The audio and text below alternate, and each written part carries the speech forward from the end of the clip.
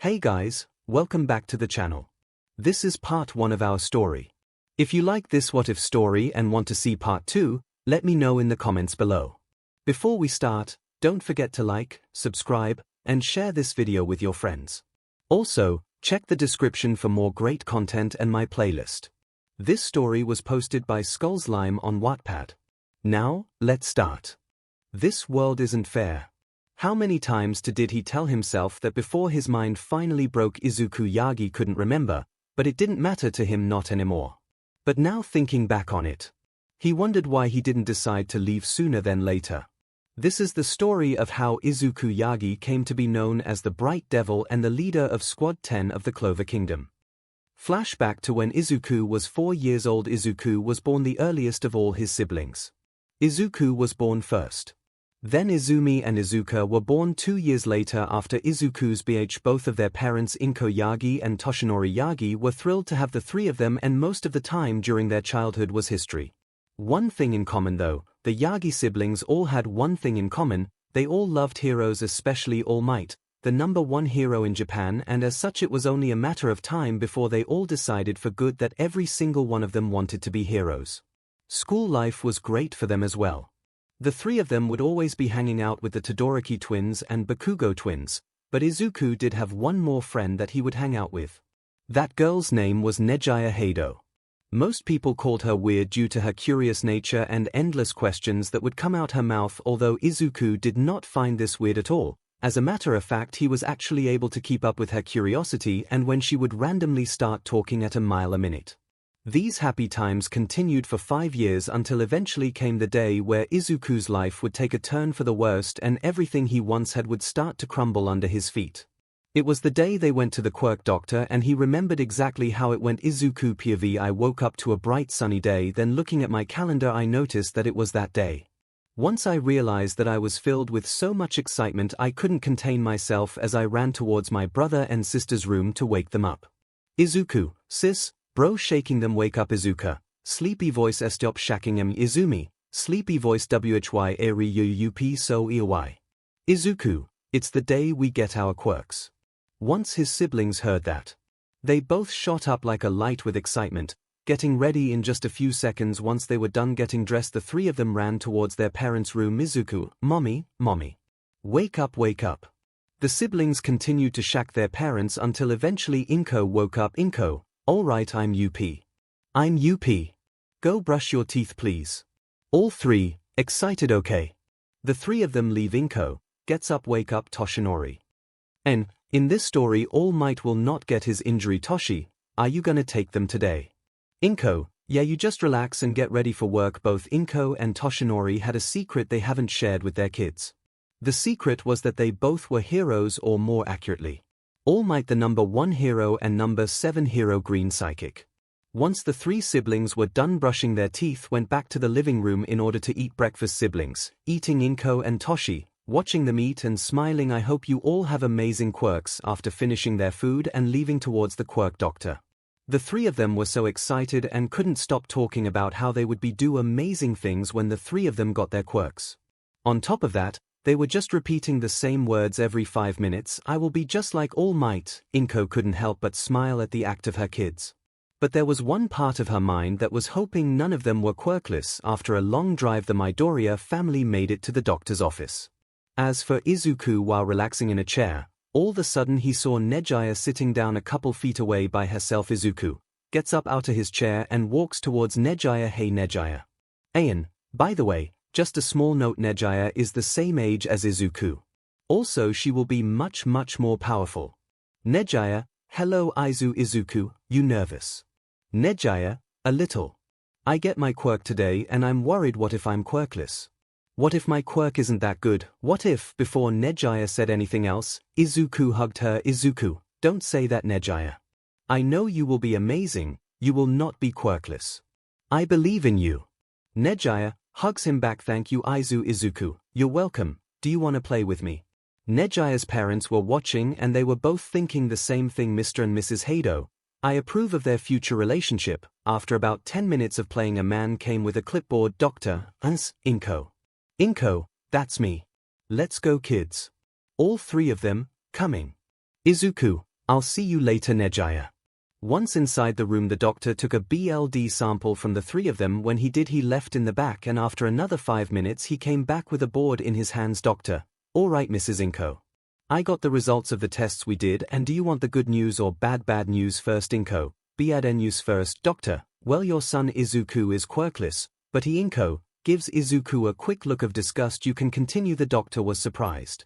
When he told her about the bad news, she was worried, but once he told her that 𝐒𝐿 was quirkless, her demeanor completely changed, and he also caught the quick look of disgust she gave her son. Doctor, I hate this part of the job. As for 𝐒𝐿, when he heard the words quirkless, it was as if all the color on his face and in his eyes drained out of him. He couldn't believe it. He didn't have a quirk, doctor. As for the good news, 𝐒𝐿 and 𝐒𝐿 have a quirk. 𝐒𝐿 has a very strong telekinesis quirk that will allow her to lift up skyscrapers. The weakest is that if she uses it too much, she will get a headache. For 𝐒𝐿, he has a strength enhancer quirk with a kinetic aspect to it. So for his strength, he can lift up skyscrapers, and for the kinetic aspect, the more he exerts himself, the stronger his punches will get. The weakest is that using his quirk for a long time will make his body sore. 𝐭𝐻𝐿, happy face and hugging 𝐒𝐿 and 𝐒𝐿. Did you hear that you both are going to be heroes? 𝐒𝐿 and 𝐒𝐿 speaks in unison. Will be just like All Might. After saying that, they left the doctor's office. 𝐒𝐿 noticeably having a sad aura around him, he didn't say a word as they left the doctor's and got into the car while driving back home. While driving, 𝐭𝐻𝐿 kept on giving 𝐒𝐿 and 𝐒𝐿 the attention and didn't even notice 𝐒𝐿's existence. 𝐒𝐿 noticed this but decided not to say anything. 𝐭𝐻𝐿, when we get home, I'll make you whatever you want. 𝐒𝐿 and 𝐒𝐿, I want pizza. 𝐒𝐿, I want katsudon. 𝐭𝐻𝐿, alright, I'll make you pizza. Just there, 𝐒𝐿 noticed that she completely ignored his answer and instead only focused on what 𝐒𝐿 and 𝐒𝐿 wanted. He still didn't question it. After all, he was still a kid. He was naive to a fault. After a long drive, they got back home and went into the house to find Toshinori watching TV. Once he saw they had returned, he stopped watching TV. Toshi, so how did it go? 𝐭𝐻𝐿, well, 𝐒𝐿 is quirkless. But 𝐒𝐿 and 𝐒𝐿 have quirks again, just like last time. They both didn't even try to comfort him. Toshi, that's MY's son and daughter, hugs them both except for 𝐒𝐿. As for 𝐒𝐿, he just went to his room and stayed in bed while crying at the fact that he was quirkless. He's staying like that for hours until eventually he got hungry and went downstairs to find his family eating already, but he didn't see any plate or piece for him. 𝐒𝐿, Mommy, where's my food? 𝐭𝐻𝐿 completely ignored him and just continued to eat and laugh with family. For 𝐒𝐿, he just went back upstairs convincing himself that he wasn't that hungry and he thought this was just a one-day thing. Everything would return to normal tomorrow. How wrong he was. The next day, 𝐒𝐿 woke up to the bright sun and looked at the clock. Usually he would be at school at 7, but the clock read 8. He was so late, but as he was getting changed he thought to himself, 𝐒𝐿, Mommy usually wake me up. 𝐒𝐿 had no time to think these things. He got up out of bed, grabbed a slice of toast, albeit with a bit of effort, and rushed to school. He got there at 9:23 and scolded by his teacher, which he apologized for. However, he had no issue catching up with his work, since 𝐒𝐿 had always been a smart kid, and soon enough he would get to the field where they would be relaxing after eating their food. Everybody was playing or talking, while on the other hand, 𝐒𝐿 was under a tree deep in his own thoughts, until 𝐒𝐸𝐻 came up and broke him out of his thoughts by touching his shoulder. 𝐒𝐸𝐻 taps his shoulder. 𝐒𝐿, are you okay? 𝐒𝐿 breaks out of his thoughts. Oh, 𝐒𝐸𝐻. Sorry, I didn't see you there. 𝐒𝐸𝐻, it's okay. Sits down with him. So did you get your quirk? 𝐒𝐿 visibly flinches. Yeah, did you? 𝐒𝐸𝐻 excited. Yeah, but quirk is called wave motion. I can shoot out this wave like energy out of my hands, but it takes my stamina to use. What's your quirk? 𝐒𝐿, I'm quirkless. When he said that, there was silence for just 4 seconds until eventually 𝐒𝐸𝐻 spoke again. 𝐒𝐸𝐻, bright smile. Oh well, I still believe you can become a hero. You just have to work harder than anyone else. 𝐒𝐿 hearing that cleared the air for 𝐒𝐿. He thought she would look at him different because of that fact. But instead she believed in him. This made 𝐒� extremely happy. During that rush of emotion he was feeling, a couple small orbs of light appeared next to his body. However, neither 𝐒� nor 𝐒𝐸𝐻 noticed them until eventually they disappeared. 𝐒𝐸𝐻, Gets up, I'll see you in a bit Izuku. Izuku, okay Nejiya. When Nejiya walked away, the Bakugo twins, Todoroki twins, and his siblings walked up to him. Flashback: once Izuku's siblings got to school, the day went on as usual until eventually Izuku walked into class, and once recess started they walked towards the Bakugo twins and Todoroki twins. Izumi, hey guys. Katsuki, what's up Izumi? Izuka, did you guys get your quirks? Shoto, yeah, me and my sister got the same quirk. Half hot half cold. Katsumi, same with us. Me and my brother got our explosion quirk. The explosions come from our sweat. Izumi, nice. I got telekinesis. Izuka, and I got a strength enhancer quirk. Shoto, nice. Shoka, what about Aizu-chan? Izuka, frowns. His quirkless. They all collectively grasped Izumi. I'm afraid for him. His quirkless and I don't want him to die. Izuka, me neither. What type of brother would I be if I let him die? But even I know how stubborn Izuku is. I just don't know what to do. Katsuki, what if we bully with our quirks? Katsumi and Shoka, what are you, insane? Katsuki, would you rather him die? Katsumi and Shoka couldn't argue with that since they both had a crush on Izuku. Izuka, alright, we'll do it. But just know, we're not trying to hurt him. We are only trying to make up. Stop being a hero. Izumi, Shoka, Shoto, Katsuki, and Katsumi, right. Back with Izuku. Izumi, hey Izuku, do you still wanna be a hero? Izuku, yes of course sis, more than anyth. Suddenly before he could speak more, Izuku gets hit by an explosion in the face. Katsuki, just give it up Izuku, you'll never be a hero.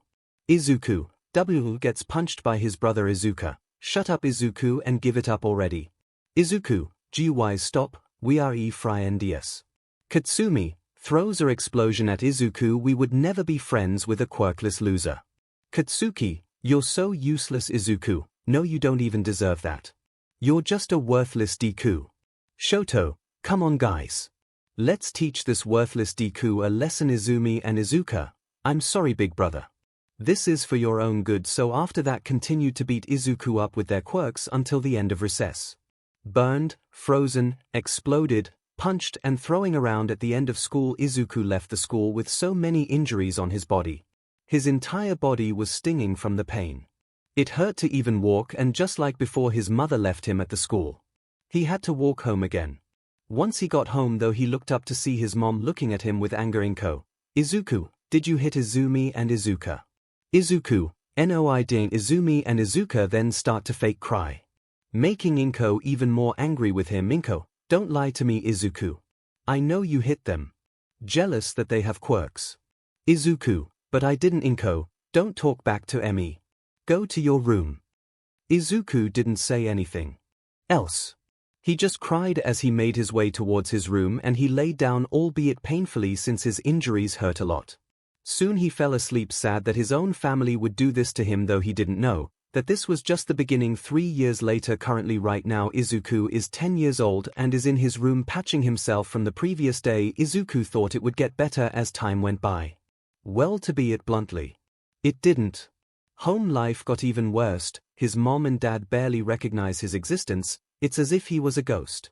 The only time he is noticed by them is during his daily beatings, courtesy of his mom and dad. While he beat into sleep every single time, the both of them would always say the same garbage to him over and over, making sure he remembered it. I hate you, you're so worthless, I didn't raise you like this, why did you have to be born, why do I have to live with such a worthless son like you? Every single day he would hear these things, and to no one's surprise, it basically made Izuku absolutely hate his family. But nothing he feels will ever compare to the hatred he feels towards Izumi and Izuka. As for his bullies, they had forgotten why they were beating him up long ago. Now they were just doing it to satisfy their pathetic lives.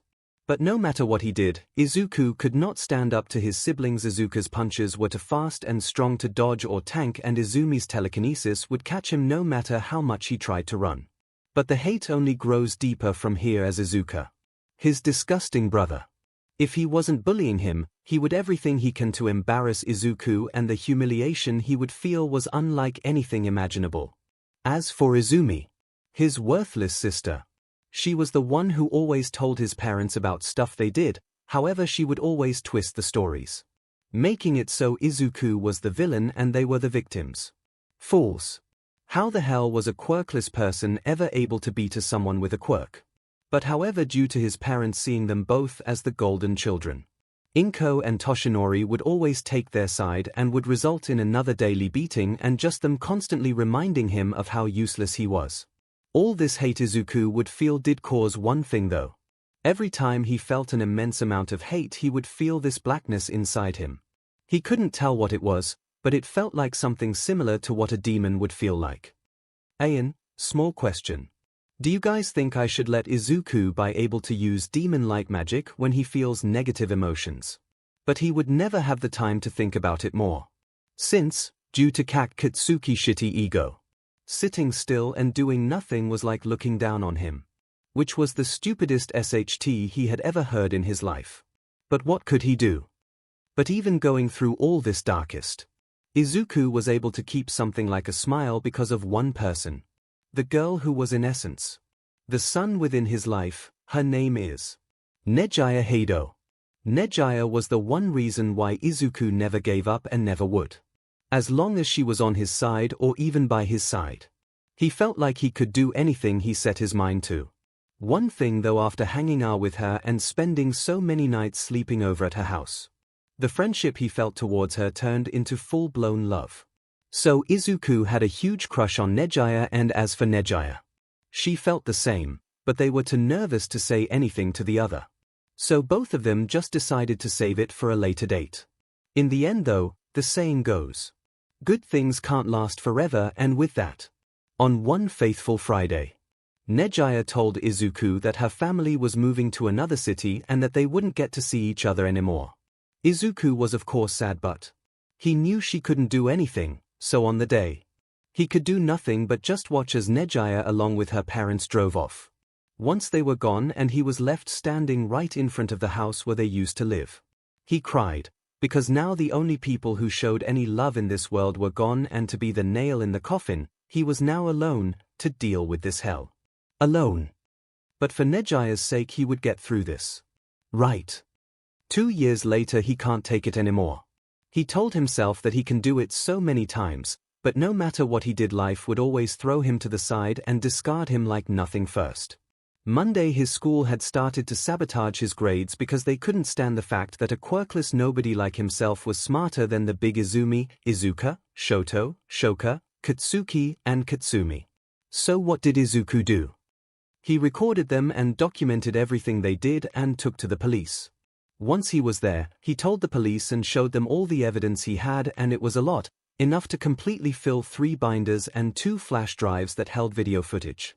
But once they figured out he was quirkless, Izuku stood there and he watched them burn and destroy all the evidence he had, considering it worthless since it came from someone who was quirkless.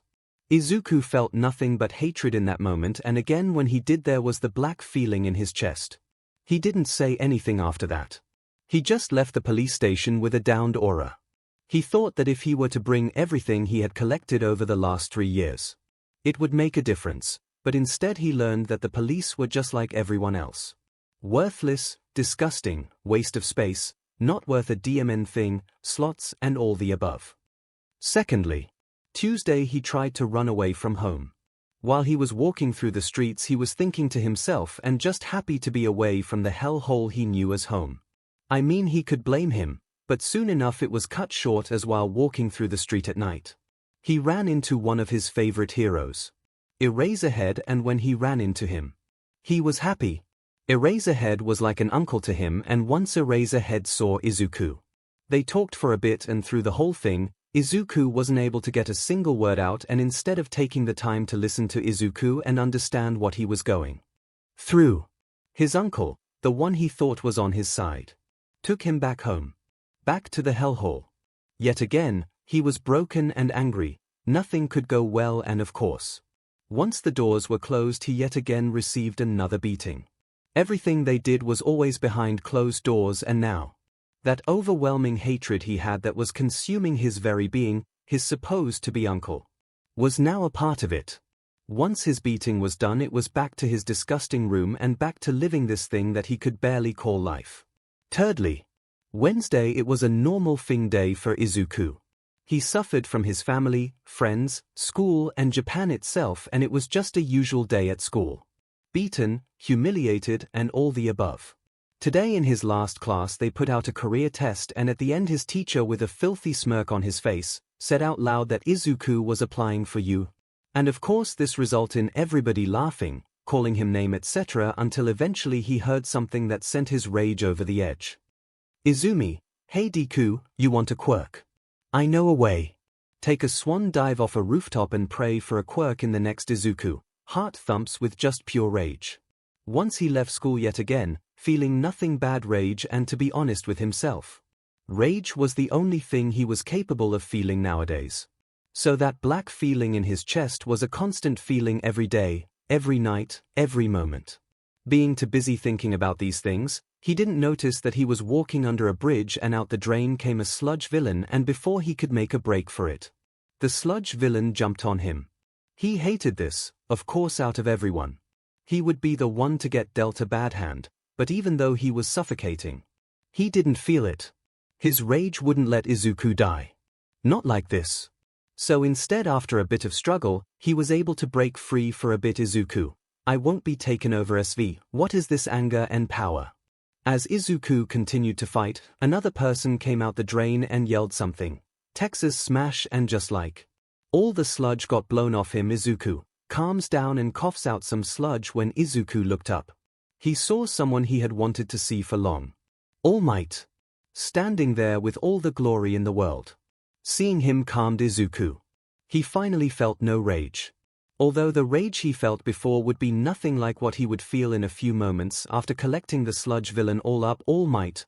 Alright Scissorton, I will have to take this villain into the police. Izuku, wait, I need you ask you something. All Might, what? Izuku, can someone who's quirkless be a hero like you? It was quiet for a moment until All Might answered him, but not in the way he imagined. All Might, no, I don't think someone quirkless can be a hero. You would just get in the way. I recommend being a police officer or a fireman. It's nice to dream, but just make sure it's realistic.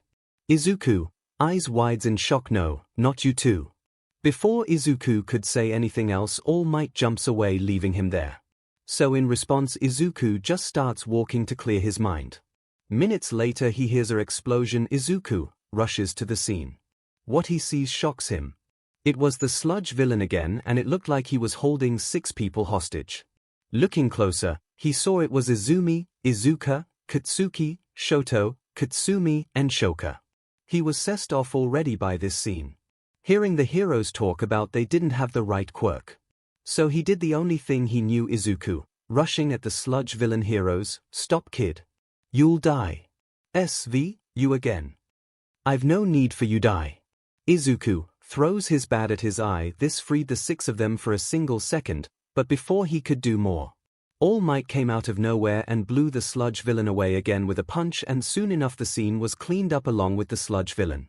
But instead of being praised, the heroes walked to him and started to scold him, all the while some of them were praising the 6 of them. Why were they doing that? None of the heroes were doing anything. If he hadn't done anything they would have died, then what? Izuku, what? If I hadn't death arms, Eno, that was reckless and stupid. Izuku, but dash. All Might, you shouldn't have done that, young man. Like I told you, leave it to the heroes. Izuku starts feeling rage again. Fine. Starts to walk home. The last straw. While Izuku was walking home he heard a familiar laugh, and when he heard it, he found the source of it. To find his 6 tormentors along with All Might. But soon enough a cloud of smoke appeared from where All Might originally was, and out of it came his father Izumi and Izuka. Dad, you're All Might. Shoto, Shoka, Katsumi, Katsuki, Uncle Toshi is All Might. All Might didn't turn that skinny, but he wasn't as buff as his All Might form. Toshinori, yes I am. But that's not why I came here. I want you all be my successors and give you all my quirk. Izuka, what? But you can't pass on quirks. Skip the story of one for all. Izumi, then why don't you give it to Izuku? Toshinori, Izuku. He doesn't have the heart of hero and doesn't train. So do you accept my quirk? All 6, yes we accept. Drop Izuku, hiding behind a wall and clenching his fist hard, making it bleed. So you're telling me that after all this time he could have given me a quirk, and on top of that my pitiful father, the one who has never supported me through my whole life, is All Might. Wait. If he can pass down his quirk, that means you were quirkless like me, Ra. The rage Izuku was feeling was unlike anything he had ever felt before, and soon enough the black feeling started to consume him and felt like it was going to erupt out of him. But he didn't care anymore as he ran towards the forest. Soon enough he reached the forest and Izuku's body started to form black light. Izuku, screaming and punching a tree. Why do I have to live this shitty life? I hate you all. Inkoa smite, slot Izumi and you bicho F a brother. NOO. I hate this world. Within his rage. Izuku didn't even realize that he was using magic, but due to his emotions, it was out of control and soon created a massive explosion of black light, destroying and creating a massive crater in the forest and killing all the wildlife in the area. The hole was about 1,000 feet deep and 2,000 feet wide. When the explosion happened, every hero noticed it from the shockwave. Everybody in Japan felt it.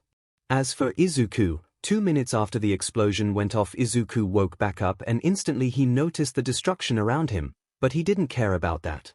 In the moment he was only thinking one thing: Izuku, still feeling rage. I can't take it anymore. I want to run away from Japan. I don't care where I end up, anywhere is better than here.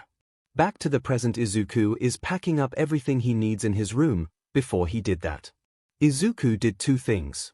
1. He destroyed his entire room. 2. He wrote a letter that contained everything about how he felt and how not to look for him, but most importantly, he didn't think they would read it, but if they did, he wrote down his feelings for Nejiya. Izuku finishes packing and jumps out the window. For Izuku, he had everything he needed. A huge amount of cash after stealing it from his parents' safe, clothes, and Izuku reaches the dock and looks back at the city. I hate Japan. So I swear no matter what, I will never come back here. Turns around and gets on the boat. After about 5 minutes, the boat Izuku had gotten on leaves. Izuku had no direction in mind, so he had no idea where this boat was going, but he knew that wherever it ended up would be better than Japan. Izuku POV currently has the boat Izuku was on was traveling through the ocean. He was leaning on the railings staring at the vast ocean that surrounded him, thinking to himself. Now he knew for certain that he didn't regret his decision to leave Japan at all. Every single day he spent was hell, never being able to bring his dreams to life, but now he was thinking to himself because no longer did he want to be a hero, but he didn't want to be a hero then. What was he supposed to be? He didn't know at the moment, but he knew that whatever choice he made next would be far better than being a hero. Izuku, TCH. All heroes are fake, they can try to convince you with words. But deep down they are all fake. Well, may as well relax, it'll be a while until this ship makes it to wherever it's going. Back in Japan, for Japan things were well odd to say the least. The explosion that had occurred was all over the news. Every single hero knew of the event that included All Might, and once he saw that explosion go off, he assumed the worst, so instantly he thought it was all for one, but once he got to the crater he saw no one. As for the heroes in the crater, all the teachers that worked at 𝐸 were there in the massive hole in the forest, looking at it from a helicopter. It was scary, just seeing a massive hole in the forest. All Might, he could have caused this amount of destruction. Nezu, someone very powerful. Naomasa, we should try to ask around to see if anyone saw anything. Aizawa, right. Endeavor, alright, let's go. After walking back to the city, they start to ask around to see if anyone saw anything, and while asking around, no one really had any useful information until eventually they ran into someone who did have useful information. He told them he saw a green-haired boy run into the forest, and 5 minutes later an explosion of black light appeared. Naomasa, green hair. Could it be Izuku? No, I mean he's strong, but even his quirk isn't capable of causing this amount of destruction. But I mean it couldn't hurt to ask. Hey All Might. All Might, yes. Naomasa, can we pay a visit to your house? All Might, sure. So with that All Might, Aizawa, Endeavor, Naomasa and Nezu drive off to the Midoriya household. Izuku POV for Izuku, he is relaxing on the deck of the ship drinking soda. Right now he feels better than ever before because for the first time in his life, he can relax. But however, while he was relaxing, he suddenly got a chill down his spine as the ship continued its journey into the vast ocean. But for now he pushed that feeling aside. Back in Japan, once they arrived to the Midoriya household, they were surprised to see another car there that arrived at the same time as them. This confused them, but soon enough a blue-haired girl jumped out the car with a lot of excitement on her face. "Naomasa, who is that?" "All Might, wait. I know you." It was 𝐂𝐩𝐸. Bubbly voice. "Hello All Might, why are you here?" "All Might, I live here." 𝐂𝐸𝐸, stars in 𝐼𝐴𝐵. "You live here as well, that's so cool. Wait, if you live here that means..." They quickly realized what 𝐂𝐸𝐸 was going to say. "𝐂𝐸𝐸, wait. You're Toshi Aizawa, 𝐶𝐸. Don't tell anybody." 𝐂𝐸𝐸, 1000-watt smile. "Okay, I won't tell a soul." Does a zipper motion with her lips. "Endeavor. No one can tell, but I know she is strong. I should try to put her in a quirk marriage." After talking a little with 𝐂𝐸𝐸's parents, they all entered the house. "𝐂𝐸𝐸, now I'll finally get to tell you how I feel, Izuku." Once they entered the house, before they could do anything, another knock came at the door, and after opening it, a boy dark blue hair and another with blonde hair stood there. "Naomasa, who are you, boy?" "Hello sir, my name is Mirio and this is Tamaki. Can we come in?" "Naomasa, oh sure." 𝐂𝐸𝐸, "Oh hey Mirio, Tamaki." Mirio chuckles. Mirio couldn't help but chuckle since this is how 𝐂𝐸𝐸 always was. Every single time 𝐂𝐸𝐸 saw her friends, she would just randomly out of nowhere start getting really excited and happy. Inko walks into the living room. "Oh hey Aizawa, Nezu, Endeavor, Naomasa. What can I do for you?" Aizawa, "Don't worry Inko, we just need to ask some questions to your sons." Inko, "Sons? But I only have one son. Izuka." Soon enough Izuka comes down the stairs along with Izumi and the Bakugo twins, Todoroki twins. "Izuka, yes mom." Sits down on the couch. "Inko, these men need to ask you a question." Izuka, "Sure." "Naomasa, were you in the forest to the east to Koba Beach?" Izuka, no. Why do you ask?" "Naomasa, he isn't lying." "Well, it's better to show you." While they were flying in the helicopter, Naomasa took a picture of the massive hole. So Naomasa pulled out his phone and showed Inko and Izuka the picture. When he did, they were shocked. "Inko, who could have done that?" "Naomasa, we don't know, but we did hear from someone who said he saw a green-haired boy running into the forest, and about 2 minutes later an explosion appeared. It sent out a massive shockwave that was felt all throughout Musutafu and probably even further. When Izumi and Izuka held that a green-haired boy ran into the forest, then an explosion occurred. They both swallowed a lump in their throats. Izumi and Izuka, worried faces, but quickly returns to normal. Deku Aizawa notices their faces, they're hiding something. Inko, where is Izuku? Inko, who? Endeavor, Nezu, Naomasa, and Aizawa were shocked to hear that. Especially Naomasa, he decided to push the topic forward. "Naomasa, Izuku, your second son." Inko, "I'm sorry, I don't know who that is." Naomasa, eyes widen in shock. She's telling the truth. "No way." Izumi and Izuka, worried face appear for a second again. Aizawa notices it again. You know something, don't you?" Izumi and Izuka, doesn't respond. Aizawa, "Did you hear me? I know you to know something." Nezu, angry. Aizawa, "Check upstairs. You better hope we don't find anything." Inko gulps. When Aizawa goes upstairs, he notices that 𝐂𝐸𝐸 was following him. He was going to tell her to not follow, but after seeing her face he decided not to. She needed to see this, and after they reached his room, both of them were shocked. It was, well, you couldn't even call it a room. It was so dirty, the bed was disgusting and everything was dirty, the flood along with the dirt, there was dried up blood, and there were 3 bags filled to the brim with bloody bandages. On top of the thing that could barely be called a table were some pretty powerful painkillers. Aizawa, filled with anger, and sees note on the table. 𝐂𝐸𝐸, eyes covered by shadows, clenching her fist. Aizawa picks up the note. The note was labeled, "My hatred made manifest." Aizawa and 𝐂𝐸𝐸 then walked back downstairs. But before he went downstairs, he picked up one of the bags filled with bloody bandages. He put on a glove. Aizawa then grabbed the family album as well. Aizawa gives the note to Nezu. throws it down on 𝐒𝐭𝐻's lap. Look through that. 𝐒𝐭𝐻 opens the family album. After looking through the album, she saw another green-haired boy smiling, and when she saw that, 𝐒𝐭𝐻 started crying because she finally remembered Izuku Aizawa. Seems like you remember. Good.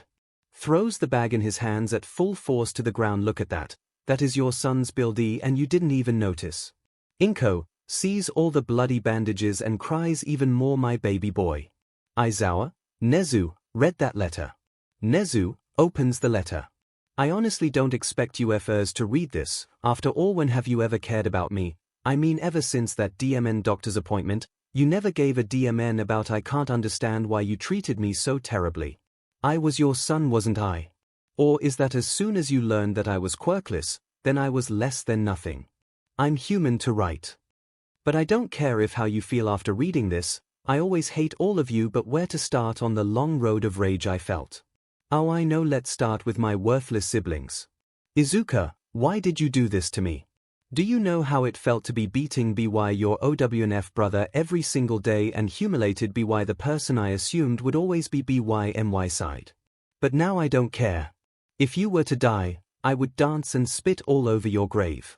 I never want to see you ever again, and if we do see each other again in the future by some chance, just know, you mean nothing to me anymore. So don't even try to be my brother. Dying in a hole alone would suit you better. As for you, Izumi, I remember the countless I would come to school and you would always be the first one to attack me and call me names. Does the fact that I'm your brother mean anything to you? Well, I guess it doesn't really, since you told me to commit suicide, so I guess we really aren't siblings at all. You're just another person to die in AF ditch. So same to you. If you want my forgiveness if we ever see each other by some chance in the future, how about you take a swan dive off a roof and pray for my forgiveness in the next life? Don't think I forget you though, Mom, Dad, or should I call you Green Psychic and All Might? Or better yet, Green Slot and But Might. You were supposed to be my parents, but instead all I ever came home to was beating after F beating. For my entire family you are worthless and will never amount to anything. Now for my useless Fing friends and uncle, or if I can even call them that. I will never forgive you. If I could take your Fing quick Katsuki and Katsumi, I wouldn't destroy it right in front of you. Then you would be able to know how I feel every single day. Oh, and Katsuki, if I ever see you again and I just so happen to get strong, I will kill you.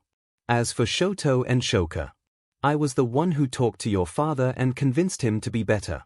But now I wish I didn't do that. You both deserve to be suffering. It was no wonder why your 𝐒𝐱 mother almost snapped if I hadn't talked to her. Shoka and Katsumi, I know you to have a crush on me. Did you really think I would ever fall for you two in the first place?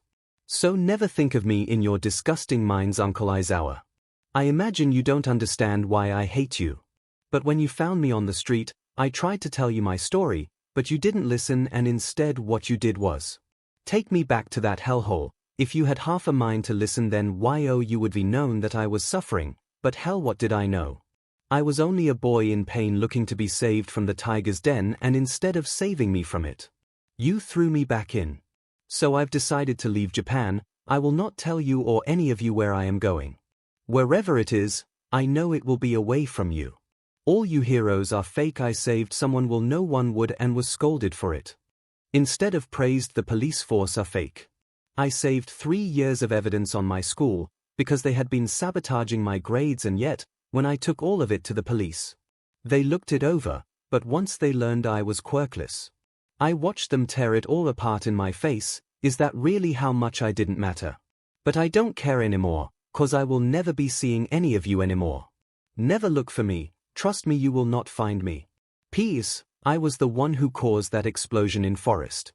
It happened when I learned that beach of a father could have passed his quirk on to me instead. Consider that a parting gift. 𝐒𝐻u, after reading that letter, and his teeth bet. As for Aizawa, 𝐒𝐭𝐻, Izuka, Izumi, Shoka, and Katsumi, they were crying. But without saying a thing, Nejaya takes the note cause she could swore that she saw something on the back. Even though she was filled to the brim with rage, she still wanted to read it on the back. To my best friend and one I love. I don't expect you to read this, but if you are, the rest of it is under my pillow. Nejaya, runs upstairs without a word when 𝐂𝐠 reaches Izuku's room. She looks under his pillow and finds another letter labeled to the one I love 𝐂𝐠. Opens the letter. If you reading this 𝐂𝐠, then I'm sorry. I tried so hard but I just couldn't take it anymore. But I want you to know that ever since we were I have always loved you since then. It was the day you said that you believed in me. Believed that I could be a hero. Even though I had no quirk. I'm sorry I left you all alone, but just know no matter what and no matter where I am, I will always love you, and one day when we see each other again, I hope you and I can be something more than friends. Goodbye my love. The letter's ends. Tears were dropping on the letter and they were from 𝐂𝐠. 𝐂𝐠, holding the letter with shaking hands. It's okay Izuku, I'll wait for you and I love you too. Drops the letter and goes downstairs. When 𝐂𝐠 gets downstairs, without a words, she used her quirk on Izuka, Izumi, Shoka, Shoto, Katsuki and Katsumi. 𝐂𝐠, putting more power into her quirk at each. How does it feel? UFOs. Puts even more power into her quirk. Before 𝐂𝐠 killed the 6 of them, Aizawa cancelled out her quirk and chopped her neck, knocking her out cold. Mirio carries 𝐂𝐠. I'll take her Nezu, now that's deal with. As for you looking at Inko and Toshinori, for you too, you will reveal to the public about what you've done. Your pay will cut by 90%. The 90% will go to quirkless orphanages and you will do 10,000 hours of community service. Do I make myself clear? Inko and Toshi, don't say anything Nezu, I said. Do I make myself clear? Inko and Toshi, said yes sir. Nezu, as for them, looking at the 6 unconscious kids, you will be doing 5,000 hours of community service and will be wearing quirk cancelling bracelets. You will be blacklisted from every single hero school in the world and will only be able to attend UA. But if I hear any of you continue your old actions, you will instantly expelled and blacklisted. Gets up and goes to leave Inko and Toshi. Just know, you will never receive any support from anyone in UA anymore. You are on your own forever. Leaves. Endeavor dragged his kids home, although he was also sessed at them, and once the Bakugo twins woke up, Toshinori gave them the news and they left angry. Now the Yagi family has been destroyed. No friends, no partners, cut pay, and worst of all, Izuku Pivi Izuku, their oldest son, now hates them with all of his being. Izuku Pivi soon far. It has been one whole day and yet the ship hasn't reached its destination, but to honest, Izuku did not care. Just being able to not have to see his family again was worth it. It didn't mean that he didn't hate them anymore, because he did. Izuku hated his family with every single fiber of his being. But being away from them was giving him comfort. But soon Izuku's new dream would come to in a form of an event, because soon the ship would start to shake violently. Izuku falls over and gets back up, standing up on his feet. Izuku started to notice the ship slowing, tilting to the left and moving past the panicking people. Izuku saw that the waters were very rough out at sea. So he assumed the ship mustn't be able to handle it. Also he heard an announcement from the captain saying to evacuate, but the worst part came in the form of a laugh he heard. A very familiar one. All Might, ha ha ha ha ha. No need to fear, because I am here. Izuku, hiding in the crowd. Of course you had to be here. Before All Might and Green Psychic could do their interview with the public about the horrible acts they had committed, he got an alert that told him about the ship and that it was sinking, and in about 10 minutes they managed to evacuate everyone, except for Izuku. Since he didn't follow everyone, All Might and Green Psychic, checking the rest of the ship. Eventually, as they looked through the ship, All Might and Green Psychic stopped at the railing, and the person they saw made them both freeze. Izuku, staring at them both. All Might and Green Psychic, Izuku. Izuku, hey dad, mom. All Might and Green Psychic, why did you? Izuku, you know exactly don't F with him. Hearing his voice made them both sad and shocked. His anger towards them was like snake venom. It was so potent. Because of that, it made the reality set in even more of how much of a terrible parent they were towards him. Inko, please Izuku, I'm so sorry. I promise. Izuku chuckles, we both know mom. Your promises mean nothing. Just empty words coming from an failure of a person who has the audacity to call herself a mother. What a joke. Inko couldn't do anything but cry. She, no matter what she says, her son is gone, consumed by rage. Izuku, but I know no matter what I say or do, you won't listen and will take me back. So walks up to the railing and looks back at them with immense rage in his eyes. I'd rather die than go back. jumps off the ship 𝐭𝐴 and Toshi, 𝐿𝐼.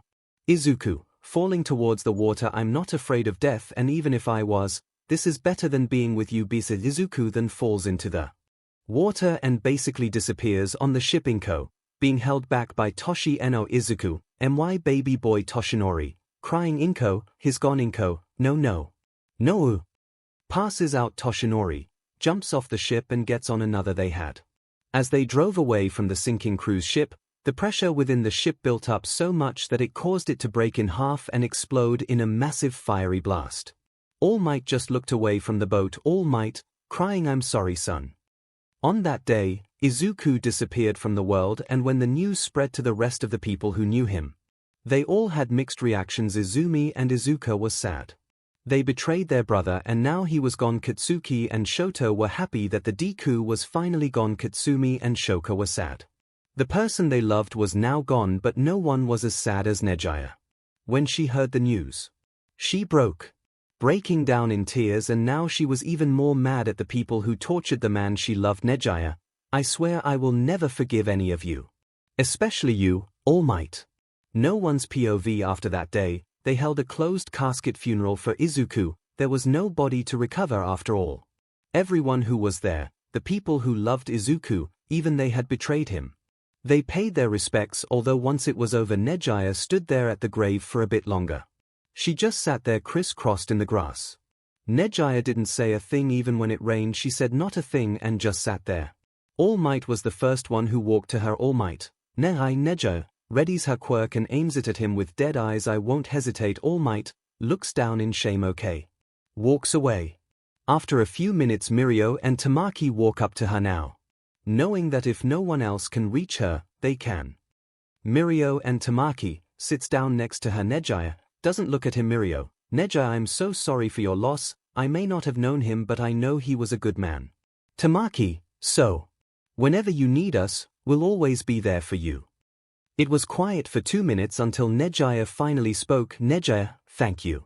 The worst part about this is, starts full-blown crying. I didn't 𝐒𝐽𝐽. Tamaki and Mirio said nothing and just hugged her, allowing 𝐒𝐠 to cry. 3 days later. No one's POV. Currently right now we see a peacefully looking beach with the clear blue water and nice sand. Nothing seems out of the ordinary, as the waves are just giving off their tranquil sound as they pass by and go back to become a part of the vast ocean once again. However, if you look closer, there is something. An unconscious green-haired boy. This boy is 𝐒𝐽𝐽. If though he is unconscious, no one really has any idea of how he even survived, and the reason why the boat sank was because it had come into contact with a strong magic region. Yet with that fact lingering in the air, there he was alive and breathing in the sand, while half of his clothes were ruined and half his body would get covered in water every so now and then. 𝐒𝐽𝐽, eyes flicker open. Turns body around to face the sun. What happened? Laying there for about 5 minutes, 𝐒𝐽𝐽 back stood up and dusted himself off. Once he was up, he stared at his hand. 𝐒𝐽𝐽, looking around and sees unfamiliar buildings. Is this a dream? Clenches fist. 𝐒𝐽𝐽 then punches himself in the stomach hard and goes down on his knees in pain. But even though he was in pain, he proceeded to laugh afterwards. 𝐒𝐽𝐽 stops laughing. I'm alive. Yes, I'm alive. But how? Wait. I'm asking the wrong questions. Starts walking.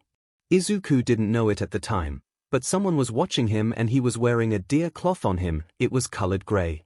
𝐒𝐽𝐽 POV. As 𝐒𝐽𝐽 walked around through the stone trails, he saw so many things. Houses, horses that would go by every so now and then, and people. But that's what confused him. These people sometimes would be doing strange things.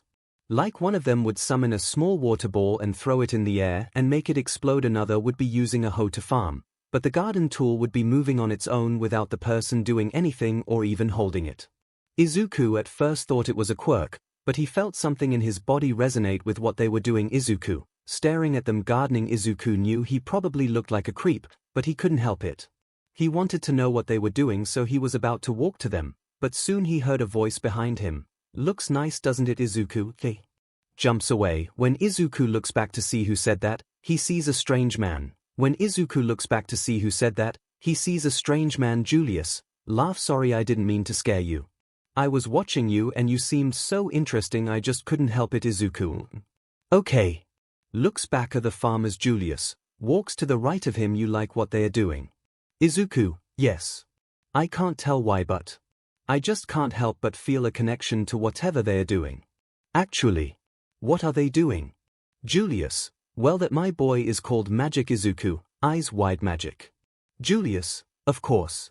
Everyone in this kingdom possesses a sum of magic, and even you. Izuku looks at the man. Wait. I do. Julius, yeah, you didn't notice. Izuku, no. I'm from Japan. Julius, Japan here. That's interesting because I have some people who are also from Japan in my squad. Izuku, what is your name? Julius Navacrano. The future Wizard King, and if you want I can take you back. Izuku, no. Julius was surprised. He didn't expect that kind of response. It was full of hate, and he could sense from this kid's manner that he was filled to the brim with hatred. Julius, come with me, kid. I'll treat you to a meal, and how about you tell me your story? Izuku couldn't understand, but when Julius spoke, it was so filled with kindness. He couldn't help but want to go with him, so he did, and once he got next to Julius, Julius put Izuku on his back and started to fly. Eventually, after a bit of flying, he saw a kingdom with a clover symbol on it. Julius, welcome to the Clover Kingdom. Izuku smiles. I want to stay. Once they got into the Clover Kingdom, everybody was staring at Izuku in a weird way, but he ignored it since he was following Julius, and after a bit of walking, they reached something that looked like a restaurant. Julius and Izuku sits down at a table. Julius then orders some food for the both of them, and while they sit, Izuku asks a question. Izuku, hey Julius, was it? Can I ask you something? Julius, sure. Izuku, why were the people who passed by us staring at me with weird faces? Julius, upset. Well, this kingdom does have some discrimination. But when I become Wizard King, I plan to make a future when no discrimination. Izuku, that would be nice. Yeah, I wasn't certain of it before, but now I'm sure. This place is my new home now. I like it here, but what can I do to make a difference? Also another question. Julius. Before he could speak more, their food arrives and they proceed to eat. It was more at a treat for Izuku since he had never gotten a warm meal since his parents started with his torture, and after they finished their food, both Julius and Izuku walked outside, and when Izuku got back on Julius's back, he used his magic to get them on top of the castle. Izuku looks at the sun appealing. I never saw something like this in Japan. Julius, yeah, I imagine so. So what did you want to ask me?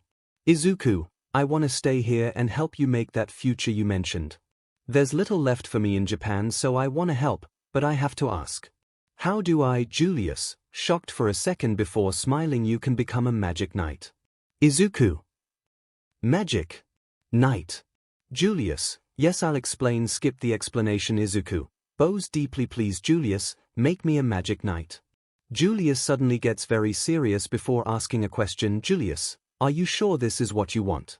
You won't be able to back out of this once you do. Izuku, yes, I am certain. Ever since I was a child, all I wanted was to be a hero, but that dream was taken from me, and when it did, I had nothing, no direction in mind, no path to follow. But now it's clear to me, this is where I belong. Like I said before, I was betrayed by Japan. That country turned its back on me. Ever since that I was searching for a home. A place when I know I can belong. Everything is clear to me now. This place is my home. This place is what I had been searching for all this time. A place where I can be free. So please, make me a magic knight. I swear I will protect my home with everything I've got until it kills me or I die. Julius didn't say anything until he smiled and extended his hand out towards Izuku. Julius, welcome aboard then. What's your full name? Izuku, it's Izuku Yagi. But please, just call me Izuku. I've abandoned the Yagi name. Julius, alright then, Izuku. Let's make a better future together. Izuku accepts his hand. Yes, sir. Izuku 𝐔𝐬𝐽. After asking Julius if I could be a magic knight, I was so overjoyed that I couldn't describe it. I was finally certain of what I truly wanted to be. Also, now thinking about it, Julius said I had magic when we first met. So if I would have become a hero, does that mean that I would have been wasting my true potential? I can't wait to find out since my childish excitement had returned, and as I sit here in Julius's office, I can't help but be ready for whatever I have to do. In order to become a magic knight, Julius walks into his office. Sorry for the wait, Izuku. Now we can start. But first, before you become a magic knight, you need to learn our language, traditions, and culture, Izuku. Yes, sir. For about 3 hours, Izuku learned all he needed to learn about the Clover Kingdom, including their language, traditions, and culture. Julius, I'm surprised, Izuku, you are a quick learner. Izuku, thank you, Julius. Julius, don't thank me yet, we still have a lot to do. Now let's go outside. Izuku, all right. When they both go outside, Julius flies them over to a large grassland. Izuku, what are we doing here? Julius, how old are you, Izuku? Izuku, Julius, HM. Well, I have some news for you. Right now, you can't become a magic knight, Izuku. Julius, hold on, Izuku, let me finish. Pulls out a piece of paper. In this land, in order to become a magic knight, you need a grimoire. But you can't get your grimoire until you are 15 years old. But don't let that discourage you, you can still train your magic until then. I'm going to teach you the basics. How to feel mana, control mana, and manipulate it. With these skills, you will be able to do so many things. If you get a really good handle on feeling mana, you can even tell someone's intentions from the way their mana will flow. Manipulating your mana is what will allow you to attack your opponent, heal yourself, or whatever. We won't know what you will truly be able to do until you get your grimoire. As well as, you won't be able to draw out your true potential unless you have a grimoire. Izuku, raise his hand. I have a question. What if, Julius, I can tell what you're going to ask. No. No one can destroy your grimoire. A grimoire is connected to a person's soul, so if you wanted to destroy a grimoire you would need to kill the mage who wields it. Izuku, I see. I'm not afraid to kill, if it means protecting my home. Julius, lastly is controlling your mana. It is just as important as manipulating it. If you don't use your magic right, it has a possibility to harm you as well. As for controlling it, you don't have infinite magic. If you use all your magic, you won't be able to use spells. You don't have to worry though, because your magic will always regenerate, no matter what you do. If you are not using your magic, it will regenerate. If you sleep, it will regenerate and... well, you get the point. More things before we start. If your grimoire is ever damaged by an attack, you will not feel it. Because grimoire regenerate infinitely as long as you are alive. If you die, your grimoire will disappear. Remember that. Izuku, Mim. Oh, I get it. So you mean that no matter how hurt or damaged a mag's body may be, they are not truly dead if their grimoire still exists. Julius, precisely. As for the second thing, just because you don't have a grimoire doesn't mean you can't use powerful spells. But your most powerful spells will always be within your grimoire. Izuku, got it. So in other words, if your opponent can't make you open your grimoire, they are truly pathetic. Trust me, Julius. I will remember that, Julius. Alright, let's start. We'll start with feeling mana, since it is the first step to magic.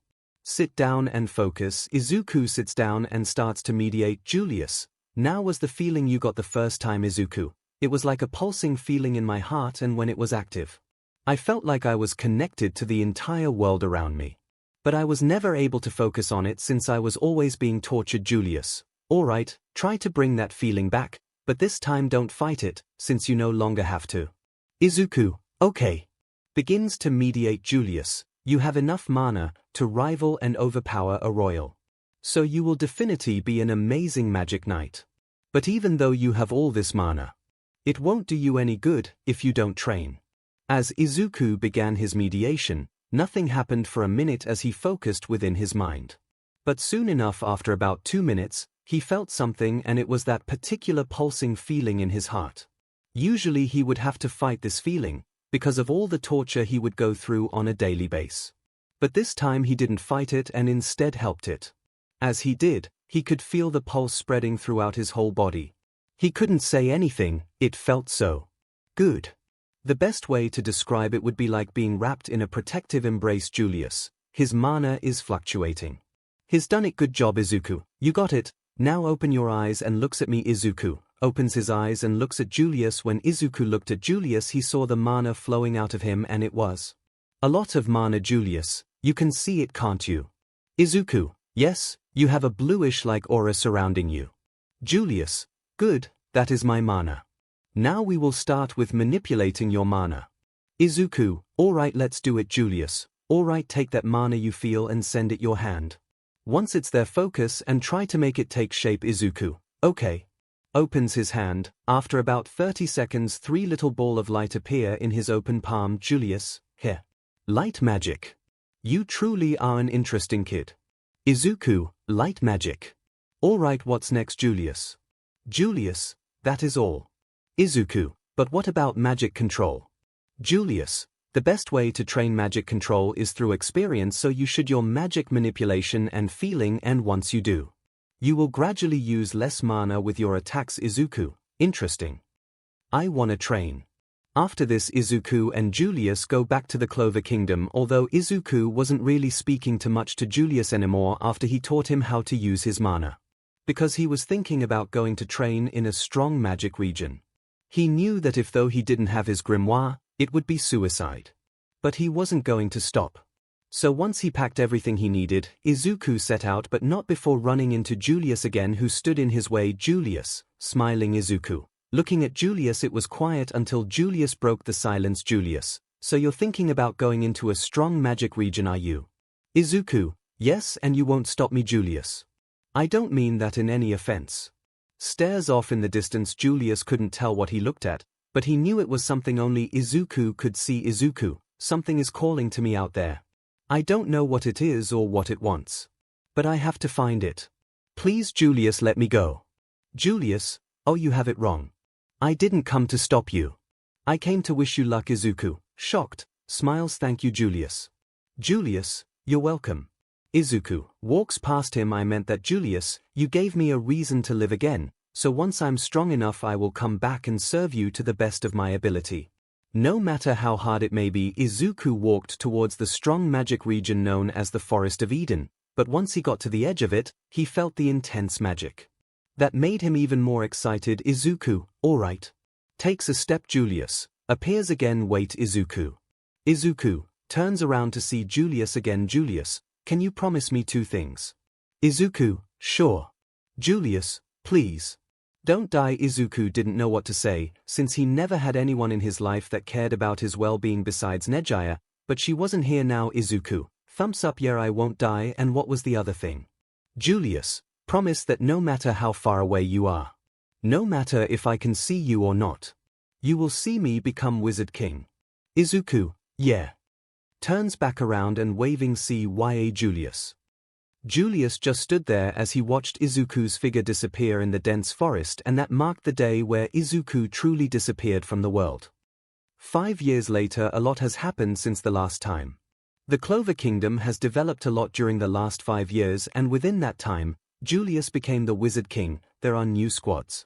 9 in total, named the Black Bulls, the Aqua Deer, the Coral Peacocks, the Sliver Eagles, the Crimson Lion Kings, the Green Praying Mantises, the Purple Orcas, the Blue Rose Knight, and lastly was the Golden Dawn. These 9 squads made up the Magic Knight captains of the Clover Kingdom. As for the Grey Deer, when Julius became the Wizard King, they disbanded and disappeared within the other 9 squads, or disappeared in the winds of time. But right now we focus on a strange man who was found walking towards the Grimoire Tower, although with a bunch of other teenage kids. By the way, just to avoid confusion, Aster and Yuno will become Magic Knight by the time 𝐒𝐿 is 28 years old. They will just as young as they are in canon. Anyway, back to the story. This man was pretty built, having decent muscles under the big coat he was wearing, along with a hoodie that covered his face. Most people who saw him in the tower were keeping their distance, not out of fear. It was mostly because no one could really feel any mana from him. He had mana, there was no way he couldn't. Because if he had no mana, then he would be dead. But at the same time, no one could really identify if he was royalty level or commoner level. Finally, I can get my grimoire. Inside his mind, took you long enough, kid. Oh, come on, you don't have to be mean. 𝐿𝐿, oh, shut up, Thea.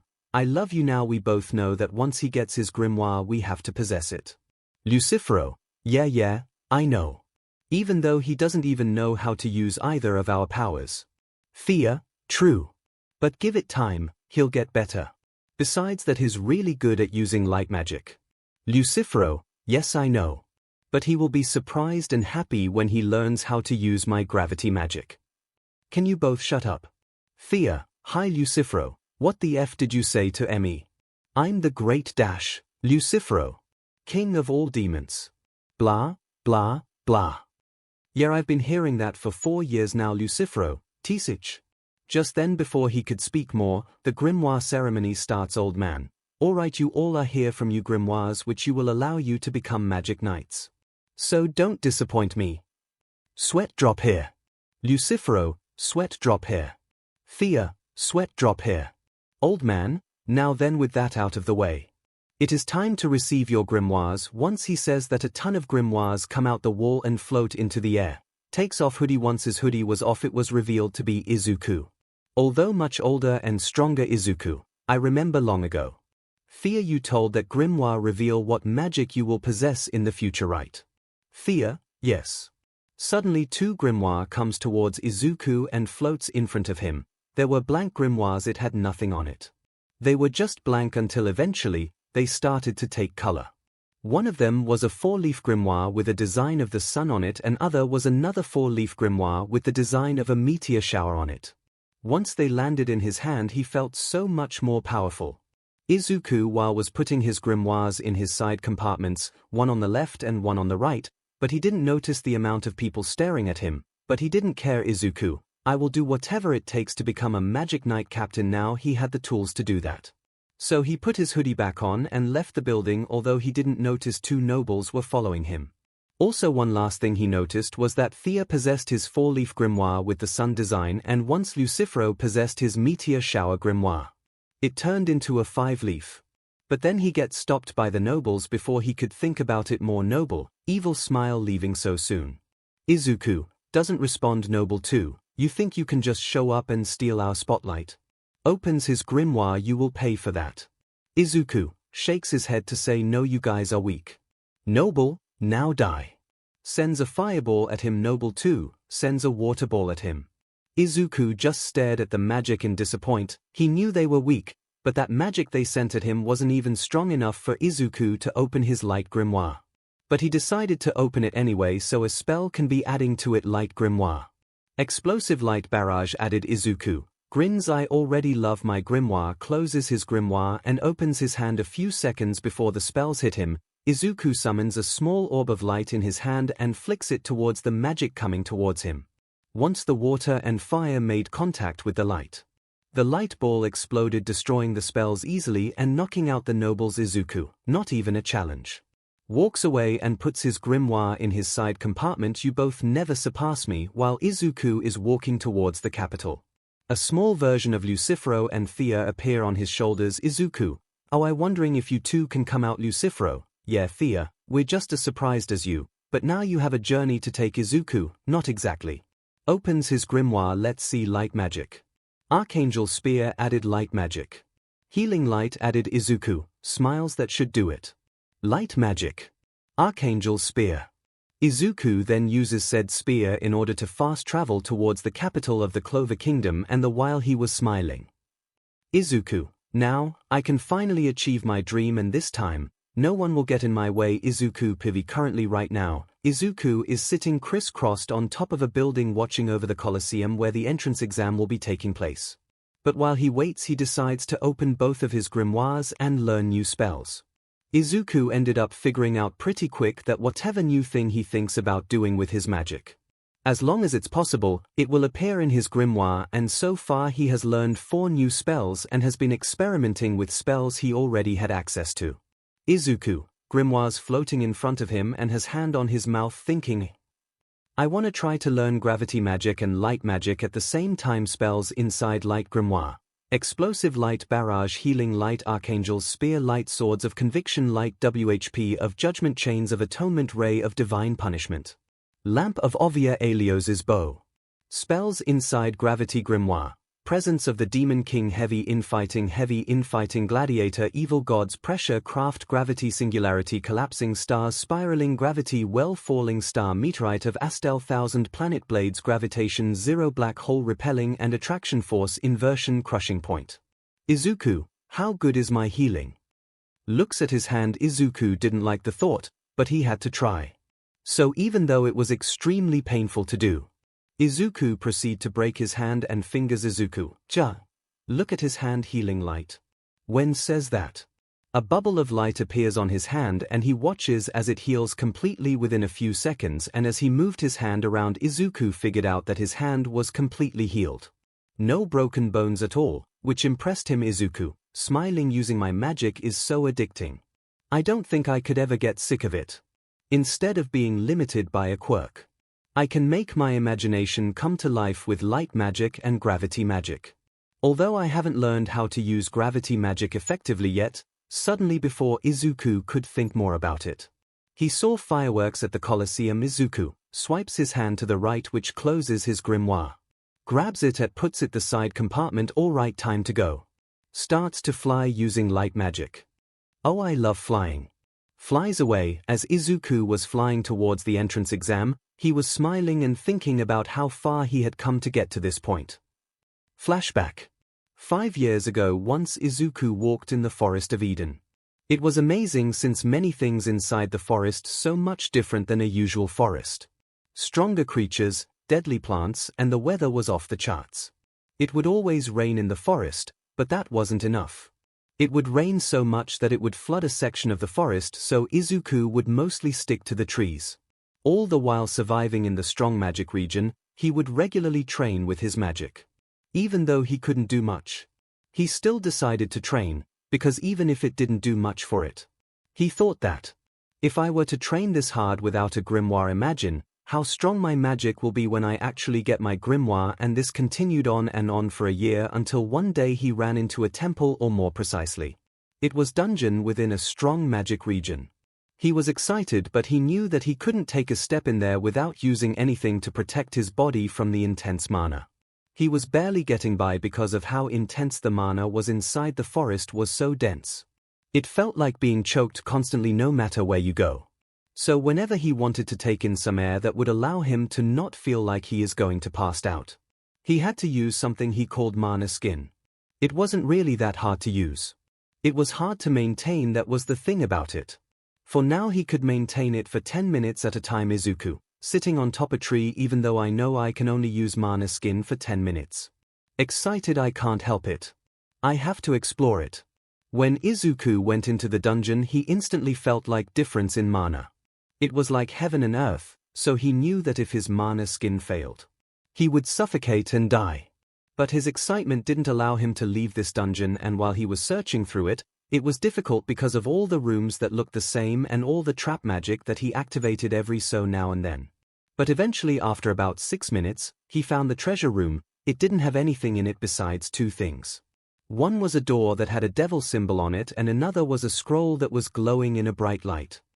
Hearing voices from the scroll calling to him, unconsciously without thought, 𝐒𝐿 walked towards the scroll, and once he was holding it, he felt something enter his body, and soon a woman covered in light appeared before him. He felt something enter his body, and soon a woman covered in light appeared before him. Opens eyes and looks at 𝐒𝐿. 𝐒𝐿 looks back at her. Silence. Are you the one who freed me? 𝐒𝐿, holding a blank scroll. Yeah, I think. What are you? I'm the spirit of light, Thea. 𝐒𝐿, Thea. So does that mean you use Thea? Yes, I use spirit light magic, and now that you've touched the scroll, I am your spirit. 𝐒𝐿, oh cool. Thea frowns. All I ask is, please, don't abuse me. 𝐒𝐿, smiling. Oh, I would never. I swear. Thea, smiling. I can tell by his mana, he's not lying. All right, I'm in your service. Since you don't have a grimoire, I will stay within your body, so once you get a grimoire, I will possess said grimoire. Why does this kid have a strong devil connection? Looks at the door. Thea then noticed that 𝐒𝐿 was also staring at the door, and at the same time, since she was connected to him via soul right now, she could tell he was thinking about going in there. Thea wanted to stop him, but she knew that she couldn't disobey her new emissary. 𝐒𝐿, Thea, I know you think this is a bad idea, but being in this kingdom for a while has made me even more certain of what I want to be. I want to be a captain of my own magic knight squad. A place where the unwanted can belong. So I will go through with this, because if I want to unlock my full potential in this world, I must take risks where they're necessary, and I feel like this is a necessary evil I must possess. Thea, okay. I believe in you. Mr. Izuku smiles and opens the door. Inside the room. It was dark for a second until a bunch of candles turned on without anyone in the room. The room was old, but there was something that was noticeable. It was a red summoning circle in the middle of the room. Izuku walks into the red circle. Suddenly a black fog started to surround Izuku, and once it cleared, he was in an unfamiliar land. There was nothing around anywhere. A weak-looking boy, but your magic is immense. Izuku turns around. He sees a something. It was a man or an it. Izuku wasn't really certain of what it was, but it looked like a devil. It was a male figure with a pale gray body with 4 black horns coming out his head with 4 black wings coming out his back. Well, it doesn't matter, you will still die. Izuku, what are you, or who are you? Even though you will be dead in a few minutes, I will still tell you. I am one of the supreme devils of hell. 𝐿𝐿, the gravity magic devil. 𝐿𝐿, the gravity magic devil. Izuku, 𝐿𝐿 here. A supreme devil here. I can sense his magic. It's basically bottomless. 𝐿𝐿, well, enough talk, goodbye now. Gravity magic. Presence of the Demon King. Once those words were said, Izuku felt the gravity hit him. It was like being crushed by a planet. He immediately fell to his knees, but however he would not just grovel and lose. Thea, this devil is too strong for you. You can't win. Izuku heard that. He felt an intense rage in him. He wasn't mad at Thea, but he was told to give up again. After all he did. After all the time he spent trying to chase his dream. He was now told to give up. Izuku, not again. Not again. So many thoughts were rushing into Izuku's mind, but the thing that was mostly taking him over was a feeling that he hadn't felt in a while. Rage. And so as he begun to curse in his mind, his mind shut off and his thoughts became void. 𝐿𝐿 POV. When I used my gravity magic, the green-haired boy of course was knocked into the ground, and when he did, I was going towards him to finish this, but soon I felt an evil mana coming from somewhere. I turned around to search for the source. This mana felt just as evil as my own, which was saying something.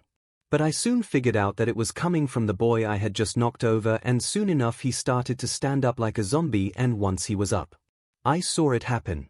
His eyes turned from their usual green into a dark green, devoid of life. Once his eyes changed, I felt something in him change. I couldn't tell what it was, but I knew it was big. Silence. Izuku, standing still now, doing a thing. 𝐿𝐿, even under the effect of my gravity, you don't feel anything here. Izuku, emotionless face. Again it was quiet. This set 𝐿𝐿 off until eventually the most bloodlust voice he had ever heard spoke. Izuku, demon light magic. Light swords of conviction. Just like that. Within the blink of an eye, thousands of black light swords shot towards 𝐿𝐿. On that day, Izuku was consumed by his rage once more. Usually, when that happened it didn't do anything. But since he now had the ability to use magic, being consumed by rage allowed Izuku to use extremely powerful negative magic, and once he did, he proceeded to fight 𝐿𝐿 for a whole 6 months straight, until one time during their fight, Izuku's eye returned to normal and he passed out, but not before leaving a mark. Currently on the battlefield, Izuku passes out 𝐿𝐿, breathing hard. You truly are something, kid. You impress me. Falls to the ground and lays down on it. Forced me to use my magic to its full extent, even though you have no grimoire yet. Interesting. I want to speak to you. For the first time in history, the supreme devil 𝐿𝐿 was interested in a human. Izuku woke up after a couple minutes. Izuku, what had happened? Sees 𝐿𝐿 standing above him. He stands up again, but feels extremely weak. Why are you just standing? 𝐿𝐿, I wanna have a chat with you. Izuku, are okay? After talking for a bit, 𝐿𝐿 was interested in him even more than before. Izuku, well, since we are talking, I wanted to ask, what are your spells? 𝐿𝐿, I use gravity magic, as you can tell. My spells are presence of the Demon King, heavy in fighting gladiator. Gravity singularity. Izuku, stars in eyes. That's awesome. Although I wonder what if For about 5 minutes 𝐒𝐿 was talking to himself about possible gravity spells 𝐒𝐿 could do. When he heard that his interest was piqued, 𝐒𝐿, kid, do you mind if I go with you? I would love to see what you are going to be able to do. 𝐒𝐿, wow, really? That's great. Theas comes out his body. Thea, what are you planning, 𝐒𝐿? 𝐒𝐿, Thea, I knew I sensed your magic. I'm not planning anything, I just want to see what he will be capable of using my magic. But if you're worried, don't. My rival. 𝐒𝐿, wait. Your rival? 𝐒𝐿, shut up.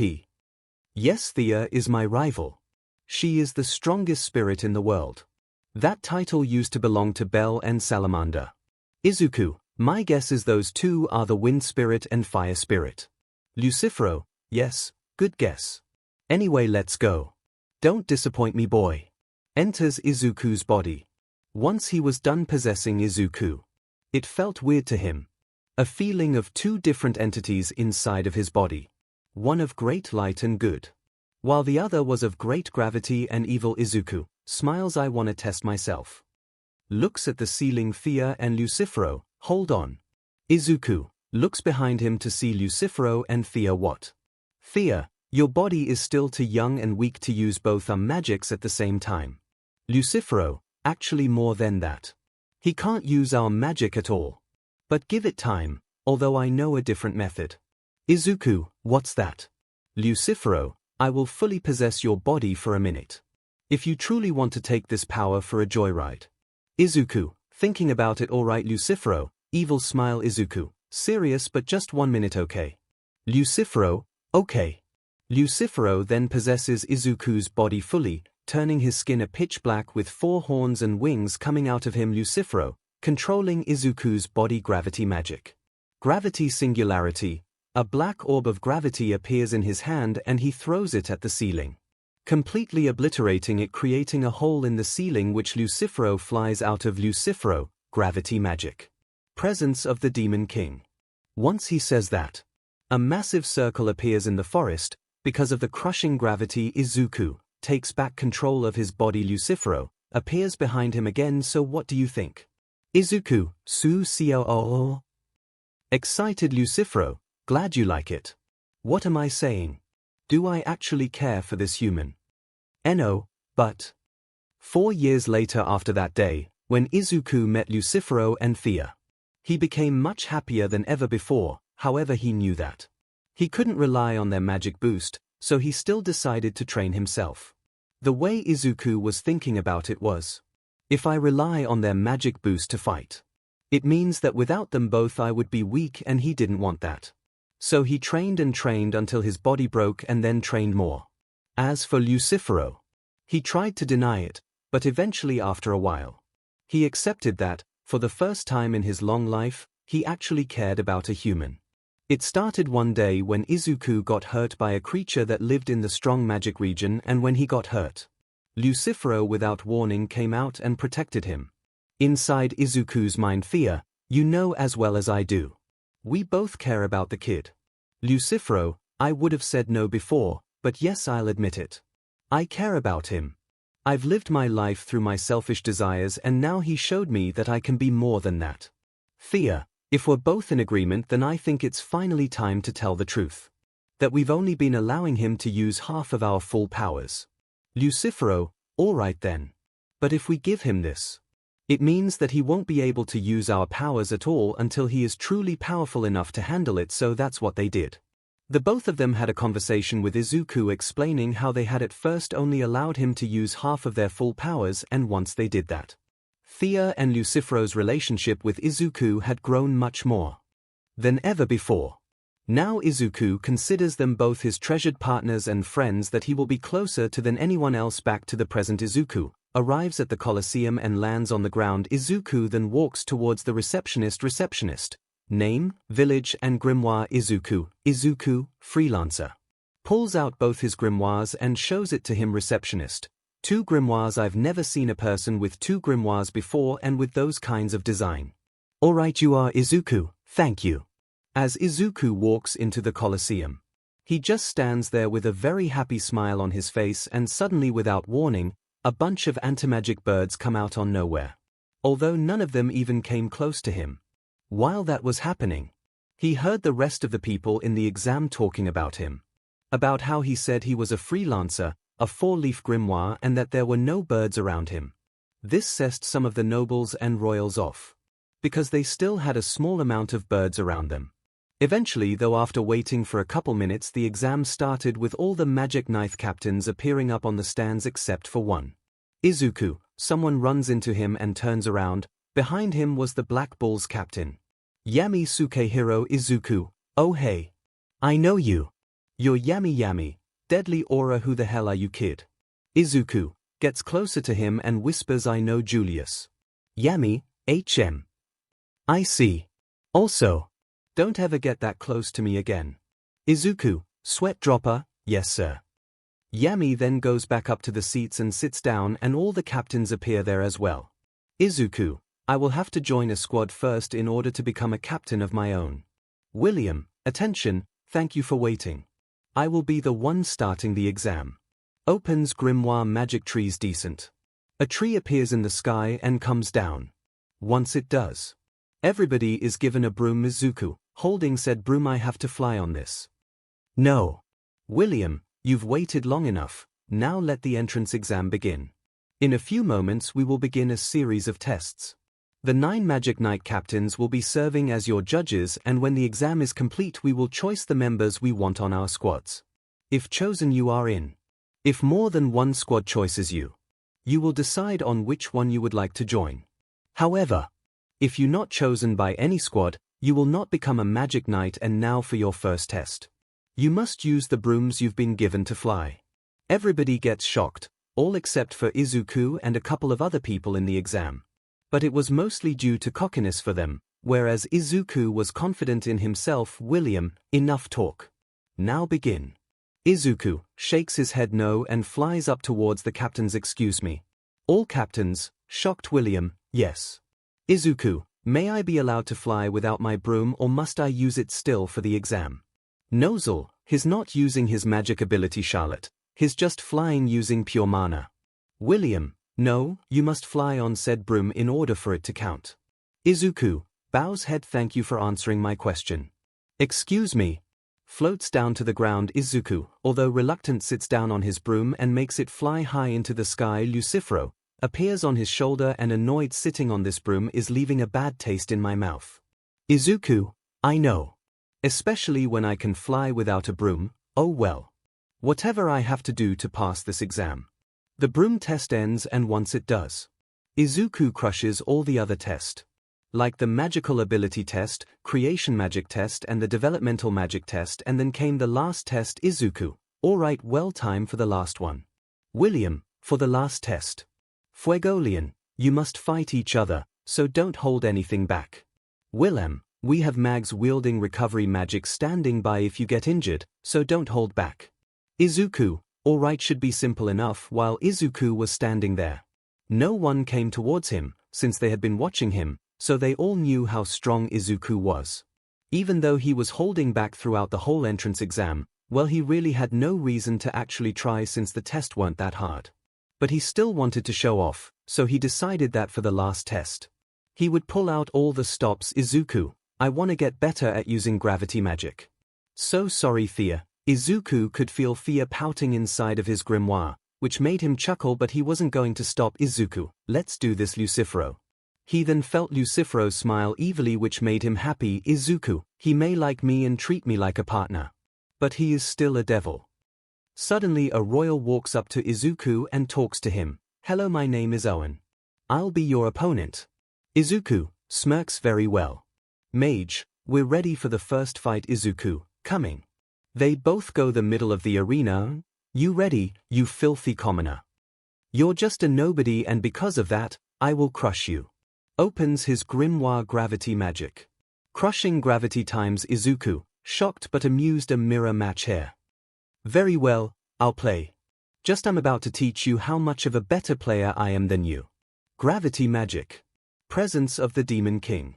The spell Owen threw at him suddenly stopped and disappeared. What? You cheater. How did you? Izuku, you're not the only one who can use gravity magic.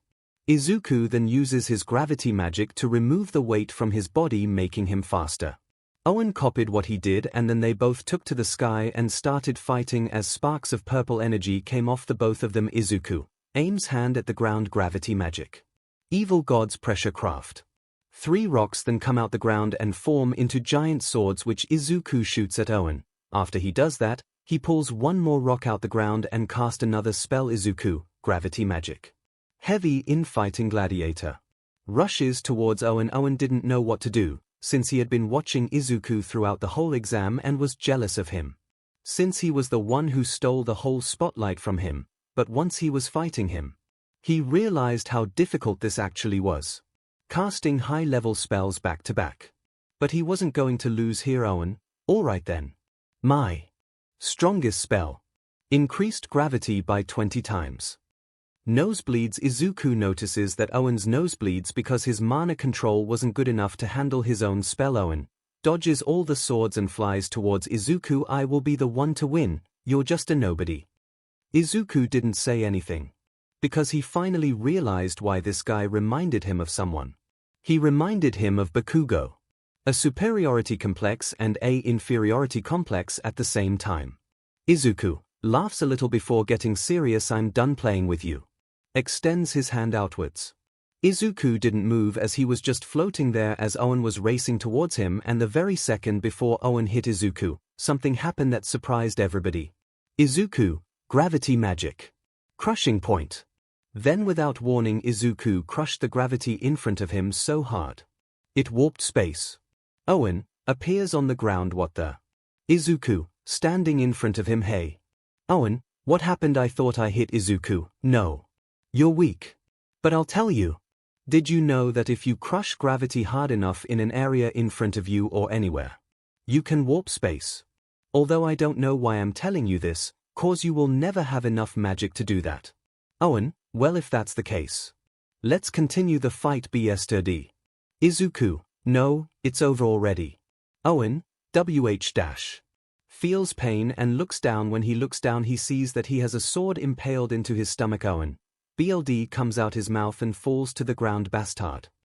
Unconscious. Izuku, disappointed. Not even worth a warm-up. Mage, match over. Exam member 178. Izuku wins. Everyone, shocked and cheering. He totally flattened a royal. Izuku walks away and leans on the wall. Crosses his arms and closes his eyes. After about 20 minutes, all the fights come to an end. Although none of them were able to entertain Izuku. So he just took a small nap. This sets some people off. But they didn't dare approach him, since they had seen how strong he was in the first fight. So none of them said anything and just held their tongues. At the end of the battles, Izuku opened his eyes and walked back in the middle of the Colosseum. 𝐿𝐿 and Thea, show off. Izuku, oh come on, you know that I'm leagues stronger than every single one of the people in this exam. Charlotte, alright, now that the exam is over, we will be choosing who we want on our squads. If a captain raises their hand for you, then you are in. If more than one captain chooses you, it will up to you to decide which squad you will join. 𝐿𝐿, but if no squad picks you, leave at once. Random mage, contestant 1, come forward. Do we have any hands? No one raises their hand, and this continues with people getting called up and the captains raising their hands or not raising their hands at all until eventually random mage, contestant 178, come forward. Izuku clenches his heart and walks up with confidence. Random mage, do we have any hands? Once Izuku looks up, he sees that all the captains raise their hands for him. Izuku, relief, all of them, not really surprising, but I won't be cocky. I wanna join the Black Bulls. Yami, and then the exam comes to an end, and when it does, Izuku goes with Yami and starts his journey. Yami, I was wondering, what is your goal, kid? Izuku looks at him seriously. I wanna be a Magic Knight captain. I wanna create a place where the forgotten and discarded can have a place they can call home. Yami, not a bad goal. I hope it comes to life. Izuku, yeah, I hope so too. They both then leave. This was the start of Izuku's new life in the Clover Kingdom, and so far, he loved every single moment of it. But this was only the start. 11 years later, and 𝐒𝐿 PV. Right now we see 𝐒𝐿 sitting down in a dimly lit room writing down on a report from the previous mission his squad completed yesterday, and when he looked through the window he smiled to himself since he had finally gotten everything he had ever wanted. But going back into the past about 4 years of being in the Black Bulls, 𝐒𝐿 had finally gotten the report that he was going to be promoted to a Magic Knight captain.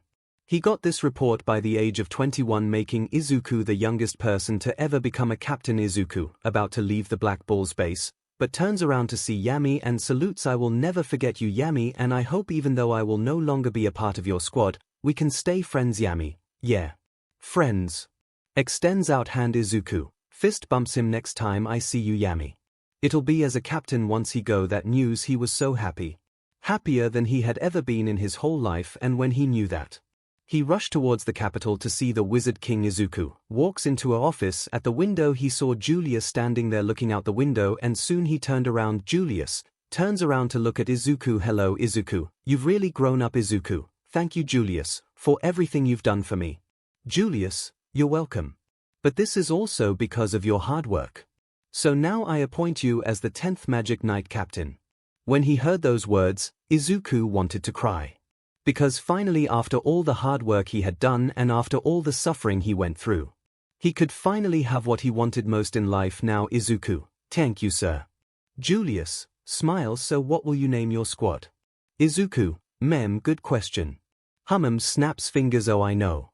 I want my squad to be named the Dark Shadow Dragons. My squad will be a squad that doesn't care about the spotlight, nor will we be praised. We're going to protect our kingdom from the shadows while the others will be protected from within the light." Julius, nice name and I wish you luck. Extends his hand for a handshake. 𝐒𝐿 shakes his hands. "Thank you." 𝐒𝐿 then leaves the office and flies out the kingdom. 𝐒𝐿, floating in the sky. "Alright, my first mission should be to look for a base of operations. Actually, wait, I'm basically rich since I've never spent my money. I usually eat the wild creatures that I kill and cook." Flies back towards the kingdom. "I want it to be Japanese style." 6 months later, 𝐒𝐿 currently is staring at the building he wanted to have built, and it came out perfect. 𝐒𝐿 currently is staring at the building he wanted to have built, and it came out perfect. Dark Shadow Dragon's base. 𝐒𝐿 sheds a tear. "It's perfect." ♂ laughs. PP. 𝐒𝐿, shut up. Anyway, now I need members. This came later in his life, so for the time being he was a captain of a squad with no members.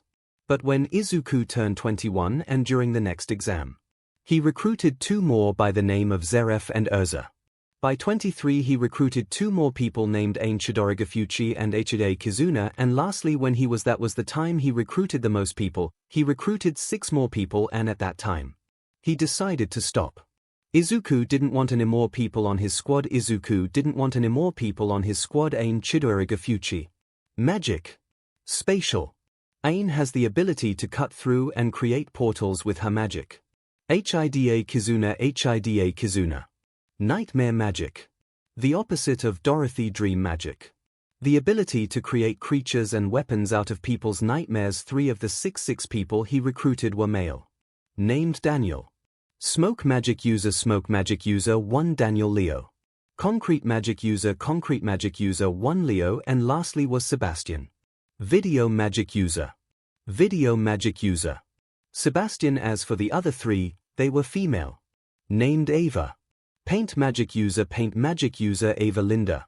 Sound magic user Linda, and lastly is Mary. BLD magic user BLD magic user. All these people who made up 𝐒𝐿's squad were saved by him in one way or another. They all had unwavering loyalty towards 𝐒𝐿 because of his kindness, and because of that, most of them were abandoned or thrown out due to by freaks. But during their time of greatest need, that's when 𝐒𝐿 would save them from drowning in despair. So one way or another, 𝐒𝐿 loved all his squad members. They were powerful, high-ranked magic knights, and most importantly they were his family, even though none of them were related by BLD. Back to the present. As for 𝐒𝐿, he had changed a lot due to his new family and also because of the vice-captain 𝐿𝐿. 𝐒𝐿 and 𝐿𝐿 had a brotherly relationship, and due to that, 𝐒𝐿 had inherited his last name, making his new full name be 𝐒𝐿 Dragneel. but right now he was watching his squad eating at the training grounds. Izuku had also gotten stronger during the last 9 years, but in terms of new he learned 3 things. The first thing, he had learned something known as Mana Zone. It was difficult to learn B when he learned how to use it. It was the most helpful technique he has ever learned. Secondly was something called Sprit Assimilation. It was where he would harness the true powers of Thea and merge them with his own. Thirdly was something similar. He learned Devil Assimilation. It was basically the same as Sprit Assimilation, but it was for 𝐿uciferO. Although with his Devil and Sprit Assimilation, he's only able to use it to half of its full potential, because 𝐿uciferO and Thea had told him there was one more step towards it becoming perfect and he had yet to reach it. Speaking of his partners, they ended up getting into a relationship which was weird for Izuku. Knowing that his Spurt and Devil that were in his grimoires were in a romantic relationship, but he wasn't going to judge them. Izuku stands up and looks at the time, another exam here. Well, let's go.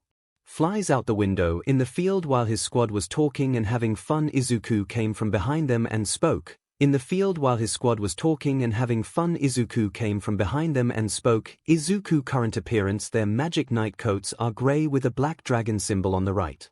Izuku, hey guys, Linda has noodles in her mouth and turns around to see Izuku 𝐒𝐲 captain. Izuku, deadpan look. Linda, how about you not speak with food in your mouth? Linda, eats the rest. Sebastian, so what's up, Captain? Izuku, nothing much. Listen up. They all sit down in front of Izuku. Izuku, Ava, Mary, and Daniel, you 3 have a rescue mission. Sebastian, Ain, and Linda, you have a spy mission. It's on the board when you walk out. Urza, you 2 have a battle mission. The paper is where it is always. Ava raises her hand with concerned face. What about you, Captain? Where are you going today? Izuku, it's another one of those entrance exams, so Leo and Zeref, you 2 are coming with me. Leo and Zeref, okay. Izuku, alright, let's go.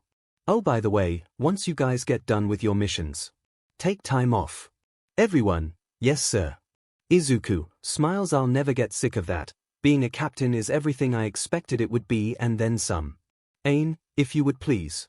Ain, smiling high, creates a portal with her magic. The 3 of them then enter said portal and appear in the capital city, and Izuku then walks through the city. Some people did recognize him and his squad. It was surprise for the people of the Clover Kingdom, since when Izuku said that his squad would protect the Clover Kingdom from the shadows, he meant it. The Dark Shadow Dragon Squad was a squad that was barely seen at all in public or anywhere for that matter, so seeing them was something not many people got to see. But even though they were never seen that often, it didn't mean they weren't loved and didn't achieve stars for their efforts from time to time. Izuku arrives at the Colosseum and smiles. This place marked my start and now I'm coming back here at the peak of my goal. Turns his head towards Leo and Zeref. Alright, you 2 can mix and look around the kingdom or stay here, it's up to you. Leo, I just wanna buy a little something, then I'll be back. Zeref, same for me. Izuku, smug face. Although for you, it's for Urza-chan. Zeref blushes and turns head away. Shut up. Leo and Zeref flies away on a broom. Izuku walks into the Colosseum. Inside the Colosseum, while inside the Colosseum 2 boys within it named Yuno and Asta were waiting for the entrance exam, and while they're waiting for the exam a bunch of antimagic birds were swarming around the Colosseum. Izuku, leaning on the wall in a secluded corner just like last time, sees Asta and how much birds are on him. Tries to sense his magic but doesn't feel anything. What? 𝐿uciferO and Thea appears on his shoulders. Izuku, can you feel it? Izuku, surprised, yes. He has no magic, but how is that possible? Sees his grimoire. He has a grimoire, but how does he? When 𝐿uciferO notices his grimoire, he gets quiet and sad and returns into Izuku's 5-leaf grimoire. Thea, honey, returns into Izuku's 4-leaf grimoire. Thea returned into his grimoire to have a chat between the both of them. As Izuku watches Asta, he sees everything he does, including the funny interaction he has with Yami. But soon enough he does go up to the stands cause he heard the exam starting. As for Asta, when he was looking at all the captains, a man by the name of Dark God the Wizard King just Sek walks to Asta, introduces himself, although with all the captains, and also Leo and Zeref return and stand behind Izuku. Izuku, head resting in his hand. Sek, that's 𝐒𝐿, captain of the Silver Eagles. You know, walks up one of them. Asta, a real Magic Knight squad captain. Sek, Fugolian Vermilion, captain of the Crimson Lions. As his me suggests, he's a flame creation magic user. Asta, wow. Sek, Jack the Ripper, captain of the Green Praying Mantises. Asta, wait, what's a praying mantis?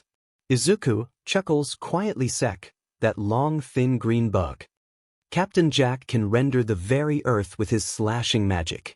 Asta, whoa, that's awesome. Sek, praying mantises though, really? He wants to named for a bug. Next we have Miss Charlotte Roseley, captain of the Blue Rose Knights. Just look, she's so appealing. Asta me.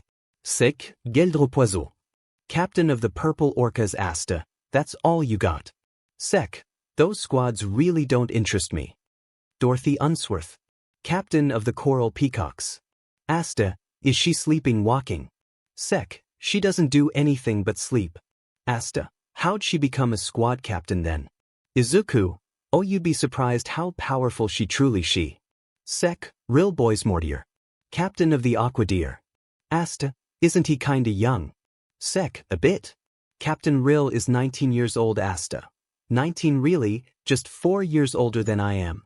Awesome, I'll be Wizard King before I know it.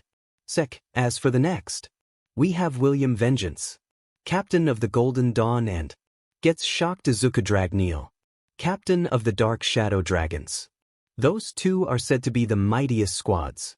Although seeing Captain 𝐒𝐿𝐾 Dragneel is a rare sight, his squad protect people from the shadows so they aren't usually seen a lot. Yami then sits down in his seat. Yami yawns. Let's get this over with. The sooner we start, the sooner we'll be done. 𝐒𝐿𝐾, classic Yami. Yami, yeah, 𝐒𝐿𝐾. Like you can talk. You look just as bored. William, this exam is going to decide these kids' futures. You really shouldn't take it so lightly. Yami, you take it seriously enough for all of us. Sek, all the captains here in one place. Soon enough the exam starts, and it was just like how it always was. It would always give 𝐒𝐿𝐾 a weird feeling to see it. 𝐒𝐿𝐾 sees the same tree as last time. And Asta, staring at 𝐒𝐿𝐾 and William right now. These two are the ones who are the closest becoming the Wizard King. The exam goes as usual, just like canon. All the captains do notice that Asta couldn't do a single one of the tests right, and eventually they get to the last test, and like in canon, Asta destroys Sek and destroys 𝐒𝐿𝐾. In the end of the exam, once goes up, everybody chooses him, well, except for 𝐒𝐿𝐾. 𝐒𝐿𝐾 wasn't going to raise his hand for anyone in this exam. And as for Asta, no one chooses him, although before he walks off, Yami goes to him and releases his aura. 𝐒𝐿𝐾, looking at Yami, and now standing here magicless and pathetic. Can you really say you have what it takes? That you're strong enough to be the Wizard King? Asta clenches fist. Yeah, fine. So maybe I won't get to join a Magic Knight today. But no matter what anyone says and no matter how many times I might stumble, I won't give up. I will become the Wizard King. 𝐒𝐿𝐾 smiles. He's got a good heart. That's a good trait to have nowadays. Yami laughs. Kid, I like you. Come join our group. With that the exam comes to an end and 𝐒𝐿𝐾, Leo and Zeref leave. But before 𝐒𝐿𝐾 could go back home, he gets a call from Julius. 𝐒𝐿𝐾, you two go without me. I got a call from Julius, Leo and Zeref. Alright. Inside Julius' office currently right now he was talking to a familiar rat. This rat was 𝐒𝐿𝐾. The reason why he was here was because of the 𝐒𝐻 attack. He decided that they needed more than just quirks. So he paid a visit to the Clover Kingdom and asked Julius if he could borrow a Magic Knight squad from him. Julius, I can understand the situation. Turns around, but you know that even if I let you borrow them, you can't keep them. 𝐒𝐿𝐾, I'm aware. Julius, no, I don't think you are. Because you brought your heroes along with you and your hero students, and from my sources I've heard you've already caused me some problems. Katsuki, and who the F are you to talk to us like this? We are future heroes. Besides, magic isn't real. Katsumi, shut up, brother. Katsuki, tch. I'm definitely the strongest in this worthless kingdom. I should be the king. Julius, annoyed with Bakugo. See 𝐒𝐿𝐾. Also you. Pointing at Mineta, I've heard you've raped a couple of women here during the week you've been here. Aizawa, wait. How do you even know our names? Julius, can you read? You are being watched. Endeavor, by who? Julius, my shadows. Snaps his fingers. Suddenly within a few seconds, 11 people appeared behind Julius. Every single one of them were the Dark Shadow Dragon Squad. Julius, these knights were watching your every move. I know everything about you all, including your weaknesses, especially you all might. I've heard that you keep trying to apply Japanese rules to this place and telling people to stop using their powers. Well, listen. This isn't Japan, so keep trying to harass my people and you will figure out how truly powerful a mage can be. During the years that Izuku was gone out their lives, All Might and Inko turned into even bigger assholes. As for Nijire, she got over Izuku's death, but she still loved him. To a degree, so when man would try to ask her out she would always say no. Suddenly out of nowhere, Katsuki gets ready to attack. His was sessed that this nobody was disrespecting the number one hero. But he soon got a rude reality check as before his arm could even lift from his waist. Ava was pointing here fingers at his stomach and Urza had a sword to his neck. Urza, go on, try it. I won't hesitate to remove your head. Ava, I will blow a hole through you, so go ahead. Make a move. Katsuki, frozen in fear. Nijire, I'm sorry for him. Please forgive him just once. Ava and Urza, you're respectful, surprising. Since all the heroes here are disrespectful but you are an exception. Izuku, stand down. Urza, Ava. Ava and Urza, closes their grimoires high. Captain. Nijire was frozen, she heard that voice and instantly recognized it. Even though it sounded older. She instantly recognized it. Nijire, looks to the right and sees him. Cries Zuzu. Izuku, looking at her with a gentle smile. Hey Nijire. It's been a while. Nijire, runs to him and hugs him. Crying Baka. I missaid why you so musage. Izuku, hugs her back. Yeah, I missed you. Brother. Izuku, flinches when Izuku looks. He sees his brother and sister standing there. Izuku, hello you Izuka. Izuku, where Izuku, don't even say it. I don't forgive you and don't plan on it anytime soon. Julius, Izuku. Izuku, looks at him. Yes sir. Julius, these heroes wanna recruit your squad for a couple days. Do you accept? Izuku, yes sir. Although I have some conditions. Julius, name it. Izuku, 1. I will not be forced to take their orders. If I wish to leave, I may do it. Once I leave the contract will be void, and lastly I'm taking my whole squad with me. Julius, okay. That's fair. Izuku, thank you sir. Zeref, so captain. What would you like us to do? Izuku, looks towards them. Pack so clothes for about a week. Everyone, yes captain. Disappears except for Ain. Izuku, sighs. 𝐿𝐿 appears on his shoulder. I can sense you love this girl, don't you Izuku? Izuku, shut up 𝐿𝐿. Kaminari, wow so cool, what is that? Izuku, giving him a disgusted look. It's my devil Inko, devil. Young man, did you? Izuku, first off, shut up. You aren't my mother anymore. As far as I'm concerned, you mean nothing to me. Katsuki, Deku. How did you become a captain? Give me your title. Izuku, closes eyes in annoyance and opens them to show red eyes. Shut up. Oh, and don't forget, I made you a promise, Bakugo. So enjoy your time in this world.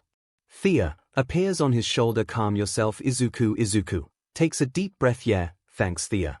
Kirishima, bro, why do you hate them so much? Izuku, there is something called privacy you ape. Also I hate all of you, well. Except for Nijire. Holding Nijire. Momo, but why? Izuku, well Japan crushed my dreams and so did they. So I hate heroes and Japan, as far as I'm concerned. I would rather slit my own throat than return to that hellhole. Also one last thing. All heroes are fake. Leader, but we Izuku, no. Because I know that if your mental was put to the test, I know for certain you would abandon your motives. Everyone couldn't argue with his logic. So they just stayed quiet for now. Izuku, I can't stand to look at you people, so I'll meet you at the place of departure. Let's go. Ain. Hi. Opens a portal that they both walk through. Just like that when Izuku could finally think that he was free from his past.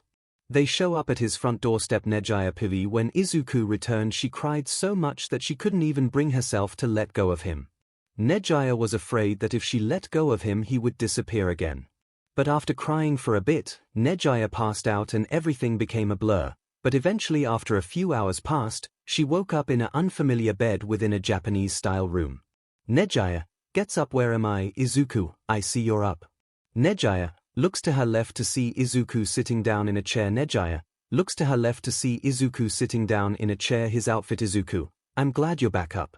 𝐂𝐻𝐽𝐫 then sees his arms and they have some small scars. 𝐂𝐻𝐽𝐫, Izu, are you?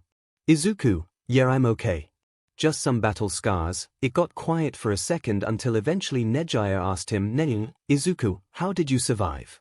All Might and Green Psychic said that you. Starts to cry again. Izuku sits down on the bed with her and hugs her. I'm not entirely sure how I survived, but when I woke up, I was on the sands of this land. And Izuku then explains all the things that happened to him and all the things he went through in order to get where he is now and all his new powers. 𝐂𝐻𝐽𝐫, so you use magic now, right? Izuku, yep, it comes from these. Izuku's grimoires were placed on the table with the rest of his other stuff, and when he extended his hand towards it, his 4-leaf flew towards his hand. Izuku, this is a grimoire. It possesses all my spells and abilities. 𝐂𝐻𝐽𝐫, HM.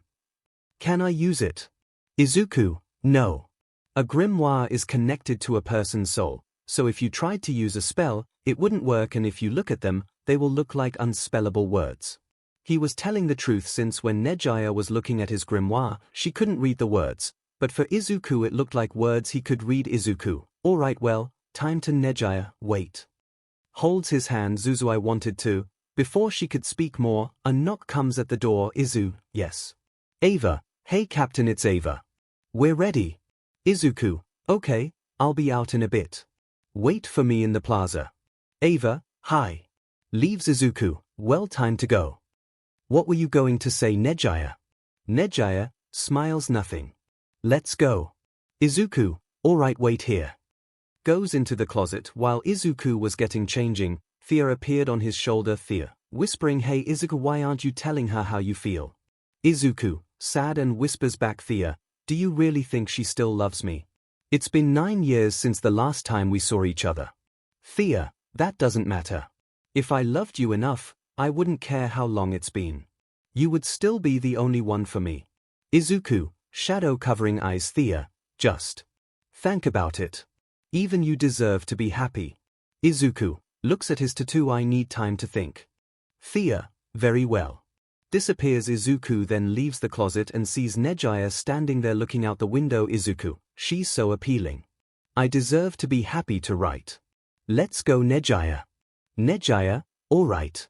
Izuku then flies out the window along with 𝐂𝐻𝐽𝐫, and as they both were flying through his base, it was appealing.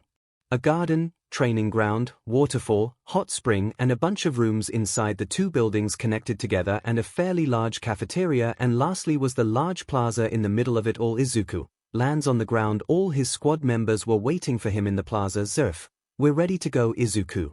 Izuku, good. Listen, all of you. If you detect any trouble, tell me about it. Because no one in this land will be able to tell us what to do. So if any hero bothers you, let me know and I will report it. Also, lastly, if any of you die on this mission, I will not be a happy camper, so do not disappoint me. All members, salutes him. Yes sir. Ain, alright, let's go. Pulls out her grimoire. Izuku, that won't be necessary. Ain. We will be flying there. I wanna enjoy the scenery, besides that you are not our taxi service. You are my family, so enjoy the trip. Ain, happy smile. Thank you, Captain. Izuku opens 4-leaf light magic. Mana zone. Legion Archangel spears. 11 spears of light appears in the sky. All his squad members get on a spear and get ready to fly off. Izuku holds 𝐂𝐽𝐫 close to himself. Izuku lands on the spear in the middle, and then they all head towards the direction of the ship that will take them back. Izuku, looking forward with arms crossed. Izuku didn't say a thing. He was happy that 𝐂𝐽𝐫 was here. But he was also not in a good mood, since he was heading towards Japan again. His personal hell, and yet he was returning to it. He would much rather stay here in the Clover Kingdom. All his squad members noticed their captain's emotional turmoil and decided that they would speak with him. Eventually, after 30 minutes of flying, they reached the docks where Julius along with Marx and a couple of the captains, and they all wished them goof luck. Julius extends out hand, returns safely Izuku. Izuku grabs Julius' hand with a smile. I will, sir, without fail. All the heroes get on the ship including Nejiya. Izuku, all right. Linda, wait. Captain. We want to have a talk with you. Izuku turns around to look at his squad member Sebastian. We don't want you to think you don't deserve happiness. Izuku, what brought this up? Daniel, we've seen how you stare at that girl, named Nejiya. Leo, we just want you to know, Captain. Whatever decision you make, we all will support you. Hida, Ain, Urza, and Mary agreed. Izuku looks back at the ship but smiles. Thank you guys. I really appreciate it. They get on the boat and soon enough it sets sail towards Japan. However, this time it avoids the strong magic region, and while at sea, Izuku's squad members start having fun and start a party inside the ship's nightclub. Dancing, drinking, laughing and just playing games. While in the club, Izuku was drinking as well. But he wasn't joining his squad, he was just sitting in the back drinking by himself while thinking. Izuku, watching his squad Urza and Zeref, kissing holding half-full drinks. Ain and Aji, kissing holding half-full drinks. Izuku smiles. Well, that makes do I deserve it as well. Gets up and leaves. Mary and Ava sees their captain leave and are about to follow him. Leo and Daniel stops them. He'll be fine. Besides, Nejiya followed behind him. Outside on the deck of the ship, Izuku was leaning on the railing staring at the ocean with his eyes closed. He couldn't lie to himself anymore. He was lonely and he still loved Nejiya. But he still knew that it's been 9 years, so she probably didn't feel the same way anymore. But he couldn't have her anymore. He was fine with that. He would only love her from a distance now. Izumi, brother. Izuku turns his head a little. What do you want? Izumi, I just wanted to say, I'm sorry for everything I did to you. I was hoping that we. Izuku, you say we could try to a family again. I'll kill you. Izumi, why do you hate me? Izuku, you already know the answer to that. You were the one who broke her promise to me. Did you even bother to remember? Izumi couldn't tell what he was talking about. Izumi, what is it? Izuku, tch. Drinks the rest of his alcohol and throws it in the trash. Looks at Izumi with hate. We made a promise when we were kids. It was that when we become heroes, we would always look out for each other. I was so happy back then. But never in my life did I think that my own siblings would betray me. I loved you. Both of you with all my heart. Now sister, do you want to know something? Izumi nods. Izuku, now. I feel nothing for you. No love, no admiration, no pride. Now I only feel hate towards you and Inko and Toshinori, and yet here you are trying to get back. Eno, because now I am happier than ever before, and now I am something more than a stupid hero. I am the captain of the Dark Shadow Dragons, and that means more to me than anything you could possibly offer me right now, so no matter what you do, I will never forgive you. Any of you. Turns around. Go away. Izumi. I don't want to talk to you anymore. Now after all this time the harsh reality finally set in for Izumi. Izuku was no longer her brother, as far as they were concerned. None of them were his family anymore. Izumi, okay, I'll leave. Turns around but stops and says one last thing. Izuku, just know. I wish I could turn back time. Because if I could, I promise, I would have treated you like a younger sister should. Goodbye. Walks away. Izuku had no emotion on his face. Usually someone would cry from that. But he didn't. He meant it when he said that. They meant nothing to him anymore.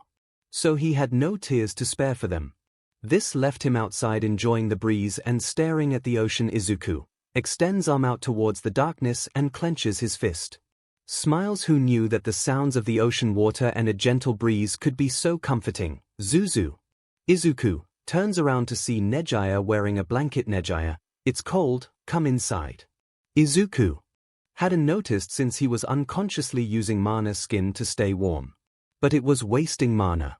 Not that it was problem.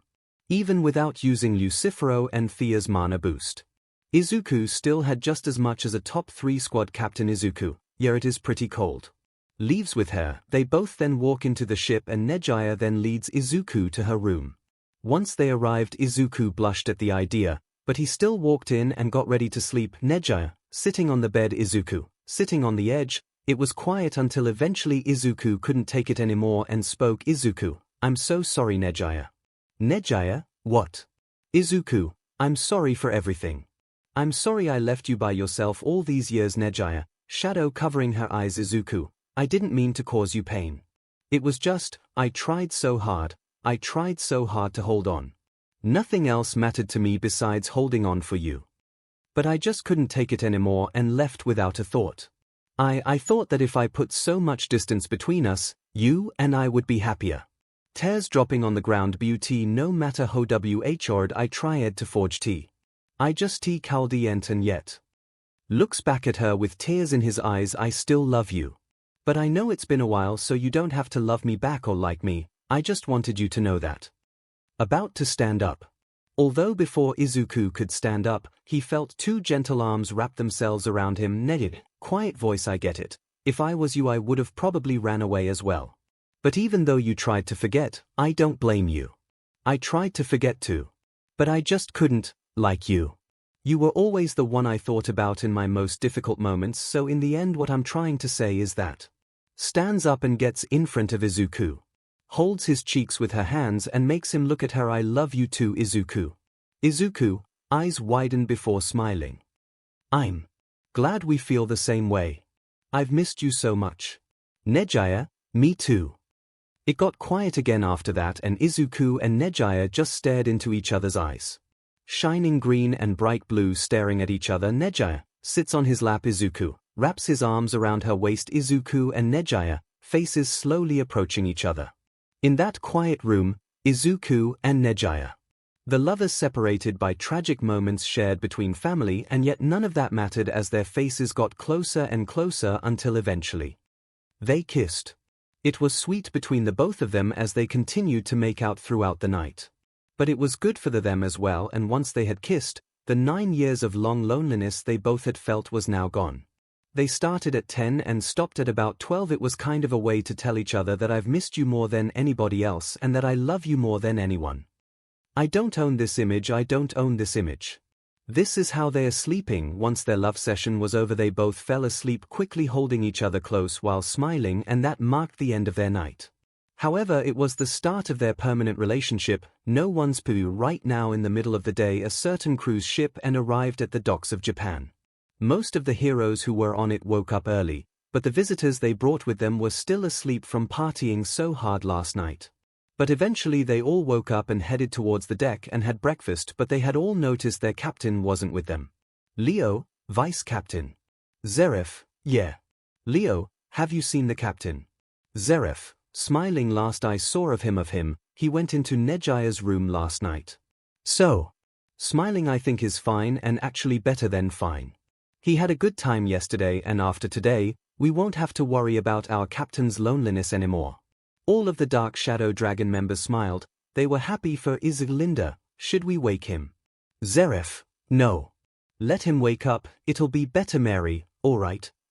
Inside 𝐂𝐻𝐻's room currently right now, both of the newly lovers are still sleeping, but after a bit 𝐒𝐿 and 𝐂𝐻𝐻 started to wake up. 𝐒𝐿 wakes up. What happened? 𝐒𝐿 then looks down and sees 𝐂𝐻𝐻 snuggled up with him. Then he remembered what they did last night, and when he did, 𝐒𝐿 smiled the brightest smile he has ever had. 𝐒𝐿 kisses her lips. When he does that, 𝐂𝐻𝐻 wakes up and puts her hand behind 𝐒𝐿's neck. 𝐒𝐿 and 𝐂𝐻𝐻 stop kissing. 𝐂𝐻𝐻 opens her eyes. When 𝐂𝐻𝐻 looked at 𝐒𝐿, she smiled and snuggled even deeper into his chest. 𝐒𝐿 kisses her forehead and caressing her hair. Speaks in a quiet voice, so I guess because of last night. That makes you my girlfriend. 𝐂𝐻𝐻 blushes and hits him softly. Barker. 𝐒𝐿 chuckles. They both laid there for a little longer before 𝐂𝐻𝐻 was the one to get up, and 𝐒𝐿 couldn't help but look at her butt. But after a few seconds he blushed and looked away. 𝐂𝐻𝐻 caught him looking and smirking. Alright, we need to get up. 𝐒𝐿, still laying down, but I don't wanna. 𝐂𝐻𝐻 gets back on the and sits down on his waist. Come on darling. Lowers her upper body to whisper in his ear, if you don't get up, I'll get naughty. 𝐒𝐿 blushes hard and teleports out of bed. Alright, let's go. puts on his outfit and leaves. After getting changed, 𝐒𝐲𝐽 quickly followed afterwards. She was smiling, but 𝐒𝐲𝐽 was also an important piece because she knew now that she was the best one to keep Izuku under control. 𝐒𝐿 and Thea appears on his shoulders. 𝐒𝐿 jumps towards 𝐒𝐲𝐽 and lands on her shoulder. I like you, girl. Izuku chose right. 𝐒𝐲𝐽, surprised, thanks. Who are you? 𝐒𝐿, oh sorry, I am the gravity magic devil that is possessing one of Izuku's grimoires. My name is 𝐒𝐿 and that girl made of light is the light spirit Thea. She is possessing the second grimoire Izuku's holds. 𝐒𝐲𝐽, oh, well, nice to meet you both. Smiling, I hope we can be friends. 𝐒𝐿 and Thea, she is perfect for him. Eventually, after walking for a bit, they both reach the dining hall where Izuku's squad was waiting for Captain Sebastian. Smug face, did you have a good time, Captain? Izuku, shut up. Sits down and starts to eat. 𝐒𝐲𝐽 sits down with him. Don't be embarrassed. Kisses his cheek. Yes, we did have fun and now he has a loving girlfriend to take care of. Izuku blushes and looks away. 𝐒𝐲𝐽 giggles. 𝐒𝐿, don't be embarrassed, Captain. We're happy for you all members, yeah. Izuku smiles. Thank you guys. As they got done eating, everybody left the ship and walked into the building. There were a lot of reporters, but none of Izuku's squad members answered their questions. Izuku goes to 𝐴𝐻 and whispers, 𝐴𝐻, remember, if I ever say we're leaving, open a portal to the Clover Kingdom. 𝐴𝐻, yes sir. They soon arrive at the entrance where there were 3 limos waiting for them, and they soon entered the cars, and when they did, they drove towards you, along with some police and helicopters. Inside the car, 𝐒𝐲𝐽 sat next to Izuku, keeping him calm and not getting angry. This was mostly because inside the car, some heroes were trying to talk to him. Like Aizawa, Endeavor, and most annoying of all, the head of the HPSC, Yokomiru, an older woman who had a commanding demeanor. But by reading her mana, Izuku could tell she was dangerous and was trying to figure out how to exploit their powers. Yokomiru, so we hope that we can have some cooperation between us.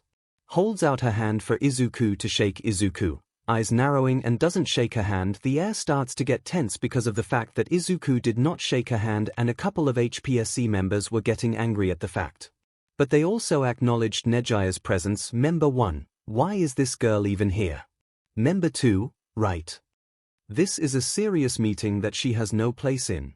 𝐒𝐿, hey. Every member looks at 𝐒𝐿. 𝐒𝐿, I would watch your mouth if I were you. Our captain doesn't even want to be here, and at the same time, we've only been here for 5 minutes and yet I don't want to be here anymore. Member 4, but still 𝐿, can you shut up? She's not done talking. Looks at 𝐿. You can continue. 𝐿.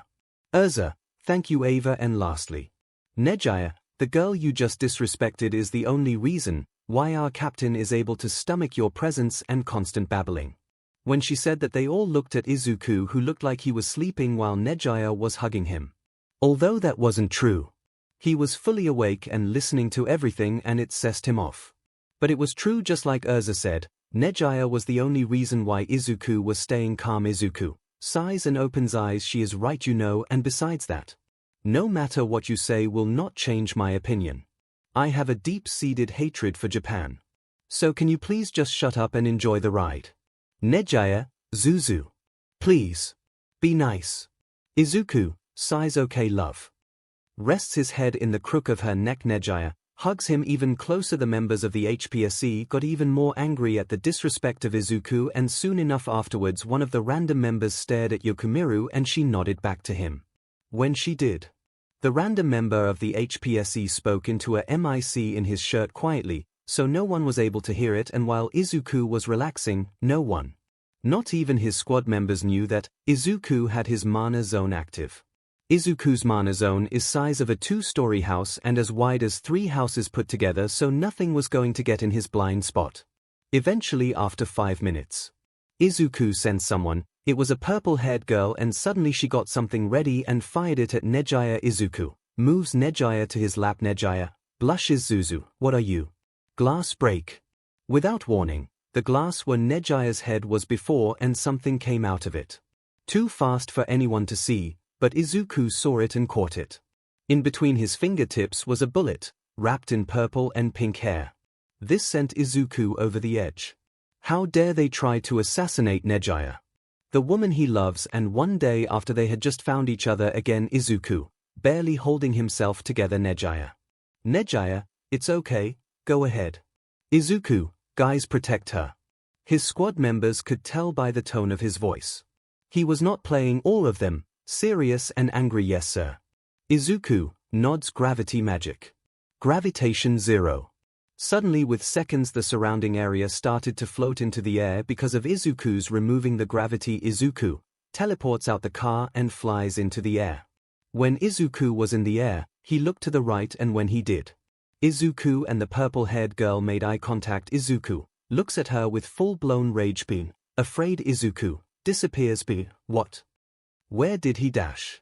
Feels a hand on her shoulder. When she turned around, she looked into the eyes of the Demon King. Izuku, did you think I wouldn't catch your bullet? What is your name? King. Izuku grabs her neck and starts to choke her. Did you know that bullet you shot almost hit my girlfriend? Would you have even cared? Starts to choke her harder. Nagant started to turn blue from the lack of air. Nagant, about to die. So. Please. Crying. Sprm. Izuku, eyes narrowing. Nagant's body started to go limp. In mere moments she would have died. But instead of that, Izuku let her go. Nagant, gasping for air and still crying. Tankway. Izuku, shut up and tell me who made you do this. Dispels the gravity. This makes everything that was floating hit the ground, including the car Izuku was in before. Izuku turns his head a little to watch the car drive off to you. Please be safe. 𝐂𝐸𝐽 turns his attention back to Nagant. So do you plan to talk? Nagant, I can't. I have a bomb in my chest. It'll blow up if I tell you who it is. Izuku, angry sigh. Very well. Light appears on his left hand. This'll hurt. Nagant, what? Izuku sticks his hand in her chest, making Nagant scream in pain. But soon enough the pain dulled a little because Izuku was using recovery magic, although with some light magic. Izuku sticks his hand further. Nagant grabs his shoulder hard. What are you doing? Izuku doesn't respond soon enough. After a bit of searching, Izuku finds the bomb and uses gravity magic on it, crushing it until it became nothing. Izuku, surprised, my magic is getting stronger. I didn't know I could crush an item until it gets reduced to nothing. I'll keep that in mind. Pulls his hand out of her chest. Light. Recovery magic. Healing light. The hole in Nagant's chest closes. Nagant, what did you do? Izuku, I crushed the bomb inside your body. Now tell me. Nagant, crying and hugs Izuku. Thank you, thank you, thank you. Izuku, alright, stop that. Nagant stops crying, stops hugging him, and wipes her eyes. Okay. The person who made me do it is 𝐒𝐭𝐚𝐲, the head of the HPSC. Izuku clenches his fist hard, but calms down. Thanks for letting me know. Turns around and about to jump away. Nagant, wait, you're not going to kill me. Izuku pauses. No. If I hadn't met my love again after 9 years, I most likely would have killed you. But now I'm much a calmer man. But looks back at her. If you try this again, I will not hesitate to kill you for real, and I will do it without thinking twice. Nagant, scared. Yes, I swear I'll never do it again. But wait. I need to ask you. I've never been free throughout my whole life. So, what should I do now? Izuku starts to fly before answering. Well, that is up to you. Flies towards you. Izuku then left Nagant on the roof, thinking to herself, Nagant, I have a choice now of what I want to do. Right now, the HPSC are arguing with Izuku's squad, since their goal when they got there was to force them to give them their magic. But Izuku's squad members weren't stupid, and after sensing their magic, none of the people in 𝐒𝐽 were able to learn magic except for one person, and it was 𝐒𝐽. Surprisingly enough, she had about as much magic as a noble. The guards of the HPSC aim their guns at Izuku's squad members. 𝐒𝐭𝐚𝐲, you will give us your magic. Unless you want my men to kill you and that girl. Izuku's squad members open their grimoires, but they get nervous. 𝐿 dim. We can't act against these people without the captain's order. Ava, 𝐿, we may not have choice. Daniel, he knows, but if we act, it could get us in trouble. 𝐒𝐭𝐚𝐲, give it up. Mary, we told you, it doesn't work like that. 𝐒𝐭𝐚𝐲, very well. Then you will be better to us dead. Before the guards could shoot, an intense aura appeared, and when it did, Everyone inside the room felt like their bodies were being crushed, and in their eyes it seemed like all the light in the room was 𝐂𝐿𝐷 out, making it extremely dark, and the only source of light was walking towards them. Members turn their heads and sees a set off 𝐒𝐿𝐵, looks at 𝐒𝐿𝐵, runs towards him. Once 𝐒𝐿𝐵 got to 𝐒𝐿𝐵, she hugged him. 𝐒𝐻𝐵, Baka, I was so worried. 𝐒𝐿𝐵 calms down and hugs her back. I'm sorry for worrying you, darling. They kiss for a few seconds before 𝐒𝐿𝐵 moves 𝐒𝐿𝐵 to his right and hold her waist, pulling her close to him. 𝐒𝐿𝐵, so what did you plan to do to my squad, huh? None of them were able to feel his magic, but they had a feeling that now that he was here, they stood no chance. 𝐒𝐿𝐵, actually don't speak, because I heard that you wanted our magic. Even though it doesn't work like that, I will humor you, because right now, his squad members stand behind him. My squad is pretty set off like me right now. So bring your top 11 heroes and fight my squad one-on-one. If any of your heroes win, I will tell you. Members, smiling captain is lying, I can tell. But I do wanna fight 𝐒𝐿𝐵. Wicked smile lets the games begin.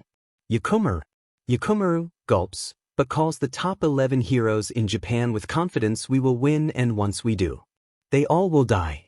In Fake City B, 𝐒𝐿𝐵 was standing in front of his squad while 𝐒𝐿𝐵 was being held by him with 𝐒𝐿𝐵's head resting in the crook of 𝐒𝐿𝐵's neck. 𝐒𝐿𝐵 was thinking about something while snuggling with 𝐒𝐿𝐵. He was looking at his squad right now, ready to give his order. 𝐒𝐿𝐵, I know you guys are angry, so I'm not going to say much. So I'll leave with you with this. You have permission to kill or not hold back against them. So do whatever you need to do in order to calm down. His squad didn't respond and just got ready to fight, and soon enough the heroes arrived. In their line stood 1. All Might, 2. Endeavor, 3. 4. Best Jeanist, 5. Headshot, 6. Crust, 7. Kamui Woods, 8. Washington, 9. Yoroi Masha, 10. Ryukyu, 11. Gang Orca.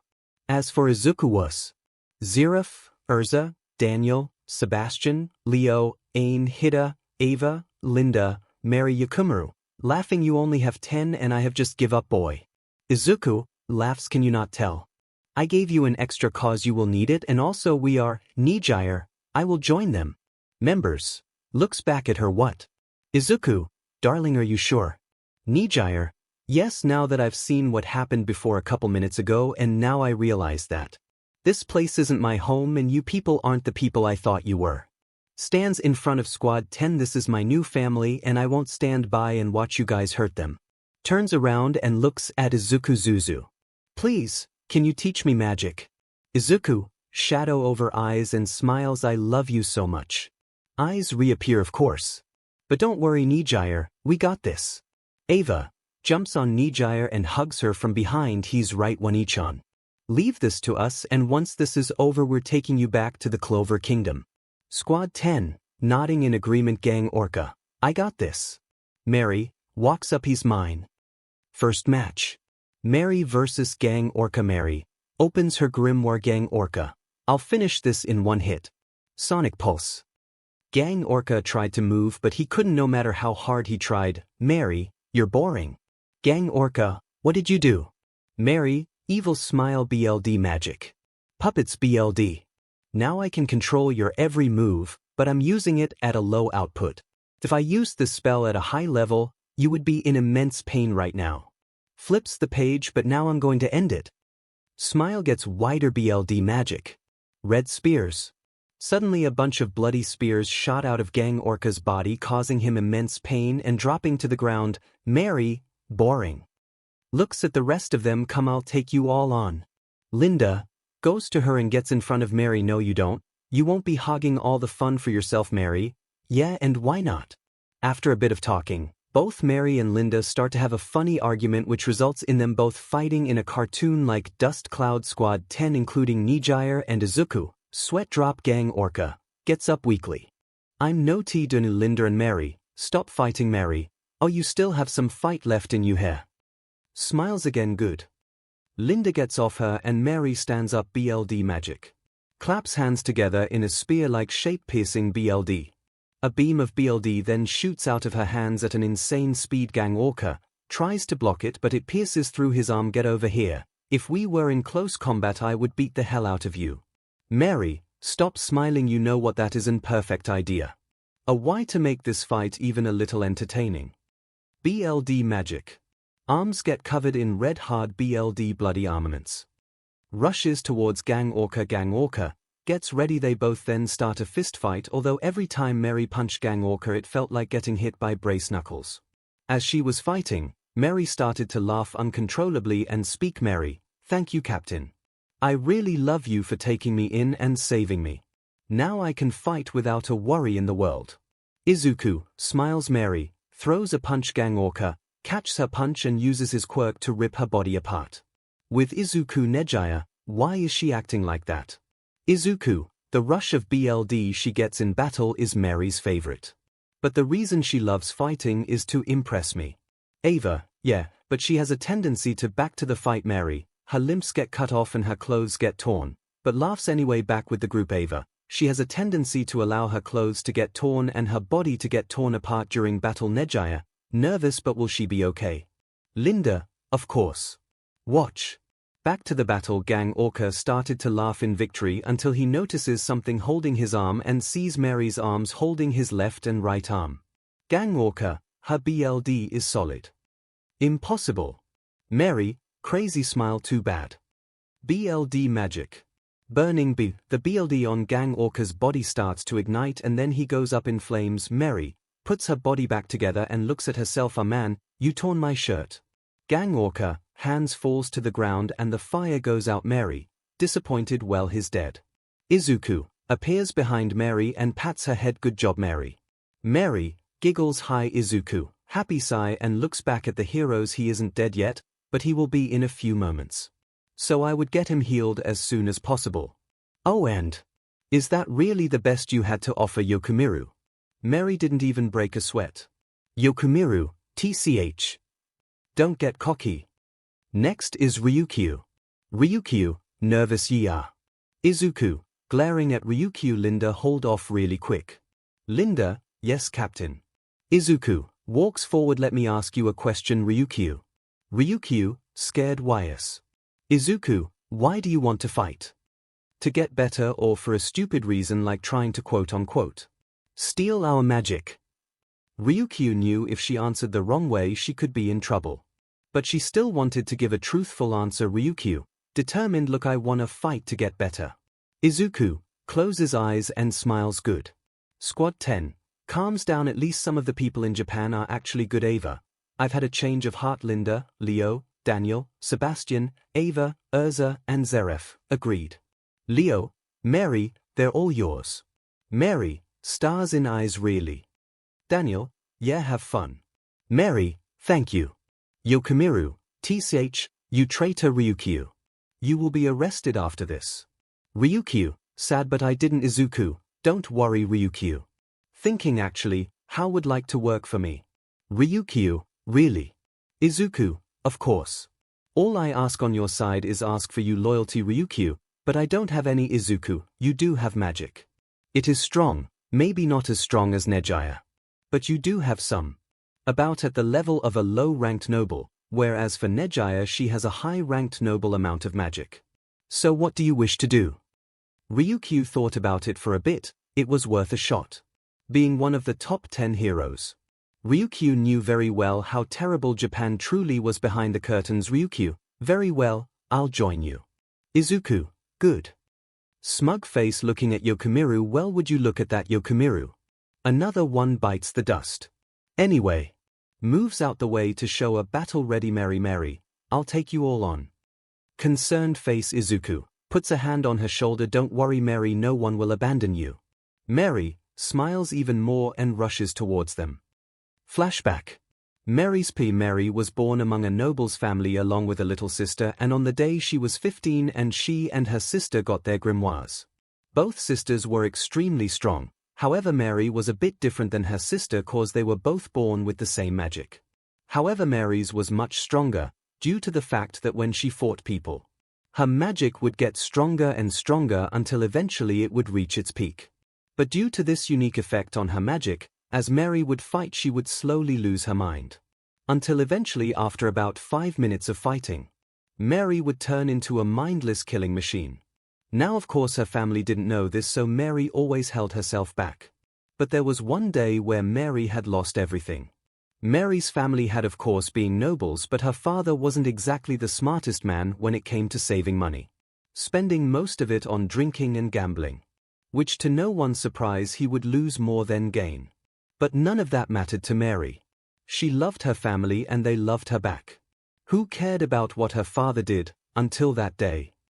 One day when Mary's family got low on cash, they had made deals with some pretty dangerous people in order to get some extra cash. However, due to her father, all of it was spent within a day, and once the people they had made a deal with came back in order to collect their share, but when they came, Mary's family didn't have enough money, and when they heard that, both men who turned out to be magic knights attacked Mary's family, and on that day, she fell into a rage and attacked the men. The rest was a blurry memory for Mary, but all she knows was that when she woke up, she saw that she was covered in blood and both the magic knights were dead. Mary was scared at that moment. She had just killed someone. But when she looked to her family for comfort, she saw only disdain and fear. After that day it was all downhill for Mary. Her own parents actually told the magic knights about her and were about to arrest Mary. She was heartbroken. Her own family had abandoned her and betrayed her. So she ran away minutes after she heard that. Mary wandered the streets after that day. No one helped her, no one acknowledged her existence. Mary truly felt alone, and one day she had enough and was going to kill herself until eventually Mary met him. Mary's POV: Mary, wandering the streets. Mary was hungry, tired, out of magic, no place to call home, and most painful of all, no family. Mary sits down in an alley and starts to cry. Why can't I just be loved? I wish for a family that won't abandon me. A family that won't betray me even when they see what I can do in battle. But I know it's not possible. Sees her old blade on the ground. Yeah, I'm done. Mary then grabs the blade and puts it to her throat, but before Mary was about to slit her own throat, her heard something, male voice: "Oh, you poor thing." Mary turns her head. When Mary turned her head, she saw Izuku standing there. Now of course at the time she didn't know him, so she was confused at his outfit.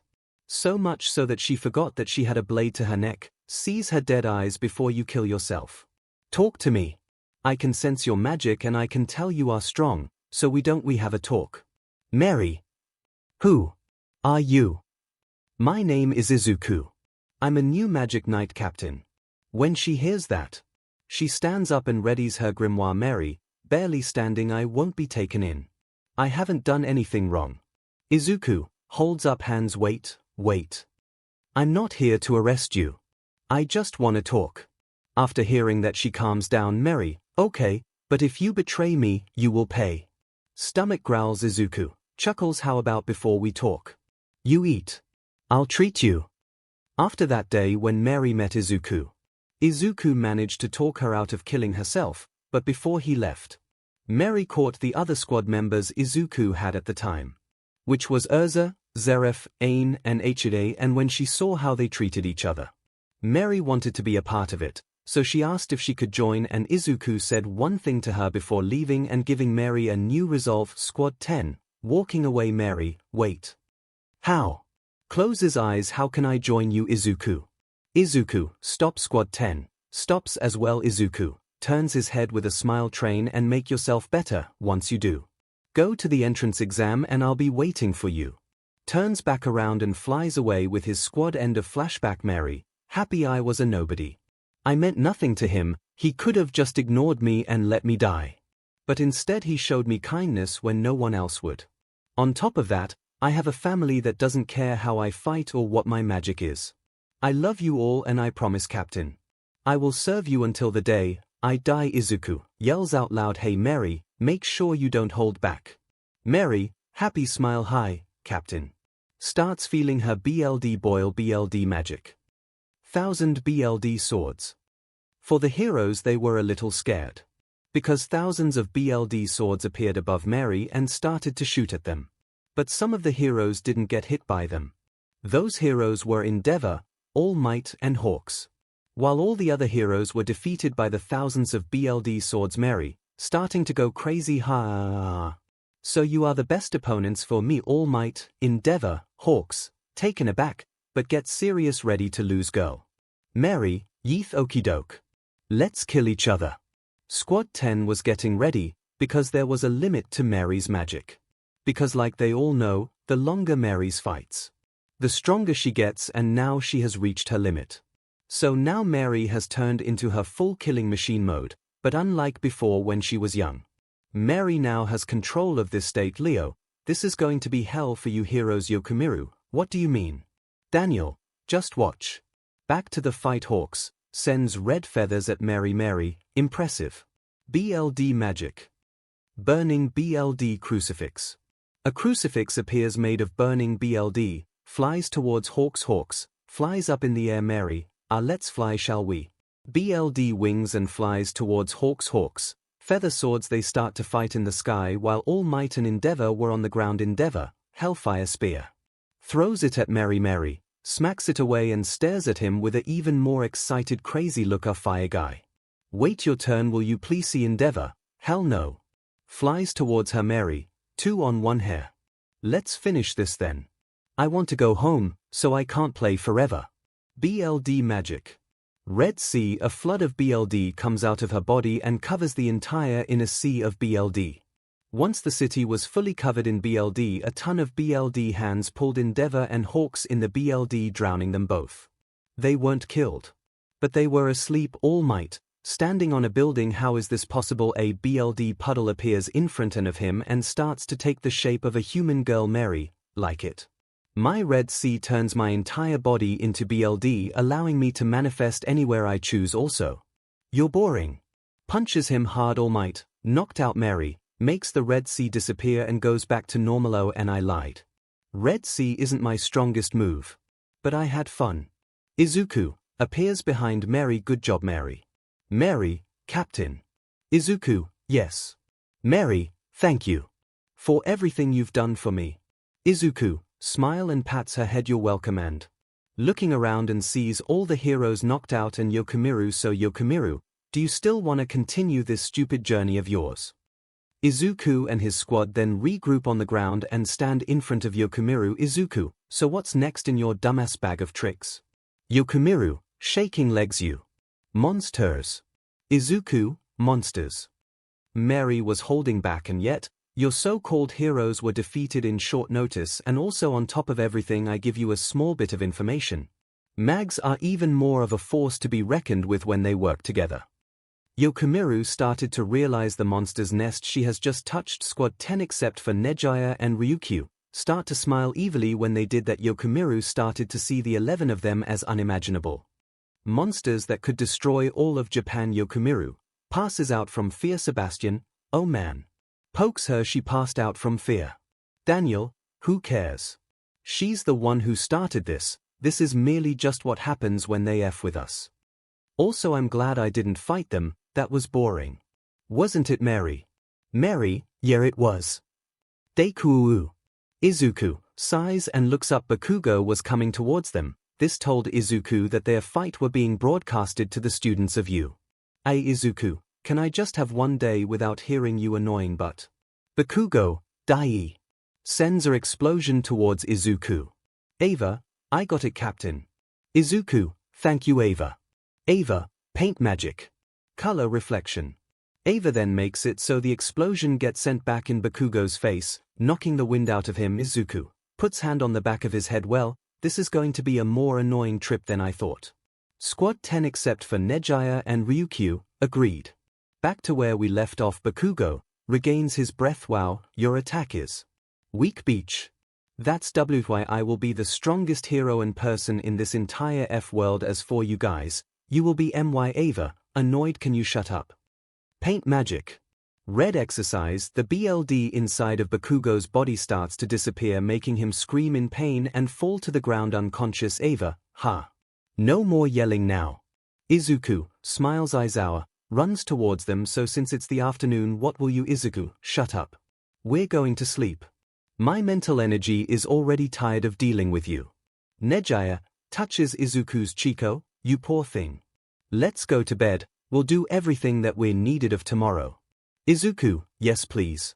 Squad 10 then leaves the city B along with Ryukyu and 𝐒𝐲 and finds a nice place to sleep for the day. Every single one of them agreed at the fact that they were tired as all hell in terms of mental energy. Japan turned out to be more trouble than it was worth. One more incident like yesterday or anything at all, 𝐒𝐿 would immediately terminate their mission here and return to the Clover Kingdom without regret.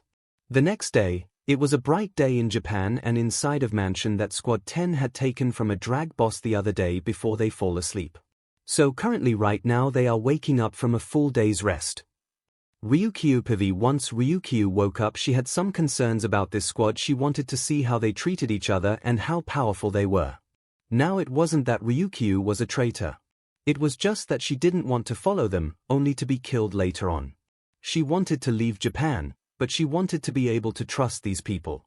So once she woke up and walked into the kitchen, Ryukyu saw Squad 10 messed around and just acting like children. Laughing, smiling and having just normal conversation like a family.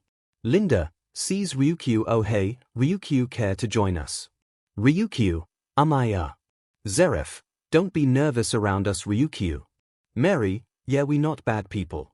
Although if you betray our captain, well, we'll leave it your imagination what we happen. Ryukyu swallows a lump in her throat. Mary, but smiles happily. I didn't mean to scare you with that. It's just. Squad 10 all look at her with sympathetic looks. Mary, the captain saved all our lives. In the lowest moment in our lives he was there and showed kindness to us when no one else did. So in short, we owe everything to him, so please, don't betray his kindness. Ryukyu was surprised. She could tell that none of them were lying to her. She didn't realize how great 𝐒𝐿 actually was until she stood here now and heard that 𝐒𝐿 had saved this people from probably taking their own lives, and yet now instead of being dead or being people who were destined to be cast aside by society, now they all have reason to live in this cruel world. Ryukyu bows. Yeah, I promise. I won't betray his kindness. Linda, good, that's all we ask of you. Leo, now let's eat while we wait. Ryukyu, wait. For what? Daniel, the captain and 𝐒𝐲 ain't awake yet. If we were in the Clover Kingdom, we would be able to leave whenever we want, but here in Japan, we have to wait. 𝐒𝐿, although Squad 10 thought that 𝐒𝐿 was asleep, they were wrong. 𝐒𝐿 was actually in the moment of a lovely makeout session with 𝐒𝐲 while they both were completely naked. 𝐒𝐲, on top of 𝐒𝐿 and making out. 𝐒𝐿, arms around her waist, pulls her closer. After about an hour of kissing, they both stopped. When they did, both of their breaths were hitting each other's face. As they looked at each other, pushing it past the point of where they were. It was tempting, but they both decided not to have secretary. But it was a tempting after 𝐒𝐿 looked at 𝐒𝐲's bare skin. 𝐒𝐿 flips her over. You know, we have to get up. Love 𝐒𝐲, pouting and hugs him tightly. No please 1 hour. 𝐒𝐿 grabs her chin and kisses her for a second. Don't worry darling, we'll play later. 𝐒𝐲, 𝐻. Fine. But when you take me to the Clover Kingdom, I want you to dominate me. 𝐒𝐿, very well. Promise. They kiss one last time before getting up and getting changed. Both 𝐒𝐲 and 𝐒𝐿 weren't thinking about it at the time. But their relationship was growing at an extreme pace and it wasn't going to stop anytime soon. 𝐒𝐿 and 𝐒𝐲 goes downstairs while holding hands. Squad 10 sees them both. Squad, hey captain. 𝐒𝐿, hey guys. I'm not gonna eat much since we're going to the sports festival. Daniel, sports festival. 𝐒𝐿, yes, it's an event that we're going to defend. Apparently that is the next thing the heroes need from us. Zeref slides to the right of 𝐒𝐿. Closed eyes and menacing smile. I gonna kill everyone in Japan if they try something again. 𝐒𝐿, I know. After about another 30 minutes of playing and laughing with his squad, 𝐒𝐿 and his squad along with Ryukyu and 𝐒𝐲 left towards UA. Only to find the sports had already started. 𝐒𝐿 lands in the field. Squad 10 lands behind him. Everyone watching was confused. Why were these people here and what were those outfits they were wearing? 𝐒𝐿 on the comms. Oh hey 𝐒𝐿 and squad, can you get in place? Leo, hey. Ava, don't tell us what to do. Daniel, right. Who the hell do they think they are? Looks at 𝐒𝐿. Now I can understand why you hate this country, captain. 𝐒𝐿, yes, now you know. Senses someone. Actually I have a person to meet. So Leo, Daniel, Linda, Ain and Urza You cover the right side of the stadium Sebastian, Ava, Mary, and Zeref and 𝐻𝐻𝐿. You cover the left side. Squad 10, yes sir. 𝐒𝐿𝐵, oh and before I leave. Throw something towards 𝐂𝐩𝐻𝐿 and Ryukyu. The coat had a black dragon symbol on the right. 𝐂𝐻𝐻𝐿, excited my love, does this mean? 𝐒𝐿𝐵, yes, you two are now official members of the Dark Shadow Dragons. Ryukyu, smiles, thank you. Now I know after watching your squad, I won't be regretting this decision. Ryukyu and 𝐂𝐻𝐿, puts on the coats. 𝐒𝐿𝐵, it's a good fit. Ryukyu, please if you could. Join Zeref's side. As for you my love. Join 𝐻𝐿's side. Ryukyu and 𝐂𝐻𝐿, hi. They leave to join them. 𝐒𝐿𝐵, gravity magic, plus light magic. Starts to float. Battlefield dancer. Looks around. If you are where I think you are, then we'll meet now. Looks back. Leo, Daniel, Sebastian, Ava, Linda, Mary, 𝐻𝐿, Zeref, 𝐂𝐻𝐿, Ryukyu, 𝐴𝐚 and 𝐻𝐻𝐿. Smiles. 12 squad members, and now if she's made the decision I think she's made. I'm going to have 13 members of squad. Including myself. That makes flies away. When 𝐒𝐿𝐵 left, the sports festival resumed, but as for him, he was flying through the air in Japan. Some heroes were trying to talk to him and tell him that he shouldn't be using his quirk. But he ignored them and eventually saw what he was looking for. It was a purple-haired woman waiting for him on top of a building. 𝐒𝐿𝐵 lands on the building. Hello Lady Nagant. It's been a whole day, have you thought of what you wanted to do? Nagant, it's 𝐭𝐚𝐲. 𝐒𝐿𝐵, okay 𝐭𝐚𝐲. Have you thought about it? 𝐭𝐚𝐲, yes, but first. 𝐭𝐚𝐲 then walks to 𝐒𝐿𝐵 and kisses him. Which after a second, when 𝐒𝐿𝐵 realizes what she was doing, he pushes her off softly. 𝐒𝐿𝐵, holding her shoulders, I'm sorry but I'm taken and I have no interest in sharing. Although. Never mind. 𝐭𝐚𝐲, blushes, I didn't do that because I want you. Back to normal, I did that to thank you. Walks past him and stands on the edge of the building. 𝐒𝐿𝐵 and 𝐭𝐚𝐲, back to back. 𝐭𝐚𝐲, watching the sports festival. You know, throughout my whole life I was never free. Whether it was in plain sight or behind closed doors, I was never free, and then when you freed me, I finally had a choice to make that was my own instead of being the one who took an order and couldn't have a say. But now you gave me my ability to make choices now. So, turns around when a serious face, I want to join you. Japan isn't my home anymore and I don't care where I go, as long as it isn't here. So please 𝐒𝐿𝐵, I accept. 𝐭𝐚𝐲, shocked. Wait, what? 𝐒𝐿𝐵, I accept you as a part of my squad. 𝐭𝐚𝐲, happy, thank you. 𝐒𝐿𝐵, but. Serious face and angry voice, just know this is only a one-time thing. If you try to hurt, betray, or kill any member of my squad, I will. Well, I'll make you wish you were dead. 𝐭𝐚𝐲, nervous, I promise, I'll never do it. 𝐒𝐿𝐵, goes back to normal. Good. 𝐒𝐿𝐵 then looks towards the sports festival to see that Shoto and Bakugo were fighting. 𝐒𝐿𝐵, let's go. 𝐭𝐚𝐲, yes, but I can't fly. 𝐒𝐿𝐵, that's fine for now. Grabs her hand and flies toward the sports festival. Bakugo, die. Shoto gets knocked out the arena. 𝐒𝐿𝐵 lands in the field. Katsuki then looks at 𝐒𝐿𝐵 and gets angry, but doesn't do anything since he knew he couldn't do anything. 𝐒𝐿𝐵 looks around. Oh, the sports festival is over now. Wow, it was over so quick I didn't even notice. Mary runs towards him excited and jumps towards 𝐒𝐿𝐵 with arms out. Captain. 𝐒𝐿𝐵 catches Mary and puts her down. Everyone starts to watch as 𝐒𝐿𝐵 made Mary sit down on her knees and he started to scold her. Which she put on a sad pouting face. 𝐒𝐿𝐵, sigh, what am I going to do with you? Mary smiles, you may be the most ridiculous girl I know, but I love you either way. Mary, happy smile and hugs him again. Thank you, Captain. 𝐒𝐿𝐵 smiles and hugs her back. All right Mary, that's enough. Mary stops hugging him. Hi. Soon enough Squad 10 came down along with 𝐭𝐚𝐲 and they all looked at her with contempt. But 𝐒𝐿𝐵 quickly spoke up. 𝐒𝐿𝐵, don't worry, she won't be a threat anymore to us. Although if you still don't trust her, I understand.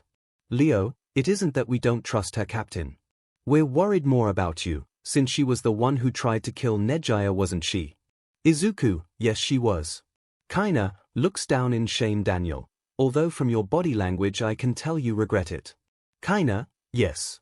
Walks up to 𝐻𝐻𝐿. 𝐻𝐻𝐿, serious look. 𝐭𝐚𝐲 bows. I'm sorry for trying to kill you. I didn't mean to, I forced to do it by the HPSC, so please I know it's a lot to ask, but I'm so truly sorry and I hope one day you forgive me. Without saying a thing 𝐂𝐲𝐻 hugs her 𝐂𝐲𝐻, don't about it okay. Water under the bridge right. Kaina, shocked. Smiles high.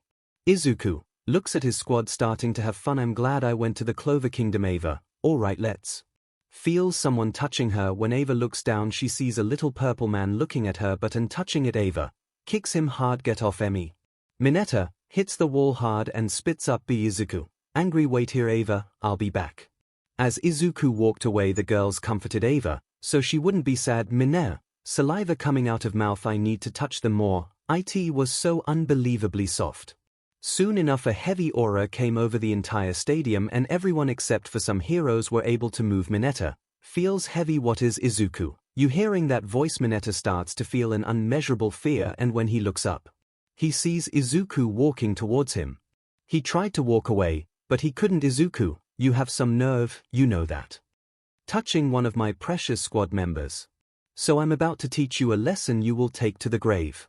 Teleports in front of Mineta and grabs his neck. Mineta, crying and speaking at a mile a minute. Wait, I will never do it again. I swear so please to kill me. Please I beg of you Izuku, you should have thought of that before you did what you did. Cause now, your life is forfeit. Izuku started to choke Mineta hard which caused immense pain, but it nothing compared to the pain he was feeling in his neck. It felt like his neck was being disconnected from his head. Mineta, screaming in pain.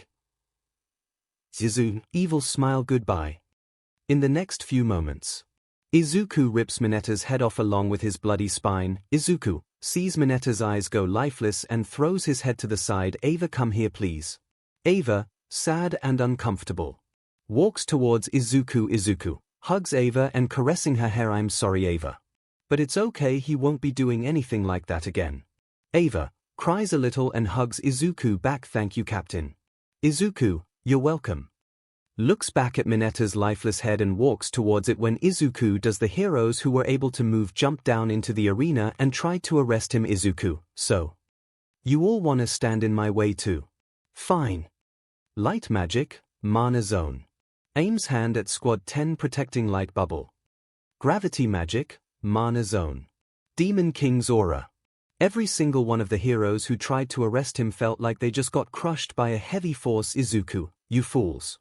You think I will follow your stupid rules, just because I'm in your country? No.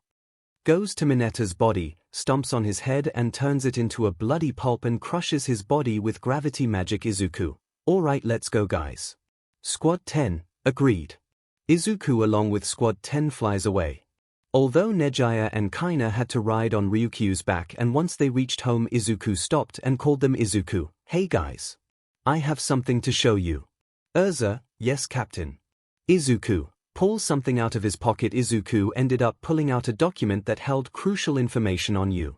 And the hero's weaknesses. Zeref smiles in anticipation. What do you plan to do with that Captain? Izuku smirks. I'm going to make a deal with some of the villains of Japan, then once it's over, we'll be the ones to watch them tear each other apart. 𝐂𝐲𝐻, Ryukyu and Kaina heard that, and this time they didn't even realize they were doing it, but the three of them were smiling with ill intent. After seeing what Izuku was talking about, the three of them hated Japan just as much as him. So they couldn't wait for the end result. Izuku, alright I'm going to leave. I'll be back shortly. Leo, okay, so just hold back in this place until you return.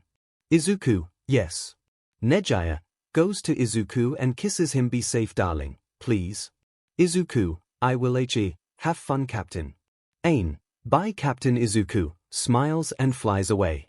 When Izuku flies away squad 10 looks at him and was smiling. Leo, Daniel, Sebastian, Urza, Zeref, Ava, Linda, Mary, Ryukyu and Kaina, smiling. I will never regret my choice of serving you Captain.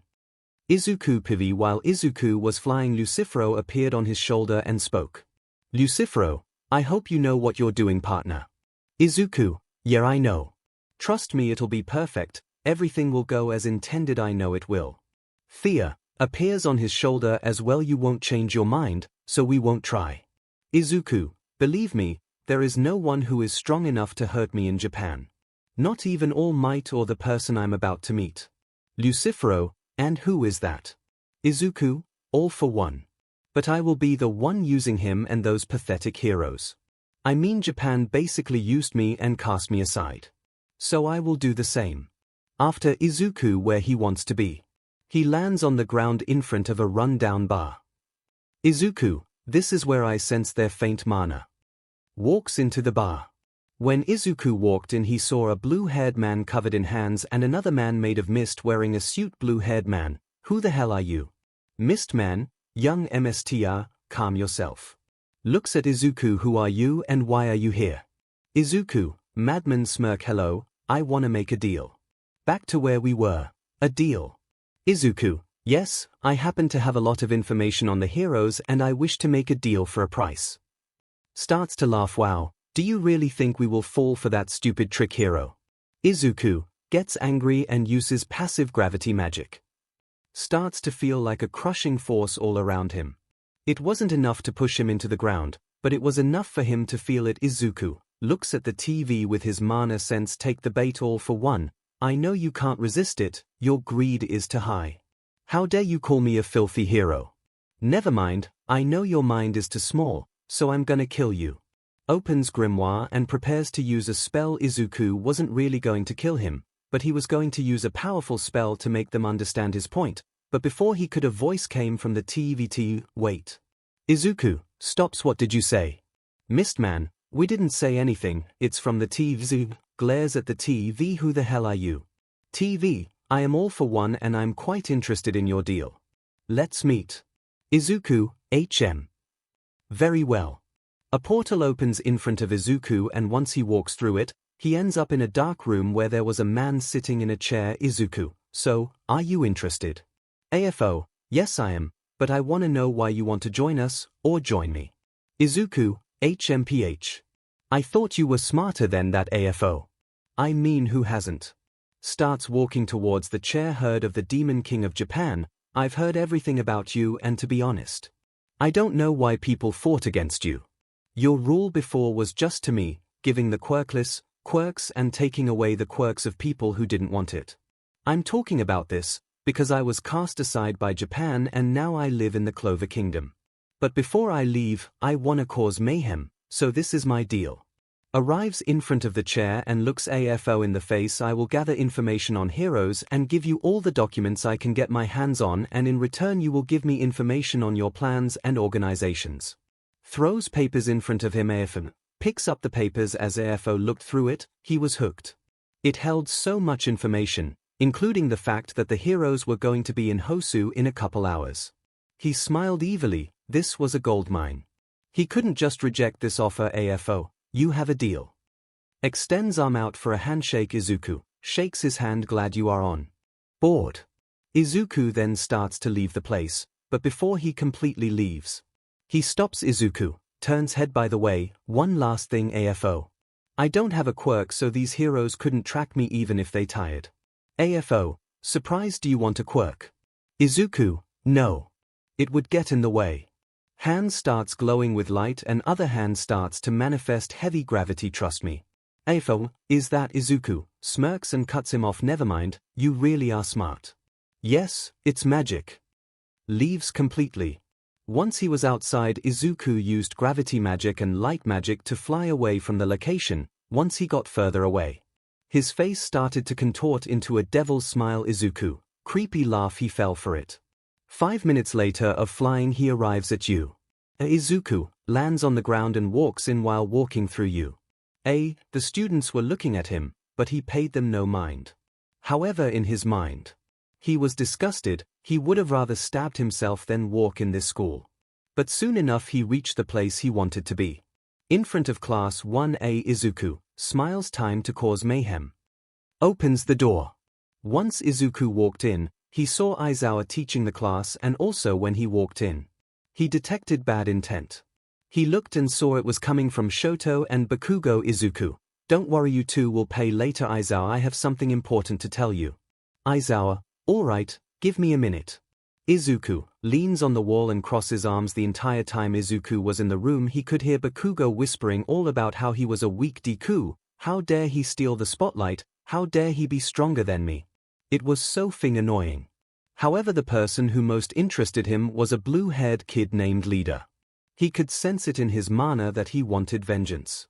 But he knew that he was going to be too busy, so he had an idea. Izuku, malicious intent. Let's test the limits of your rage.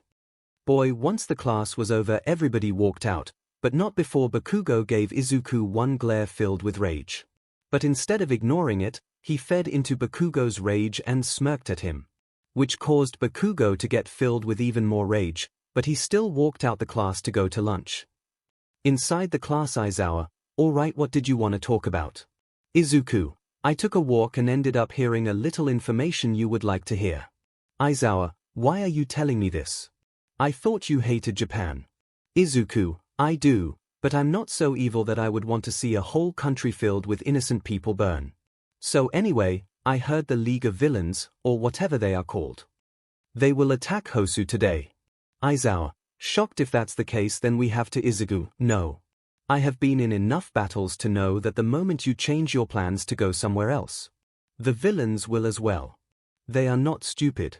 Aizawa, then what can we do? Izuku, keep your guards up and fight them off. Aizawa, okay, but I'll need to relay this information to the others. Are you coming? Izuku, no.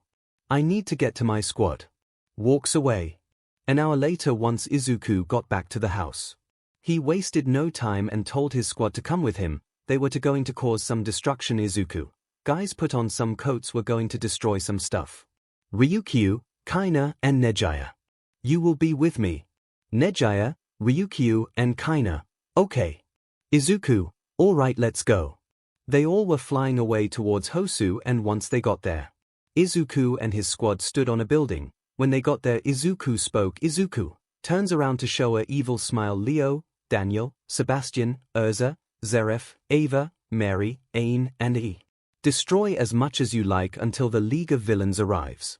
All of them started to smile and thank their captain, which afterwards they fly away, and soon enough an explosion appears, making Izuku smile. Izuku, alright now, Nejiya, Ryukyu, and Kaina, I'm sorry, but you will not be participating in anything we do in Japan. The reason why is because you are not actually magic knights yet. That is because you haven't stepped into the Clover Kingdom yet, so once you do, you will officially become a part of my squad. So I wanna ask one last time, since this won't be the last time you have to kill or lie. You can see it right now. Nejiya, Ryukyu, and Kaina, Caesar explosion. Izuku, so I ask you one last time, before you can't go back. Turns his head a little to look at the three of them. Do you still want to serve me even though you will have to take lives and all the above? Nejiya, Ryukyu, and Kaina were determined, and they didn't hesitate to answer his question. Nejiya, Ryukyu, and Kaina, yes, we still accept. Izuku hides his smile. Good. Now as for you, Linda. I need you to watch over this boy. Throws a photo at her. Linda catches it and looks at it. Who is this? Izuku, Leader. When I was in UA, I sensed from his manner that he wants vengeance. So watch over him, and once you see him, find the person he wants. Let him fight, then kill him. Linda, okay. Izuku, just be careful, Linda, because the person he is chasing could be dangerous. Linda, I know, you taught me well, Captain, and I trust you. Izuku smiles. Thank you, now go. Linda does a salute. Yes, sir. Jumps away. After a couple hours pass, the villains arrive, and so do the heroes. So Izuku called back his squad, and then they started to hide. Which was good because Izuku had trained his squad and taught them everything they know. So when they decided to hide, all of them basically disappeared. Linda's PV, as Linda was jumping from roof to roof, eventually she found Leader and saw him running with a weird-looking guy with a blue helmet on, but she just assumed he was a hero and was right. But soon enough, Leader then ran down an alley while Linda was following him, and after a bit, he ran into a man with a red outfit and he was stabbed. A hero that looked like a native. They start to fight, and just as expected, Leader loses and makes excuses about how he hurt his brother. Stain holds sword over his head. Die for the sake of a new world. Leader, no, I can't die, I don't wanna die. Stain lowers sword. Leader closes eyes. I'm sorry, everyone. However, after a minute of Leader having his eyes closed, he didn't feel any pain, and once he opened his eyes, he saw a girl with green hair and yellow eyes. He didn't feel any pain, and once he opened his eyes, he saw a girl with green hair and yellow eyes. She holding Stain's hand, making it so the sword didn't pierce. Leader Linda, sorry, but I can't allow you to take my prey. Leader, Izumi. Linda, disgusted, look what? Don't compare me to that beach. I'm Linda and that's all you will know. Stain swings sword. Linda dodges his sword and tries to punch him. Stain jumps away. Once Stain lands on the ground, he stands up and looks at Linda. Once he does, he sees a glowing green book floating in front of her. Stain, who are you? Linda, your opponent. Stain gets angry. Another one of you fakes. You will die. Aims sword at her. Whoever sent you here will die too. You should never have trusted him to come alone. Linda, shadow around eyes and smiles. Yeah, you sounded like me for a second there. Linda POV flashback. Yeah, I'd know something about not trusting people after all. I was born an orphan. I never knew my parents, and the only thing I knew was the orphanage I was raised, although it wasn't exactly the best place since when I was just 5 they kicked me out saying that. What's wrong with getting rid of one more mouth to feed? Even when I was 5, I had learned to hate people, and soon enough afterwards I was put into the adoption system and bounced from house to house until eventually somehow I made it into a royal household, or more like hell I suppose. They didn't want me. They just wanted to use me for their chores, and when they got bored, I was abused, tortured, and eventually after 3 months I was thrown out the house. By the time I was in their house, that was also the day I figured out I had a disease that caused my magic to attack my BLD cells.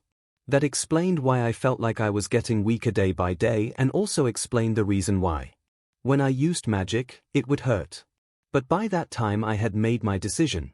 Linda, rage in eyes. I will never trust anyone ever again. This remained the same for years to come until eventually walking through the street, I fell and I didn't have the strength to get back up. That's when I knew it was time. Linda, maybe in the afterlife, someone will care for me. That's all I wanted. I wanted to have someone to trust and look to for comfort and honest answers, but I guess it just wasn't in the cards for me. So in the end, I closed my eyes and accepted death, not before though. A green-haired man walked to me. But my body was too weak, so I couldn't hear what he was saying, so I couldn't respond back, and a few seconds later, my eyes closed. Then I woke up. I couldn't tell where I was. It looked like a recovery room with a bunch of stuff, like different plants, insects, and drags, and soon enough while I was stuck in my thoughts, the same man came into the room. Oh, I see you're awake. Linda, who are you? Oh, I'm Izuku. I'm a new Magic Knight Squad captain, and after recruiting some people I decided to take a walk through the kingdom, and when I did, I saw you. Even though he spoke in a kind voice, I didn't trust him and just kept quiet. I've seen this before. They tried to act kind, but eventually after your usefulness ran out, they would turn on you without a second thought. Izuku. Well, anyway, when you passed out I took you here and treated you. I saw that you had that magic disease and I cured you. It's surprising. That disease is easily cured, and yet it had developed in your body quite a lot. So I would take it easy because you haven't fully recovered yet. After that day I stayed with him for a week and just recovered. Also at the same time I trained my magic, and when I did, I noticed that I was a lot stronger than I realized. I guess it was because of my magic disease that made me weak. As for Izuku, when I stayed with him, he was so kind and humble.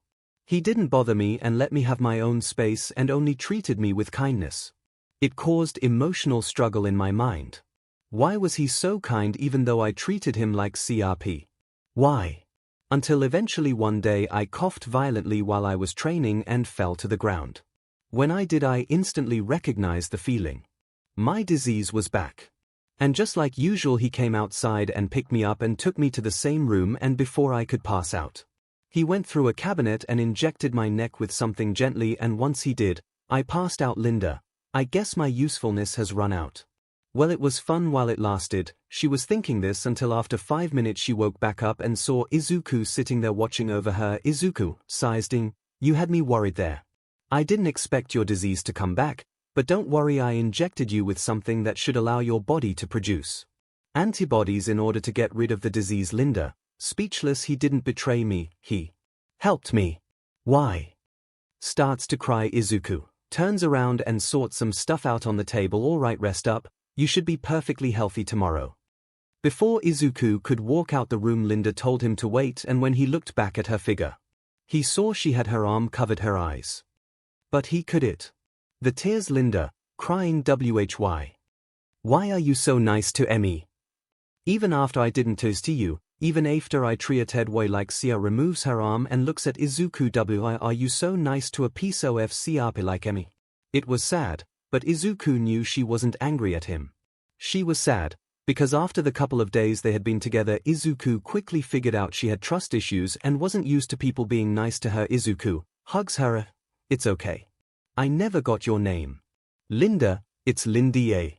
Izuku stops hugging her and places her back down on the bed gently. You know Linda, it doesn't cost anything to do kind to people. If they respond to your kindness with hate then they're different.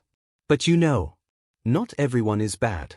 Puts a finger on her heart. I know you are hurting here, this is why I wish to help you. Because I know you aren't a bad person. After saying that Linda cried again and hugged Izuku this time. She had finally found someone she could trust and after a bit.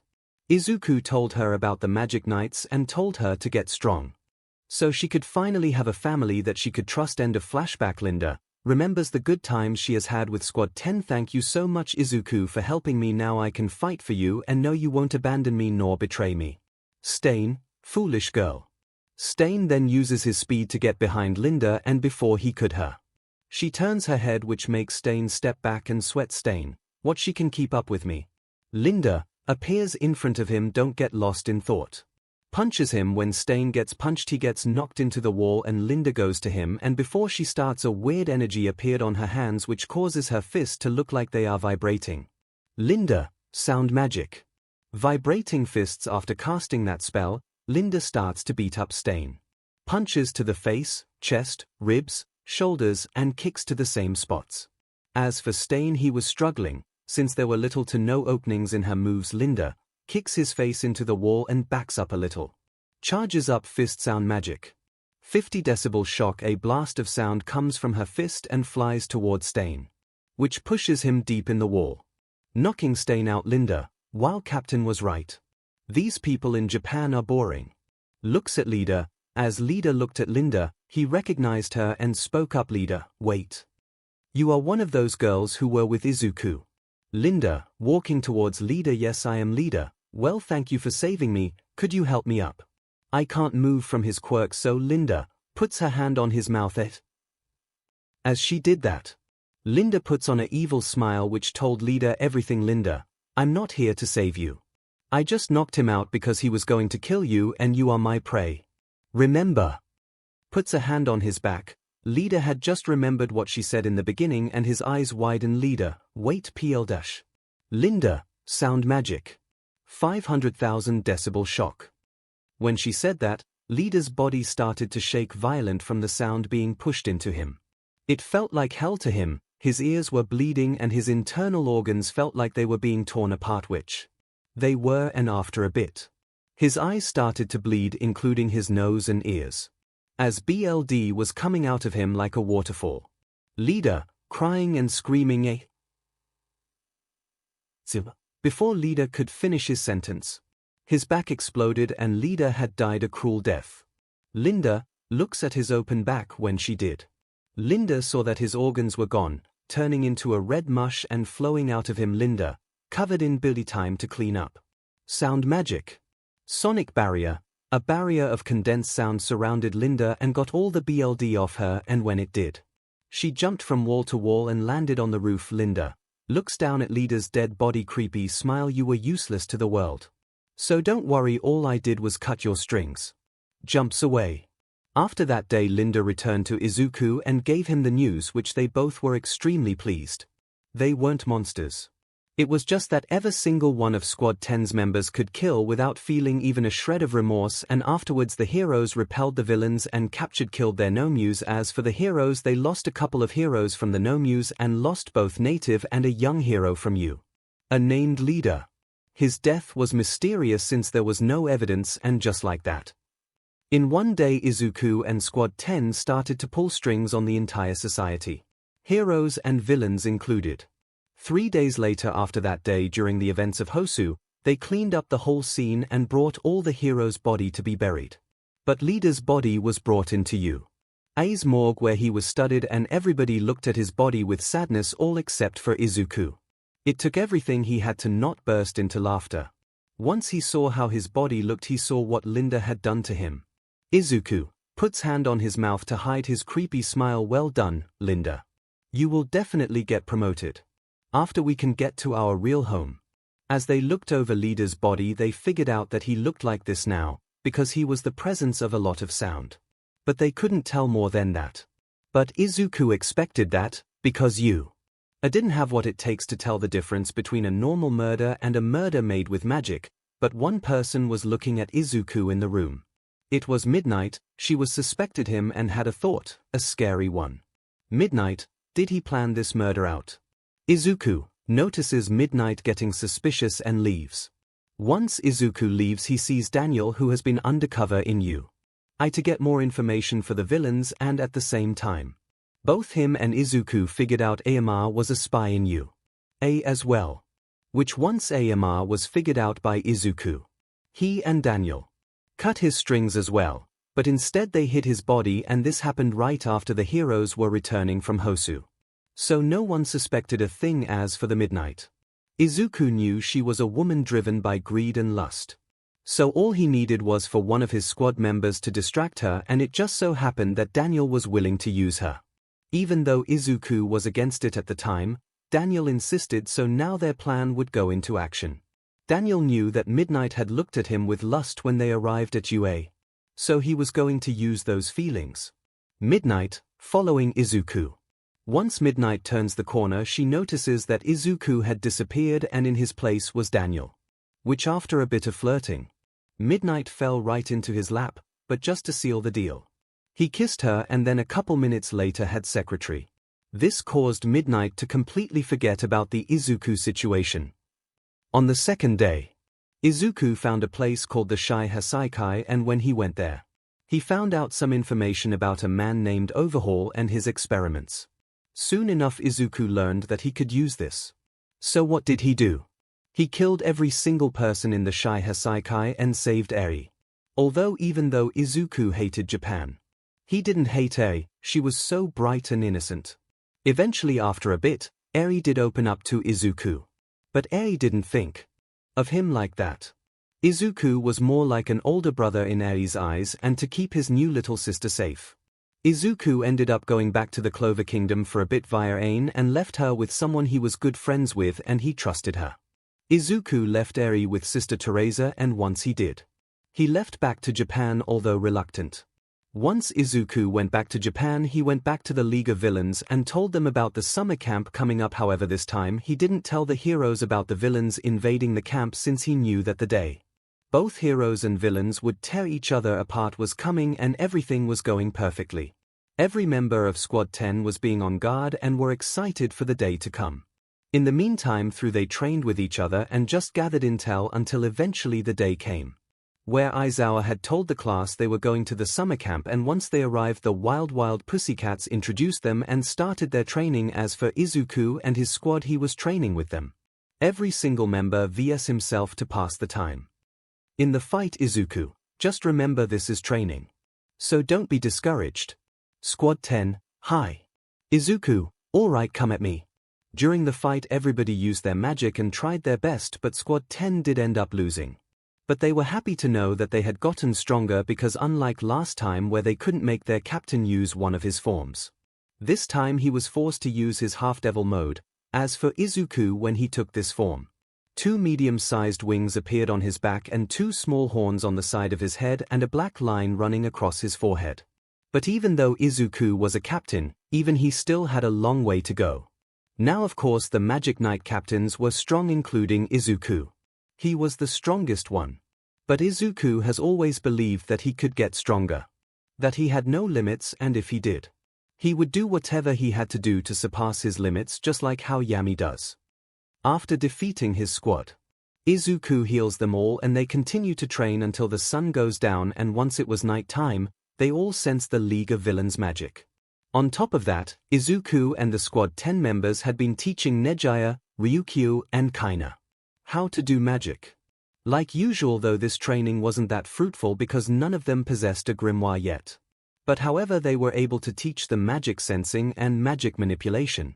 𝐒𝐻𝐼 had ice magic. Ryukyu had flame magic and 𝐼𝐻 had poison magic, and they were excited to use magic more than anything.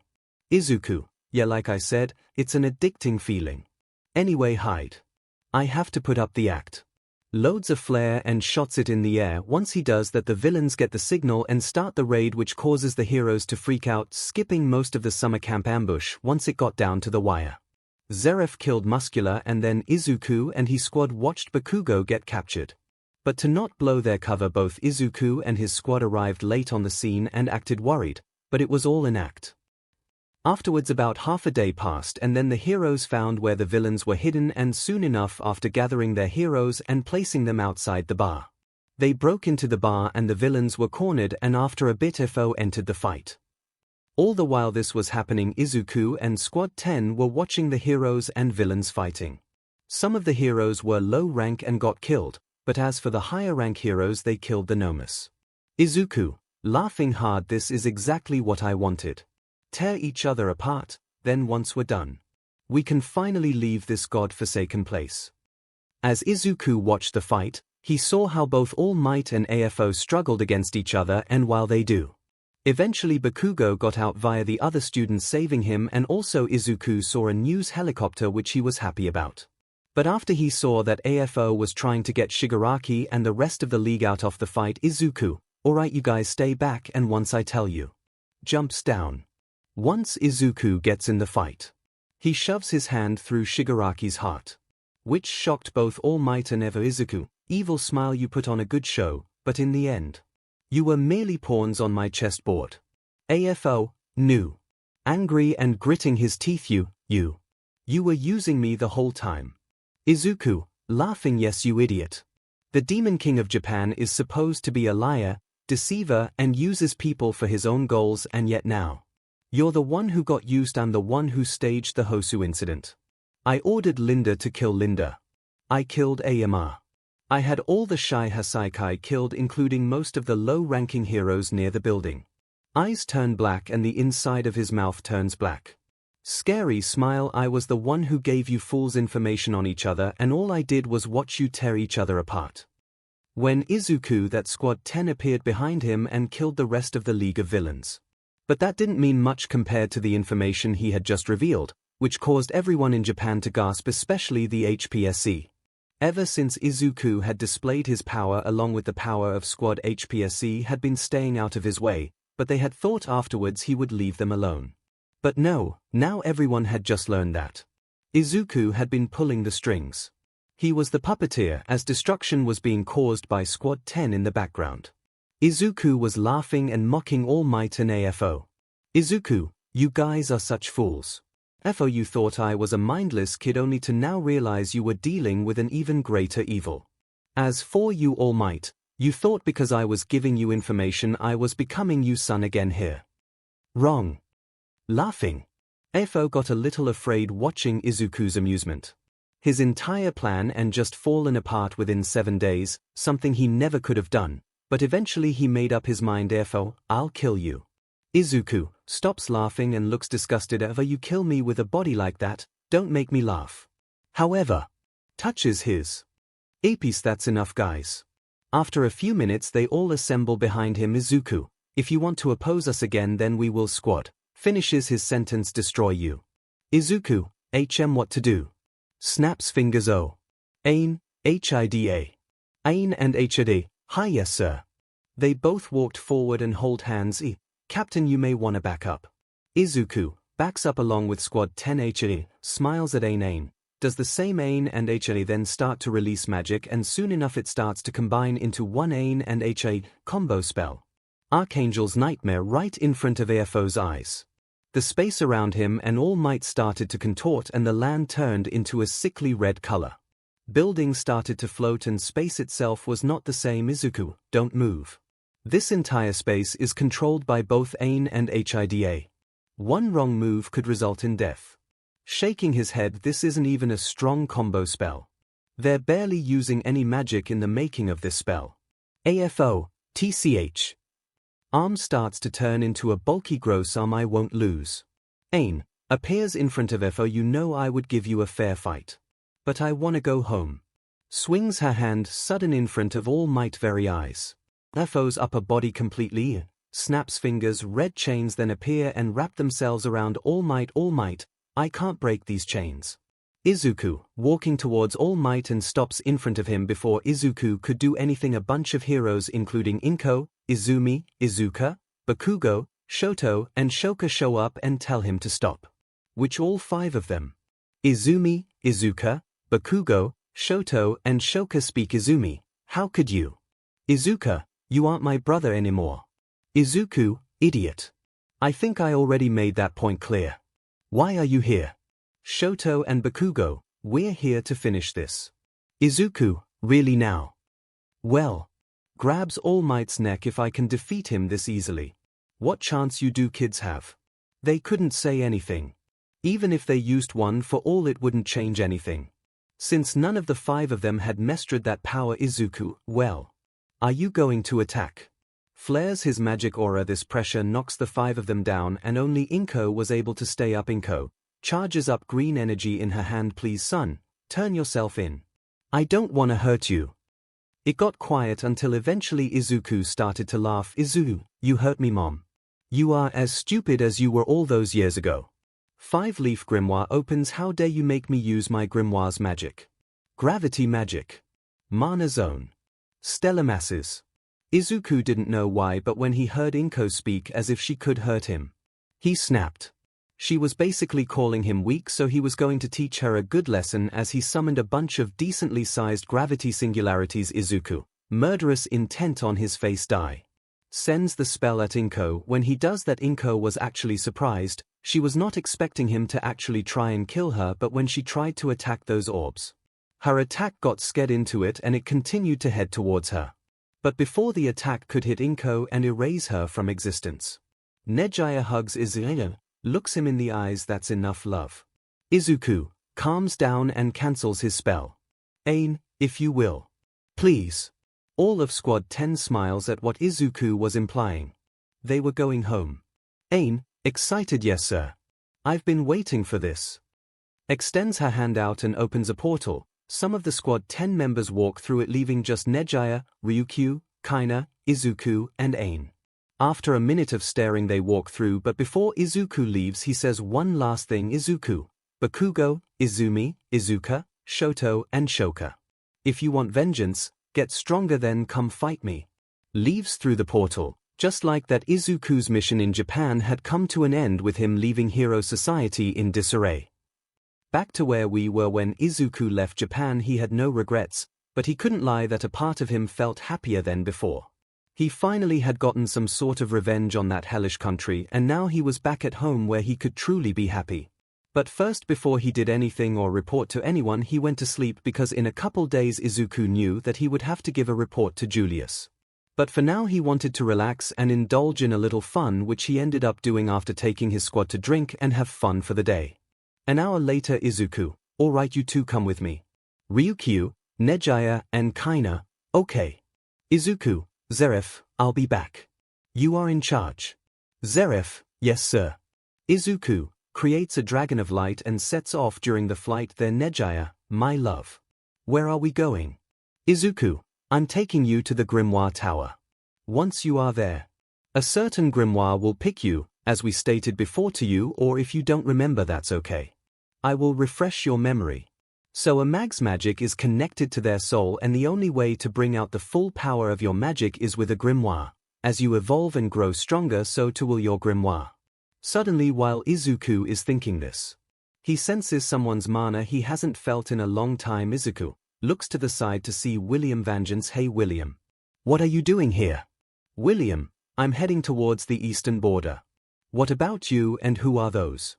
Izuku, these 3 are my new squad members. One of them is my girlfriend. I'm taking them to the Grimoire Tower to get their grimoires.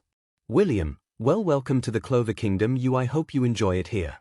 I'll see you later. Izuku flies off on a broom. After a bit on flying they reach the Grimoire Tower and Izuku lands on the ground along with Nejiya, Ryukyu and Kaina. Once they went into the Grimoire Tower nothing happened. Nejiya, Zuzu Awizu, wait. Soon enough after a bit 3 grimoires come out from the tower. 1 blue, 1 red and 1 purple. Blue for 𝐒𝐲𝐻, red for Ryukyu and purple for Kaina. They all open their grimoires and see no spells. Izuku, don't worry about having no spells. As you train and improve your magic, spells will start to appear in your grimoire. However, from this point on, you 3 will be on your own.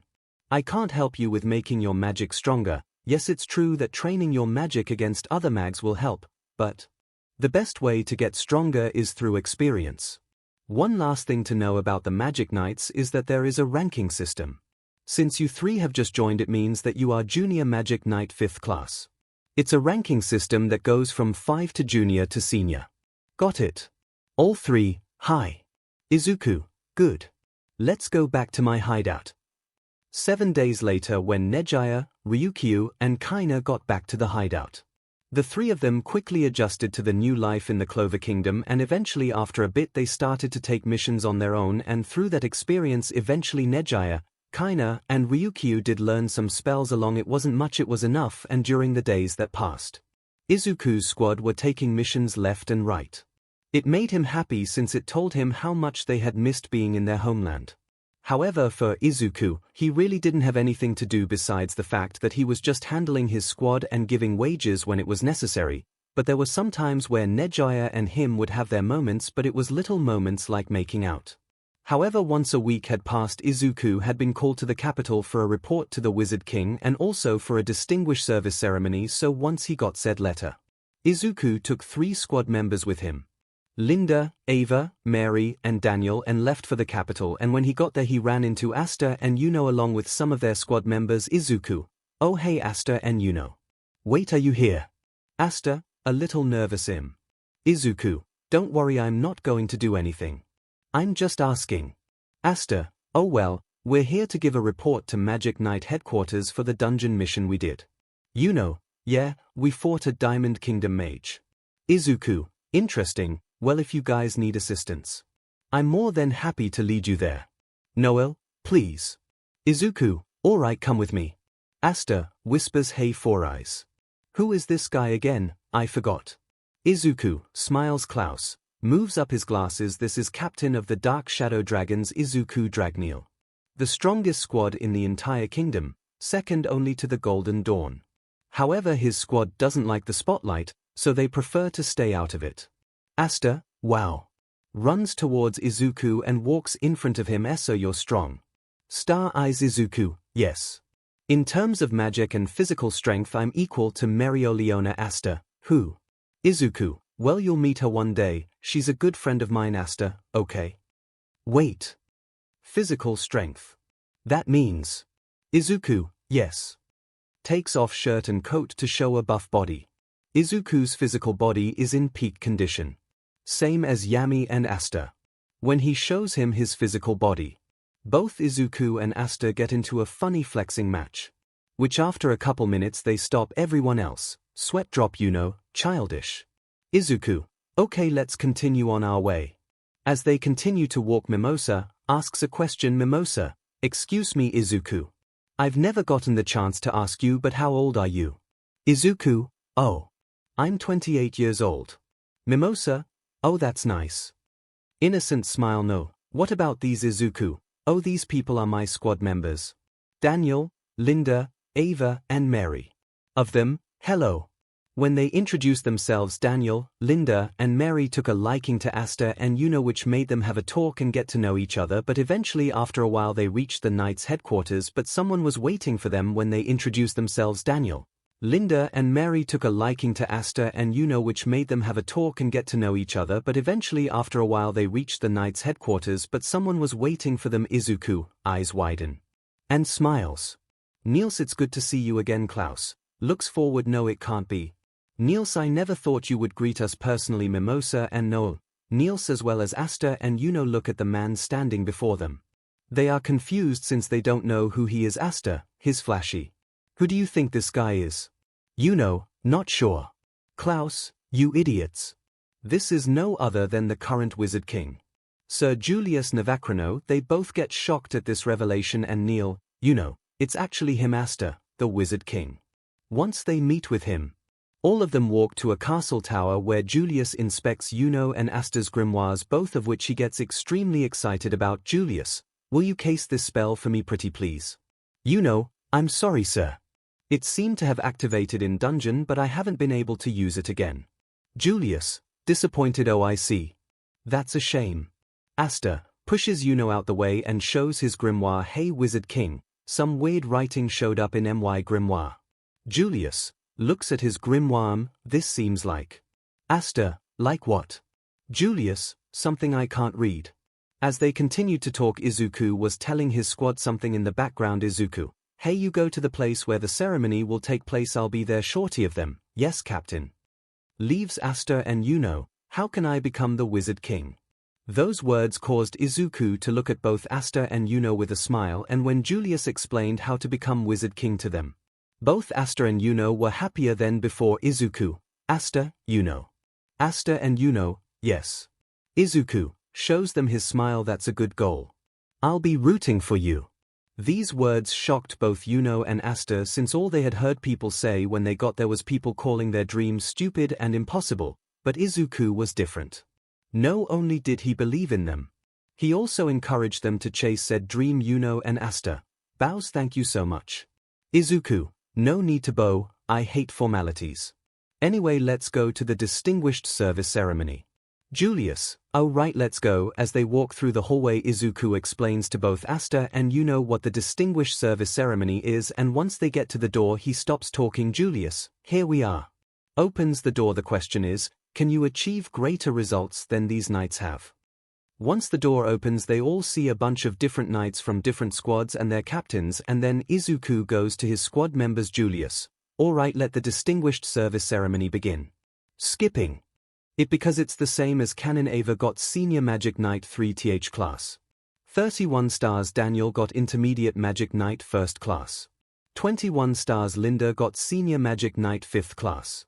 18 stars. Mary got Intermediate Magic 2nd class. 12 stars. Julius, that puts the Dark Shadow Dragons at a total of 82 stars. A commanding lead. The rest of you will have to work hard to not be left behind. We've also prepared a simple banquet to celebrate the occasion. Also, if you haven't noticed, I invited some special guests. Everyone looks at Asta, Yuno, Klaus, Mimosa, and Nor. Julius, I hope you'll have a little fun with them as well. Marks whispers something in Julius's ear. Julius, sorry but you'll have to excuse me, something came up. Having good time now. Laughs and walks away. Izuku, smiling with closed eyes, this isn't going to be good. Once all the knights go to the banquet, the intention in the air was so strong you could probably cut it with a knife. Klaus, how are we supposed to enjoy this? Although even though everyone was acting awkward, there were some people who weren't like Asta. What is this? Starts to eat. Izuku chuckles the same as ever. Asta, wait a minute. Save a plate for Emmy. But starts to eat as well. Alec filthy gluttonous commoner. Why would the wizard invite such a vulgar guest? Nebra, I can't sense any magic in him. If he did clear that dungeon, I'm sure it purely by luck. Hammon, what a disgusting eater. Laughing solid, it's like having a rat in the throne room. Izuku rolls his eyes and continues to eat. Asta, you guys really don't pull your punches, do you? Well, nothing I'm not used to. Leopold, if I'm not wrong, you have a commoner in your squad as well. Everyone thinks he's a big shot because of his 4-leaf grimoire, but he's a commoner through and through. They may have pulled off the dungeon crawling mission, but I have no doubt I would have done a better. Alec, well, Crimson Lion Cub, aren't you full of yourself? His work may be subpar, but it's not as if we expect much of a commoner. True, his Golden Dawn. But it is we nobles who embody the ideals of our squad and captain. Izuku gets a little annoyed. Klaus, now with all due respect, Alec, and what about you, Klaus? A man of your caliber should be ashamed to be the company of those commoners. As for you, Mimosa, I hear you were injured and removed yourself from the fight. Your ineptitude is making Royal House Vermilion a laughing stock. Mimosa, I'm sorry, I didn't mean to. Izuku, I twitch and stops eating. Asta stops eating. Klaus, no, she preformed great. Izuku smiles right. Walks to Mimosa and pats her head. Don't worry, Mimosa, you may have been injured in the dungeon, but you won't let that stop you from getting better, right? Mimosa, filled with confidence again and smiles yes. Izuku, smiles and looks at 𝐿𝐿𝐷ora. You know 𝐿𝐿𝐷ora. You shouldn't blame Mimosa, she made the right choice. 𝐿𝐿𝐷ora, TCH. I don't need to hear that from a disgrace like you. Someone who pretends to be the best captain. When you weren't even here for a whole week. Avoiding your work. Daniel, Ava, Linda, and Mary, gets angry and ready to fight Izuku. Lifts hand to stop Daniel, Ava, Linda, and Mary. Right, Captain. Izuku, very well, let me ask you a question. If you were in a fight and took damage that was so bad that if you were to move, you would lose your arm. Would you do? 𝐿𝐷𝐷ora, I would fight and win. Izuku, puts finger on chin. That's what I expected from a fool like you. Yes, it's true that you've won the battle and you can all celebrate, but soon enough you'll realize that the only fool on that battlefield was you. 𝐿𝐷𝐷𝐷ora, what? Angry Izuku, do you know the answer? 𝐿𝐷𝐷𝐷ora, I just answered it. I won.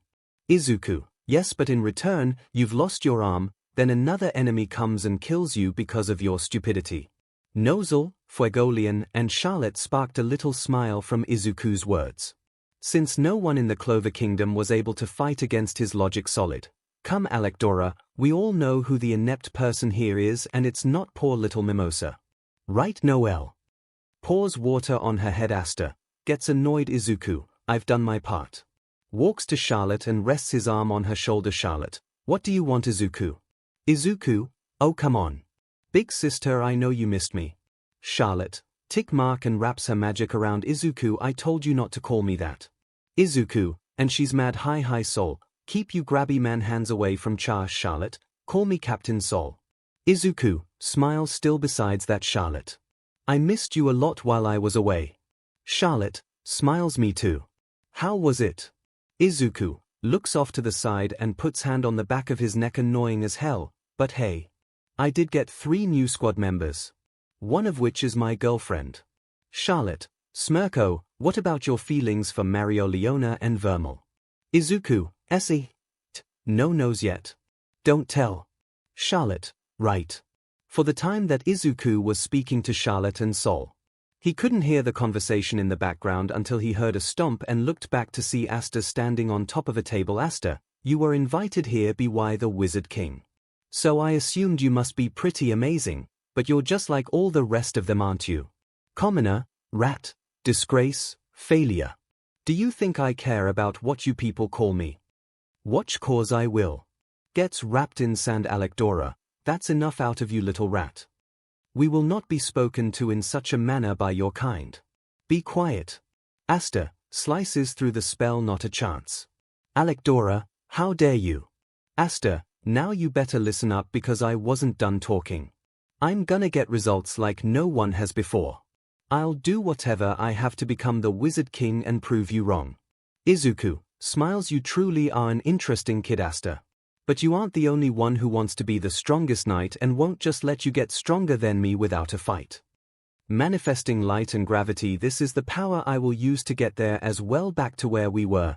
When Asta made that remark, it got quiet until some people spoke, you know. Happy smile. Not a chance. 𝐿𝐷𝐷𝐷ora, you become the Wizard King. Nebra, a mere commoner. Fuegoleon, goes to Izuku. Izuku, stops smiling and looks at Fuegoleon. Something on your mind? Fuegoleon, he truly is an interesting kid. Izuku, right. Solid and Nebra, start to laugh. You've got to be joking. Solid, water binding magic. Sea serpent's coil. Asta, slices the spell. Solid, impossible. Nebra, mist binding magic. Mist spider's thread spell. Asta, slices through the spell. Izuku, watching 𝐒𝐻𝐻𝐿, anti-magic. How interesting. 𝐿𝐷𝐷𝐷𝐷ora, so it's true. He's destroying our magic. This kid is no ordinary commoner. We'll take him. Opens grimoire. With an attack range like that, we have nothing to fear. Sand creation magic. Sand armored guard. Holds Asta in place. Mimosa, he's in trouble. Klaus, is this necessary? I'm sure he's learned his lesson. 𝐿𝐷𝐷𝐷𝐷ora, did I ask you to speak? Klaus, no sir. 𝐿𝐷𝐷𝐷𝐷ora, such behavior cannot go unpunished. Especially when it disrupts something as important as the Distinguished Service Ceremony banquet. 𝐒𝐭𝐚𝐲, confused, but you're the one who's using magic. 𝐒𝐿𝐱, now. Why so gentle? Don't tell the Golden Dawn is getting soft now, Alekdora. Restraining him is not enough. People like this need their lesson beating into them. Summons a water bullet. No, don't do it. 𝐒𝐿𝐱, this should shut your mouth for good. Noel, please. 𝐒𝐿𝐱, no. Daniel, Ava, Mary, Linda, and Yuno puts hand on their grimoires about to help 𝐒𝐿𝐱, holy water bullet. Shoots it at Asta. As for Izuku, he was just standing there, arms crossed with a smile until Mini Thea appeared on his shoulder. Thea, are you not going to help? Izuku, he'll be fine. Watch. Daniel, Ava, Mary, Linda, and Yuno, about to use magic. Asta pulls out Demon Slayer sword and destroys both spells. I'm not done yet. Sends the magic back at 𝐒𝐿𝐱. Now apologize. Izuku, he has a second sword. Thea, I see, never mind then. Sits on his shoulder. For 𝐒𝐿𝐱, he was put on his knees by the spell hitting him. But before he could do anything else, the room goes cold. 𝐒𝐿𝐱, 𝐿, what are you doing? 𝐿, enough. 𝐒𝐿𝐱, you shouldn't be so quick to use your magic against a mere commoner. 𝐿, I said enough. Izuku, deadpan look. Oh come on 𝐿. You can't lie, that was pretty entertaining. Asta, the air. It's freezing. This ice-cold pressure is different than Captain Yami's. So this is the captain of the Sliver Eagles. 𝐿. A commoner who dares to defy royalty. I wonder how I should punish you. Klaus, now a captain is involved too. Asta, difficulty breathing. 𝐿, lifts hand. 𝐒goleon, this has gone far enough. 𝐿, turns around to face 𝐒goleon. 𝐒goleon, what are you thinking ganging up on a lone youth like this? Where is your sense of honor? Izuku, smiles, always quick to resolve the situation. Her 𝐒goleon. Now that reminds me of her. Inside his mind. One. Izuku, blushing and shakes his head. No, stop thinking those thoughts. Charlotte, besides him with a smug face. What were you thinking about just now? Izuku, blushing and shakes head at breakneck speeds. Nothing. Charlotte, really? That blush doesn't look like nothing. Izuku, looks away. 𝐿, a royal has recognized a commoner as his rival, truly. When everyone hears that, they look at both 𝐒goleon and 𝐿. Izuku whispers to Charlotte, we should back up. Charlotte whispers back, why? You are strong enough to stop them. Izuku walks back to 𝐿 and their table. I'm not interested in getting in between their rivalry. 𝐒goleon, remember 𝐿. The Wizard King invited this young man. He may be a commoner, but we still extend him a manner of acceptance. 𝐿, I never would have expected such nonsense being spoken by a royal. I'm sorry to see how weak House Vermilion has become. You're a disgrace to the family. 𝐒goleon. 𝐒goleon, what did you say? 𝐿, has an eagle in the skies. How can I ever accept an insect who crawls upon the ground? Afterwards both 𝐒goleon and 𝐿 start to release their aura against each other. Showing up as a flaming lion and frozen eagle. Izuku, see. 𝐿, we should probably stop them. Hicha. Charlotte, no 𝐿, let the boys play out their little rivalry and call me captain. 𝐿, right cha, whatever you say. Charlotte, that's captain. The building then shakes unnaturally, but before anyone could speak about it, a random mage opens the door. Mage, terrible news. 𝐿 and 𝐒goleon, stops their aura. 𝐒goleon, what is it? Mage, so the royal capital is under attack. Everyone in the room gets shocked and angry. In the royal capital a bunch of zombie-looking creatures were attacking people, all the while a man was laughing on top of a building. The mags were trying to defeat them, but they wouldn't go down. Laughing, come out and show yourselves, magic knights. Back at the banquet, 𝐒goleon, what do you mean the royal capital is under attack? Sharon, I'll use my stone creation magic. Stone model of the world. A stone model then comes out the ground and shows the royal capsule. Klaus, that's a stone model of the royal capital. Alekdora, troops with this much power to attack 5 places at once without us noticing.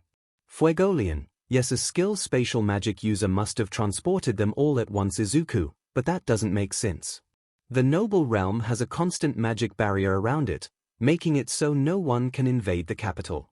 Did one of the guardian mage turn traitor, or did they break through the magic barrier? Whatever it was, this took extreme skill. Asta, what's everyone waiting for? Everyone, here. Asta, people are getting killed and standing here isn't going to help them. I'm out of here. Klaus, just where do you think you're going? We still don't have a grip on the situation. Besides, what will you do when you can't even detect magic power? Asta, I'm just gonna go wherever it's loudest. Klaus, what are you, some kind of animal? Izuku, laughs a little. Leopold, laugh wait up Asta. Runs after him. I'm not gonna miss seeing my rival in action. Fuegoleon, really Leo? It may be hard to take orders from me, but we must act now. I'll go after the Black Bull Boy and Leo, and once I've secured them we'll head to the north. Summons a Fire Lion. Black Bull Girl, you're with me. Silver Eagles take the center district. Blue Rose Knights head east. Golden Dawn split into two teams, one heads northwest, the other west. Dark Shadow Dragons, you take the south. Izuku, right. Daniel, I got this, Captain. Summons a glitchy-looking bird. Fuegoleon, failure today will bring shame to the Magic Knights. Don't not let the enemy get away. Everyone, right. Everyone flies away, and once they leave Charmy comes out, but before she was going to help, she smells something and decides otherwise. In the royal capital all the knights get there before anyone else gets hurt and protects the people with low magic spells. Izuku, gravity magic. Gladiators repose. A ton of stone swords appear out the ground and slash the zombies away. As for in a certain place in the royal capital a little girl was being surrounded. Tell me girl, do you like it here in the Clover Kingdom? Little girl, scared and crying, yes I do, I love it. So please sir. Please you need to stop. Smiles, I can't, I hate the Clover Kingdom. So I'm going to take this town and its people and destroy you all. Before the zombie could get to her through. Asta comes through the fire. Asta, alright then I'm gonna protect them. I knew some Magic Knight would show up, but a Black Bull really. Asta, get away from her, you psycho. She's just a kid. Really, a Black Bull with a rusty old sword? You really believe you can stand against my puppets? His zombie don't get up through, and the little girl runs to Asta. How on did he? Little girl, I was so scared. Asta, I know, but you did great. I need you get behind me now. Oh, I see, you must be that anti-magic freak. Asta, heard of me? Honestly through this can't be right. The Black Bulls may be the weakest of the Magic Knight squads, but even they wouldn't take on a weak, magicless boy like you. Summons more zombies. Asta cuts them down. 𝐶𝐿, we're here now, everybody step back. Western Klaus, what are these things? Nothing we do seems to put them down. Eastern Sol, oh wow. These things are gross. 𝐒𝐻, Charlotte, yes they are, just looking at them makes me sick and call me captain. Stay back. Northwest Mimosa, there's so many of them. You know, a corpse army. I wonder if they have any weaknesses. Alekdora, TCH. If you're strong enough the enemy's weaknesses don't matter. North Noel, really creepy. Leopold, I hope my rival's alright. Fuegoleon, you can worry about the Black Bull Boy later. Leo. These things, there's magic power inside them, but while they can move, they aren't living beings, so. Everyone, to make sure they stay down we must destroy them. Leopold, let's see how you like this spell. Flame magic. Spiral flames. Fuegoleon, flame magic. Solnia. Shuren, send stone rocks at them. Klaus, steel creation magic. Spiral lance. Hammon, glass creation magic. Flare de Veer. Alekdora, sand creation magic. Sand armor guard. Wind magic. Towering tornado. Mimosa, my dream healing flower cradle spell can help if you've been injured. Any wounded, please come see me. Mary, BLD magic. Scarlet Spears. Linda, sound magic. Heartbeat wave. Daniel, smoke magic. Cinder bullets. Charlotte, send some briars to the zombie's soul, earth creation magic. Raging Mother Goddess. Charlotte, that's captain. Not one soul is permitted to touch me. Briar creation magic. Corpse hunting briar trees. Solid, water creation magic. Slashing sea serpent. Nebra, mist magic. Solid mist clones. 𝐿𝐿, receive your punishment. Mercury magic. Rain of sliver. This is what happens to anyone who dares to rise against our land. We crush them. 𝐒𝐭𝐴𝐺, flame creation magic. Leo Rudiance summons a great flame lion that breathes fire burn to ASH. A bunch of zombies surround 𝐒𝐿, but he didn't seem worried at all. 𝐒𝐿 opens light grimoire, it's good to be home. Serious look, although, you people dare to try and destroy my home. I'll show you what happens to people like you, and I just so happen to upgrade my ray of divine punishment, so let me show you. Light magic. Solar death ray.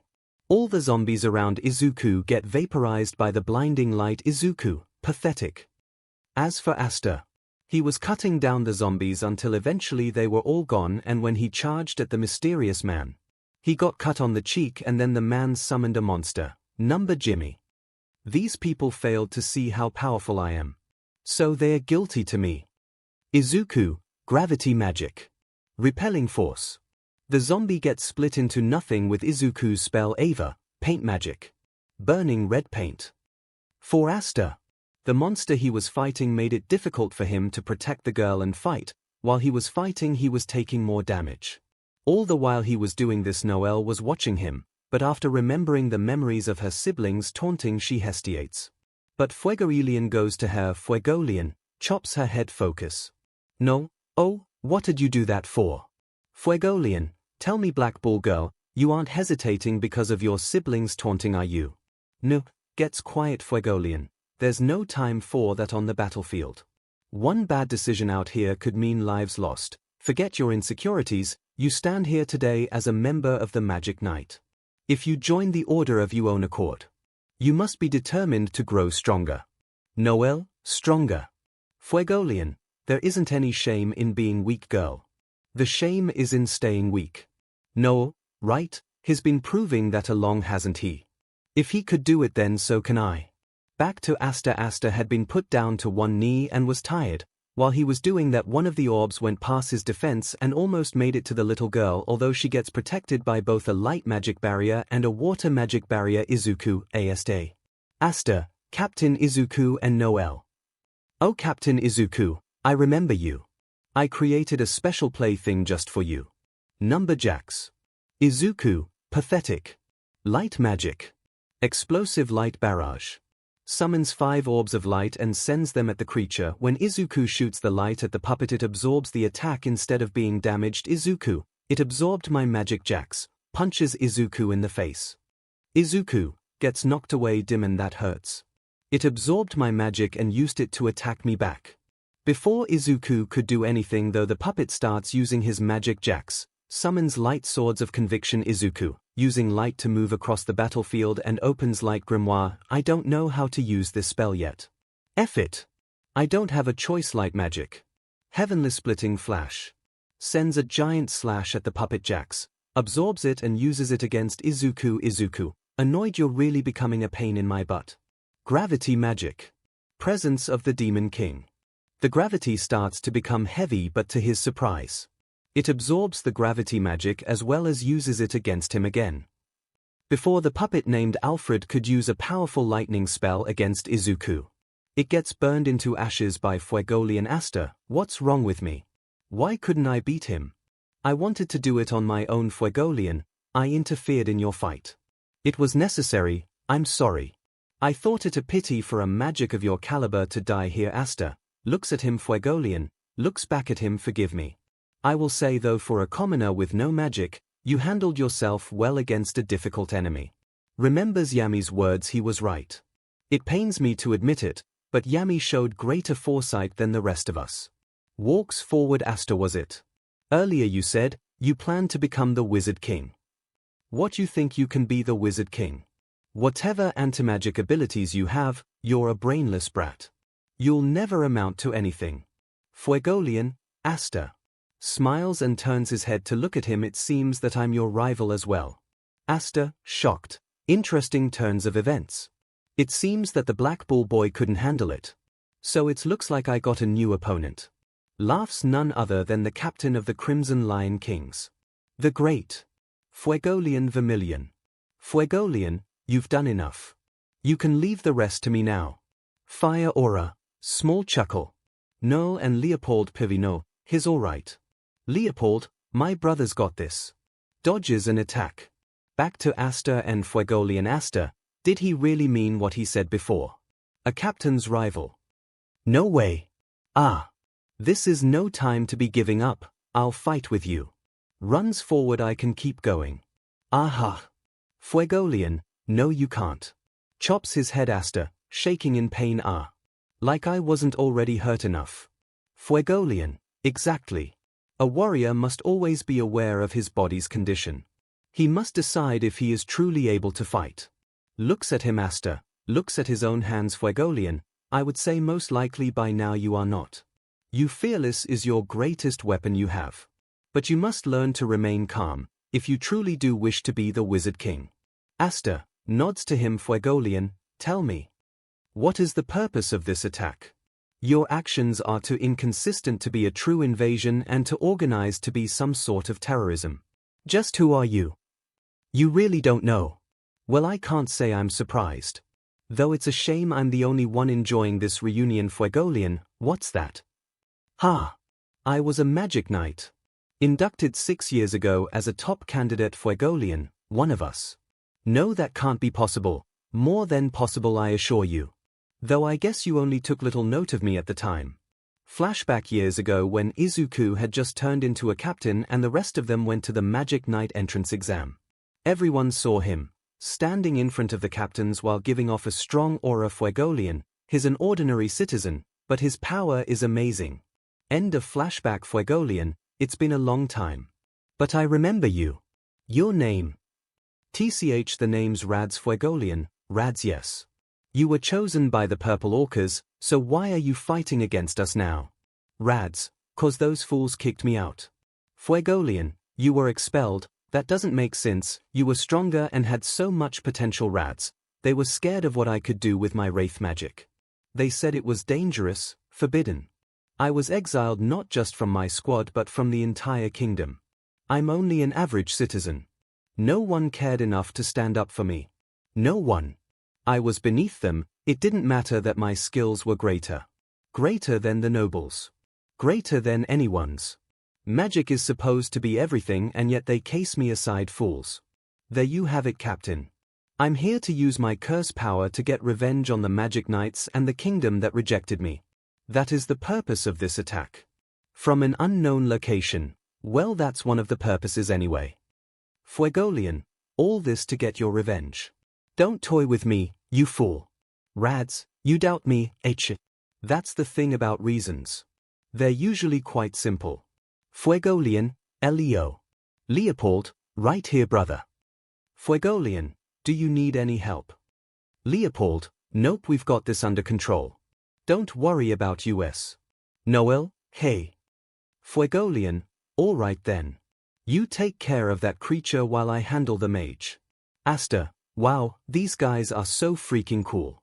Rads, you don't actually think that's going to work. Their magics are too mismatched to be of any help to each other. 𝐒𝐿, that's enough talking, time to fight. Flame creation magic. Lyridian's breaths fire towards Rads, however out the fire came Rads with his wraith and a barrier. 𝐒𝐿, the wraith shielded itself. Rads, laughs, meet my number one Carl. This guy was a pretty strong defense mage back when he was alive. With a dash of my curse power, we're basically impervious. Aster, geez, another one. How many does this guy have? 𝐒𝐿, ASTA. Aster, sir. 𝐒𝐿, remember what I said before about staying calm. Pay close attention. Rads, you're so sure you'll come out on top. Defense magic isn't the only thing he's good at. Magic bullets start to come out the wraith. 𝐒𝐿, flame creation magic. Ignis Colinda. Puts a flame magic barrier around him. Rads, just you got yourself. A magic barrier just like Carl here. 𝐒𝐿, doesn't respond. Rads, fine. Let's see how you fare against an ironclad defense with a rapid fire attack. 𝐒𝐿, indeed I appear to be quite helpless. Rads, ha ha ha. Ah, is that all you've got? Have to say, Captain, I'm very disappointed in you. When Rads was done talking, a blue beam of fire went through the barrier and killed his wraith.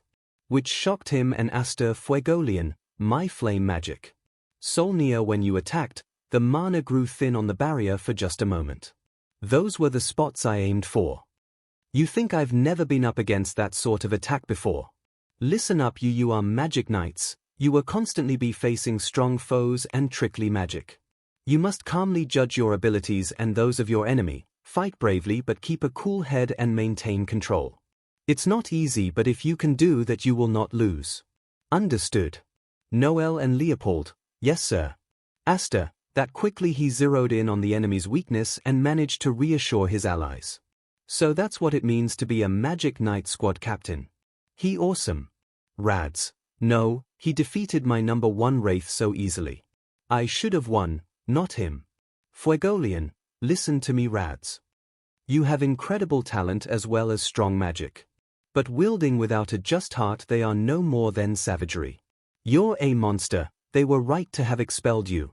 Rads, losing himself. For Izuku. His shirt was ripped apart. This enemy was tough, no matter what he did. This puppet would just send his attacks back at him with sometimes double the power. He knew he could end it with Spirit Dive or Devil Assimilation. But he wasn't used to those powers yet and he didn't know how to use it properly. So he wasn't going to risk this thing using stronger magic against him Izuku, but still. Creates a light sword and a stone sword, I won't lose to the likes of you. As Izuku continues to fight this wraith and clash with it, he starts to reach his limit of his magic. 2 hours of fighting and casting high-level magic spells left and right. Izuku, attracting force. Archangel Spears. This caused his light spears to become faster at pierce the wraith, but just like before. It was absorbed. Izuku, alright let's do wraith, appears behind him and slashes his chest. Izuku, flies away. Light recovery magic. Healing light. Gravity magic. Heavy infighting wraith, appears in front of him ready to cut him again. Izuku does a barrage of punches against the creature. This isn't enough. As Izuku was thinking, Thea spoke to him. Inside his mind Thea. Inside his mind Izuku, I can help. Izuku, but Thea, the problem you have is that you are only using my magic. The right way to use spirit magic is to combine it with your own and fuse them to become one. Izuku, eyes widen and shocked. That's it. When Thea told him this, Izuku felt stupid. The only time he had the light spirit, he thought the way to use it was to only use the power of the spirit. But now he had just learned that the right way to unlock his potential was to fuse his Thea's magic and his own magic together to make one wraith. Breaks out of the barrage and about to cut Izuku into pieces. Izuku, shadow over his eyes before the wraith could hit him though. Izuku starts to release a massive amount of light, and once his body was revealed, his shirt was completely burned from the bright and hot light. Izuku opens eyes. Thea, sitting on his shoulder. Izuku smiles. I'm sorry for using your power in the wrong way, Thea. But our promise from before is now void. I will make a new promise now. I promise to use your power to its fullest. That includes you to 𝐿𝐿. 𝐿𝐿. Inside Izuku's mind. Shut up, partner. Get him. Everyone was able to see the light that Izuku was giving off and were blinded by it, except for the captains. Izuku, he pulls his arms and leg into himself. Light spirit magic. Thea's wrath. When Izuku released his arms and legs, a massive beam of light vaporized the wraith he was fighting instantly. But since this was the first time, he used spirit magic in the right way. He had a lot of magic into that beam, making his vision a little blurry for a second before it refocused. Izuku goes to the ground and about to fall. Daniel, captain, helps him up. Izuku, thank you. Mary, well, it seems like your upper clothing got destroyed again. Izuku, why is that true, but looks at his hand. I can tell that I've made a massive leap in terms of power since I finally know how to use it right. But I'm not done. I will be the strongest knight in this whole country.